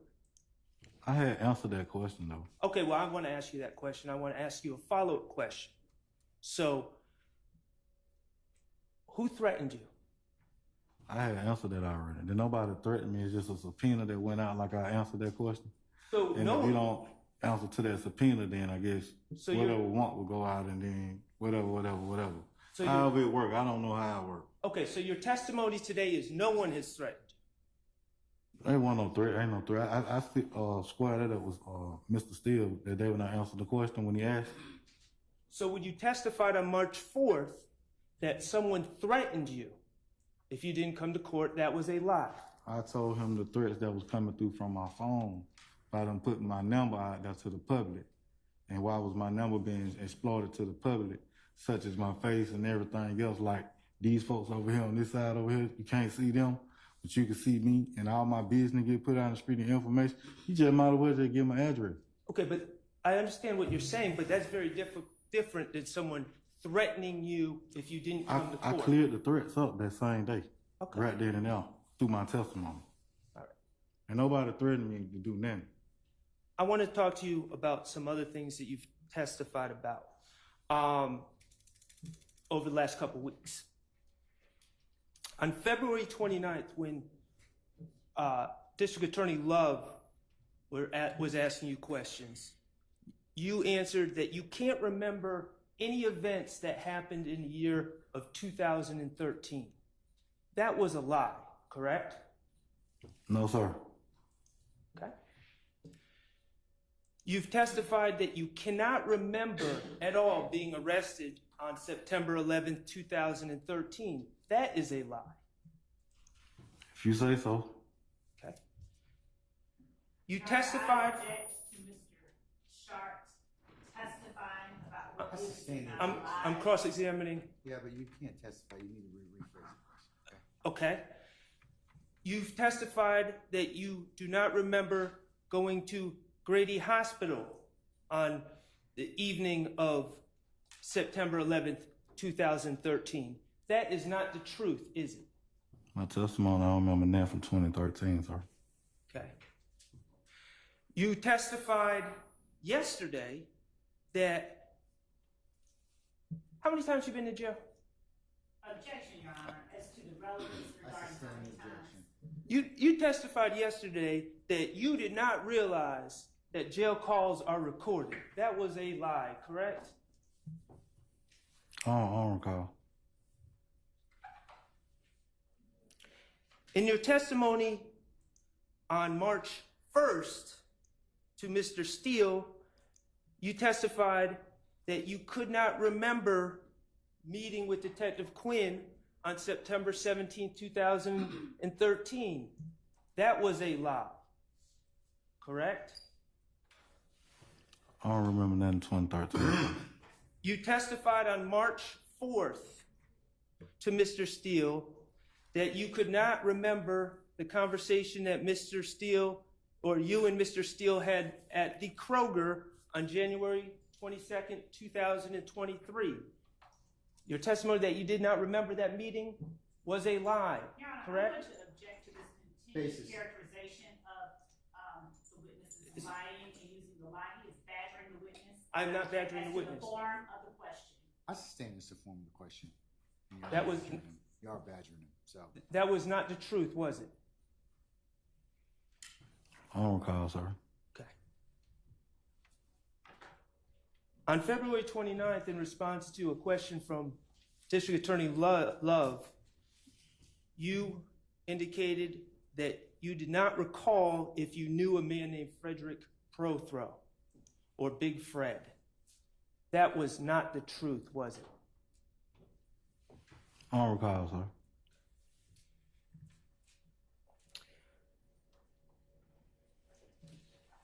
When Mr. Steele asked you if you had ever been charged with a crime with Mr. Prothro before, you indicated that you had not. That was not the truth, was it, sir? As to the one relevance, two, it's been asked and answered, and three badgering. It goes to his credibility, Your Honor. I sustain the objection. It's been asked and answered. Let's move on. Okay. What your answer was that the truth or a lie? Same objection, Your Honor. I sustain the objection. Are you disputing the authenticity of the indictment in evidence? Objection, Your Honor, as to the form of the question, and that is an improper question. I sustain the question. Mr. Bean, is the indictment in evidence that shows your name and Mr. Prothro's Objection, name? Your Honor. That's been asked, answered, and it is Has not been asked. I haven't finished my. The state is standing behind. Wait a second. Let me just finish your question, and I'll make a ruling at that point in time. Ask your entirety of the question. The document in evidence, the indictment, with your name and Mr. Prothro's name on it as charged individuals, is that some sort of forged document? Objection, Your Honor. He has no foundation. I'm asking him a question. It's not relevant, Your Honor. It's not relevant. I'll sustain the objection. His credibility is very relevant. I sustain the objection. I'll move on. All right. Let's go back to 2000. Or let me ask you this. When Mr. Steele asked you what you meant when you said you were asking for some slack from Detective Quinn, you said you can't recall. That was a lie. Objection. Your Honor, same thing. It's Battery asked and has to answered. answer. I sustain the objection. Let's go back to 2013, okay? I'm moving from 2024 to 2013, Mr. Bean. You would agree on September 11th of 2013 and in leading into the interview with Detective Quinn on September 17th of that same year, you found yourself involved and locked up behind this incident we've learned about over the last couple weeks, correct? I don't recall, sir. Okay. That incident that we've been speaking about over the last couple weeks involved an alleged armed robbery, correct? I don't recall. Okay. And the driver of the car would have been the driver of an alleged armed robbery or of a car involved in the alleged armed robbery, correct? Your Honor, I object to these questions. They've been asked and I answered. sustain the objection. Your Honor, I am not asking the same questions that anyone else has asked. You have Southern Substance. They have been Well- asked and answered. Okay, so move along to something else. Okay. You were aware that the driver of this car was alleged to have driven towards a police officer, correct? I don't recall, sir. Okay. And you were aware that the driver of this car was alleged to have drove through someone's yard, running over tricycles? I'll allow it. I'm gonna allow it. Go ahead. A lot of questions been asked, a lot of stuff been played. I don't recall. Okay. And you're aware that this car that was driven allegedly nearly landed on some officers in the parking lot of the laundromat? That's been asked and answered. Okay. Now, I believe today you have acknowledged you do know someone named Frederick Prothro, correct? No, sir. Do you know someone named Big Fred? Y'all will show me documents, paperwork, or whatever. I don't recall. Okay. You would agree that on the tapes that have been played, it indicates that a Big Fred had just been released from jail. I don't recall. I agree to disagree to that. Okay. And these tapes also indicated that Big Fred was a friend of yours. I don't recall, sir. Isn't it true that upon realizing that the driver of this car would be in big trouble, you made your good friend who had just been released from jail be the driver of that car when you first talked to the police? Objection. Isn't that true? Asked and answered. I'll sustain this to form. You can break it down, Mr. Sharp. You're not going to recall, are you? Objection, battery. I sustain the objection.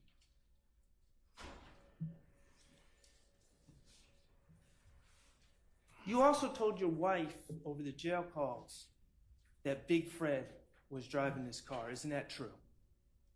You lied to your wife about this. I don't recall, sir. Okay.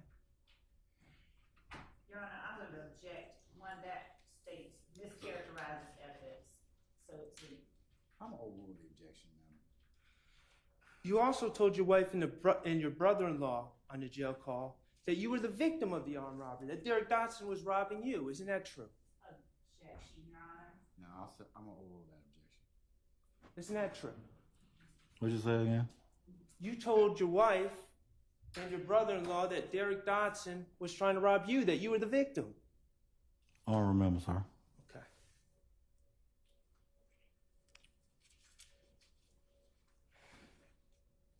Back in 2013 and before that, beyond Big Fred and your wife, you would actually tell police when you got arrested that you were Avery, and I can't make out the last name, but Improper impeachment. Objection. I sustain the question.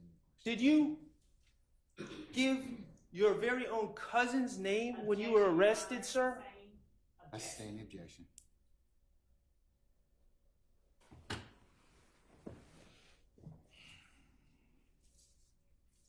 The truth is, sir, you've told lies. How old are you? Objection, Your Honor. Badgering. I sustain the objection. How old are you? Your Honor, so I'd ask that that be stricken and I sustain the objection, Mr. Sharp. Move along. How old are you, sir? that has been asked and answered. Move along, sir. It's an improper question. You know it. His age? No. Okay, I'm just asking how old he is. All right, we'll see where this goes. How old are you, sir? 44. As a 44-year-old, you've sat here in 2024 and you've told many lies in court over the past few weeks, haven't you? I sustain the question. Got anything else? Yes, I do. As a 34-year-old, back in 2013, you told many lies about this incident, didn't you? I don't recall, sir.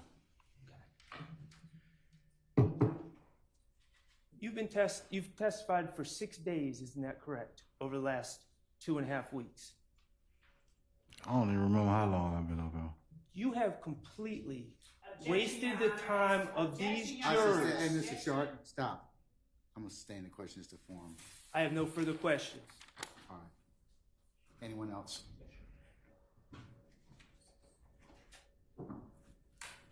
Mr. Bean, good afternoon, sir. Mr. Bean, when the court tells you when to be back in court, you know when to come back to court, correct? Yeah. When the court asks you what day to come back to court and what time to come back to court, you know when to appear to court, correct? Not all the time. Okay. You know how to get to your... Sometimes I have to call somebody to see when I gotta go to court. You know how to get to your home, correct? I know how to get home. You remember how to get to your house, right? I know where I live at. You remember how to get to the courthouse, right? I know where the courthouse You remember what courtroom to come into, correct? I was brought here. You remember how to get to the witness stand, correct? I walked. So there's certain things you remember, and then there are other things you don't remember, correct? I mean, the stuff you just asked was simple. That's simple. Do I know how to get home? Do I know where the courtroom at? Do I know how to walk and get up on the stand? Asking, do you recognize your voice on a tape recording, would you consider that to be simple? I don't recall. You don't recall whether or not your voice, hearing your voice is simple? And out of 11 or 12 years ago, man, I can't tell you what done been documented, what done been accessed, what done been played with.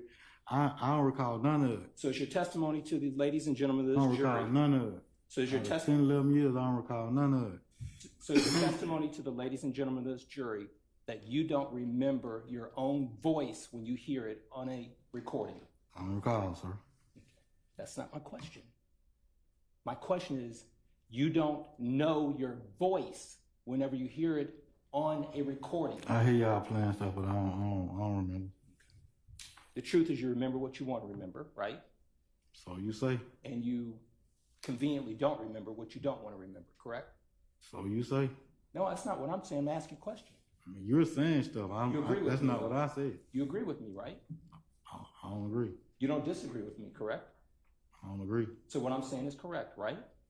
I don't even know what you're saying, really. That's all I have. Thank you. I sustain the objection. Anyone else? All right. May Mr. Bean be permanently temporarily excuse the witness? All right. Mr. Bean, I'm going to permanently excuse your witness. That means you're free to go about your usual duties and avocation. Just don't discuss your testimony with anybody except the attorneys in this case, okay? Sir, yes, sir. All right. Thank you, sir.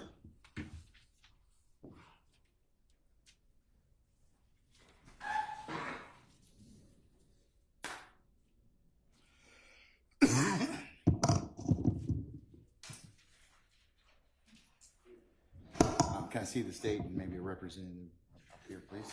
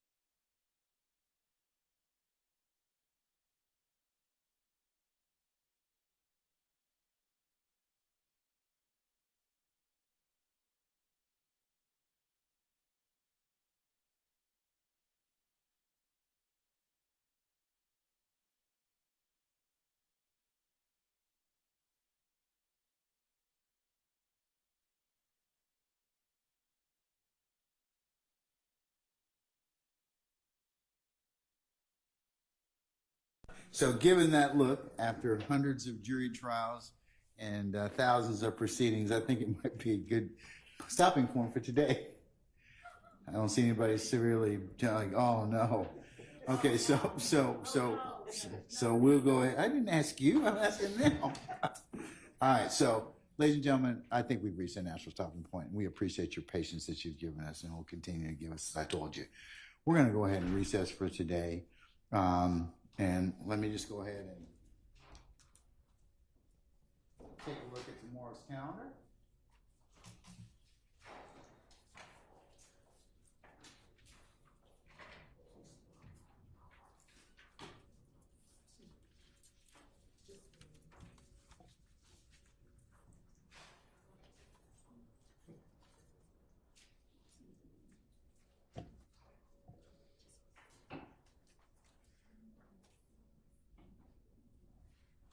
Okay, ladies and gentlemen, for tomorrow, as I mentioned earlier, come for 12:30 for an anticipated 1 o'clock start time.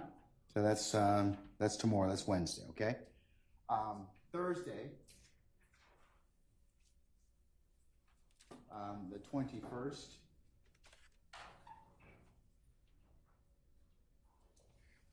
we will have an administrative day, okay? That's Thursday the 21st, okay?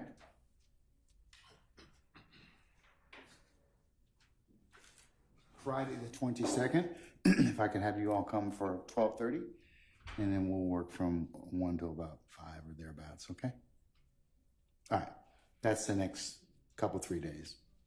All right, what are your questions of me, if any? I know there's always somebody. All right, yes, ma'am. What can I answer for you? For the 20th, one of the jurors had a doctor's appointment.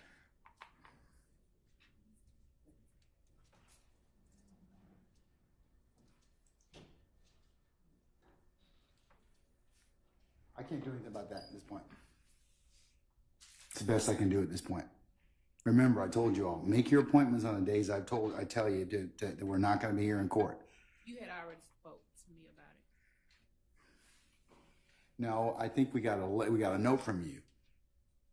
That's all I got. Miss Amana gave me a note, and I got it like yesterday. You spoke to me about it. I want to say it was probably maybe a week or 2 ago, and you told us. But what time you said we go kill all this now? What time you said? 12:30. I'll make it happen. 12:30 tomorrow. That's because we're going to start at 1 o'clock, okay? All right. All right. And we're going to go to about 5. And then the 21st, we will not be here. We have administrative day. And the 22nd, I'll ask you to come at 12:30. And we'll start up at 1 and we'll go sometime in the afternoon. All right, that's this week. All right. Other than Madam, anybody else? You good? Madam, yes. I would not tell on yourself that way. Can you please, diction on the recording is very, very hard to hear. Very, very hard. Let me do this. Let me see if I can work on, if you like, I can maybe get you some headphones. I do believe, Ham, do we have a jack back there for I'm not sure. hearing? No. It'll be on the side or it'll be on the back. It's a hearing assist jack. I don't see one, Judge. I'll check before we leave out of, but I don't think so. I have one in another courtroom. What's that? That's the what's the name? The rechargeable battery thing. No. We have,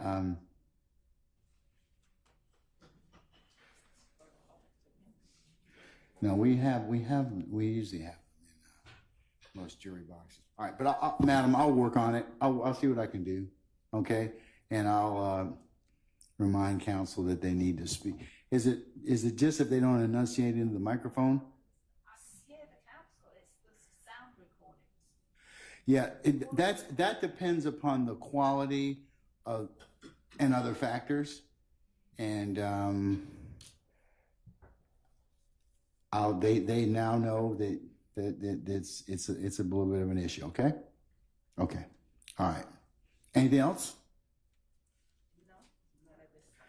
Okay, all right, ladies and gentlemen, let's go through your ad nauseum admonitions. Remember, don't discuss anything that you have heard or otherwise been presented in the four walls of this courtroom. You cannot start to recap the case or to handicap the case or to ask each other what you think about what you've heard thus far. Remember that I haven't given you any instructions on how you're to consider this case, and it will be a violation if you were to do so before I tell you to do so, okay?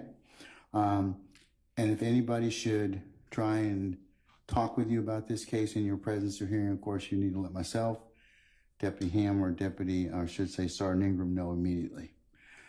Don't go by and visit any of the scenes that you may have heard about. Certainly don't listen to anything that you may have heard on any social media sites, any blogs, any posts.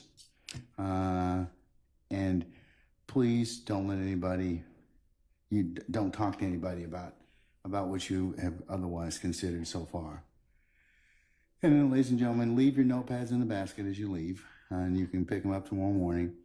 And then the last thing is, and I've told you all, I'll continue to tell you, thank you for your patience, and thank you for your attentiveness during this particular process, and the attention and patience that you'll continue to give us throughout the consideration of this matter. So, ladies and gentlemen, unless you have anything else of me, I'm going to go ahead and excuse you. I will see you all tomorrow morning. Tomorrow, what time? 12:30 for an anticipated 1 o'clock start time. And we'll work on the sound. Okay? All right. Unless you have anything else, ladies and gentlemen, we'll bid you good evening, and we'll see you tomorrow, okay? All right, all rise.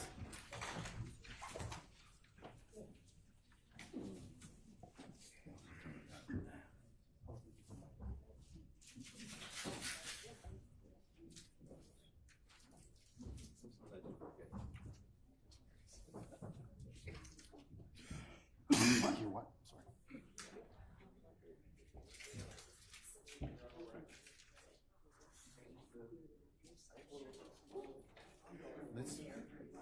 Let's do. I'll get Aaron to do that. Okay. All right, ladies and gentlemen, please be seated.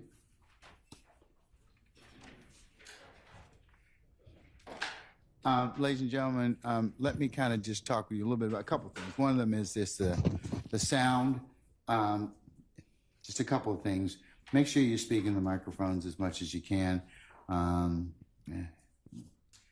We've had a couple of inquiries about that. As for our juror that just asked me about that sound, we can probably accommodate her by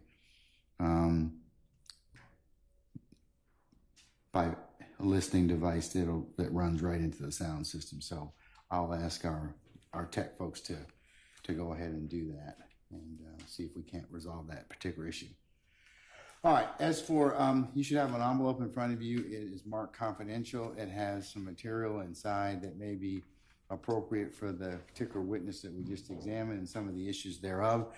It is marked confidential. You need to sign for the document that is inside the envelope. It will be sealed and made part of the record, but it is not in any way to be disclosed to any third parties.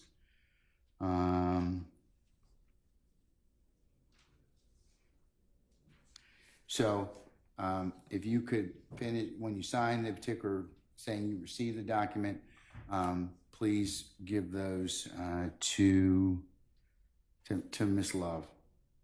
All right. Okay. In terms of anything else, do y'all have anything else of me? Judge, we'd like to approach with a member of the defense, of course. All right. Anybody else have any other issue that they'd like to take up with me at this point in time? Just what we discussed.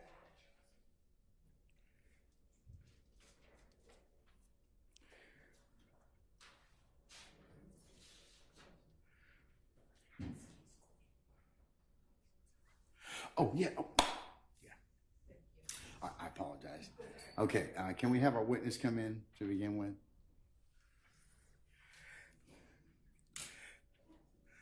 All right, retired Detective Quinn, you don't need to go any further. I'm going to be the guy. I'm not even going to let you get. I'm not going to let you even get that far. But sir, and we appreciate you coming with us. We just didn't get you today. Are you okay with coming back tomorrow for 12:30? But I just want to let you know that we would acknowledge you coming down here and making the effort. Okay. All right. So we'll see you tomorrow at 12:30. All right. Yes, sir. All right. Be well.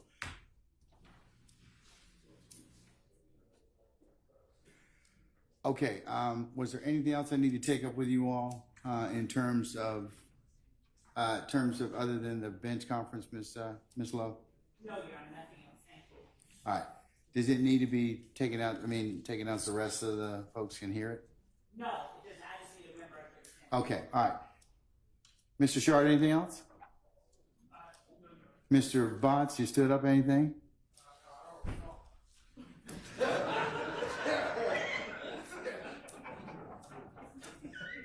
I'm just glad that your telephone is not ringing anymore. People, your friends have helped you. I really appreciate that. All right. All right, and don't talk to Mr. Matthews about a flip phone, okay? Under no circumstances. All right? Okay, all right. Folks, unless you have anything else, I will see you tomorrow at 12:30 for 1 o'clock start time, and then I'll speak to the folks at the bench. If you please turn in your listening devices. We'll be in recess until tomorrow. Christina, here you go.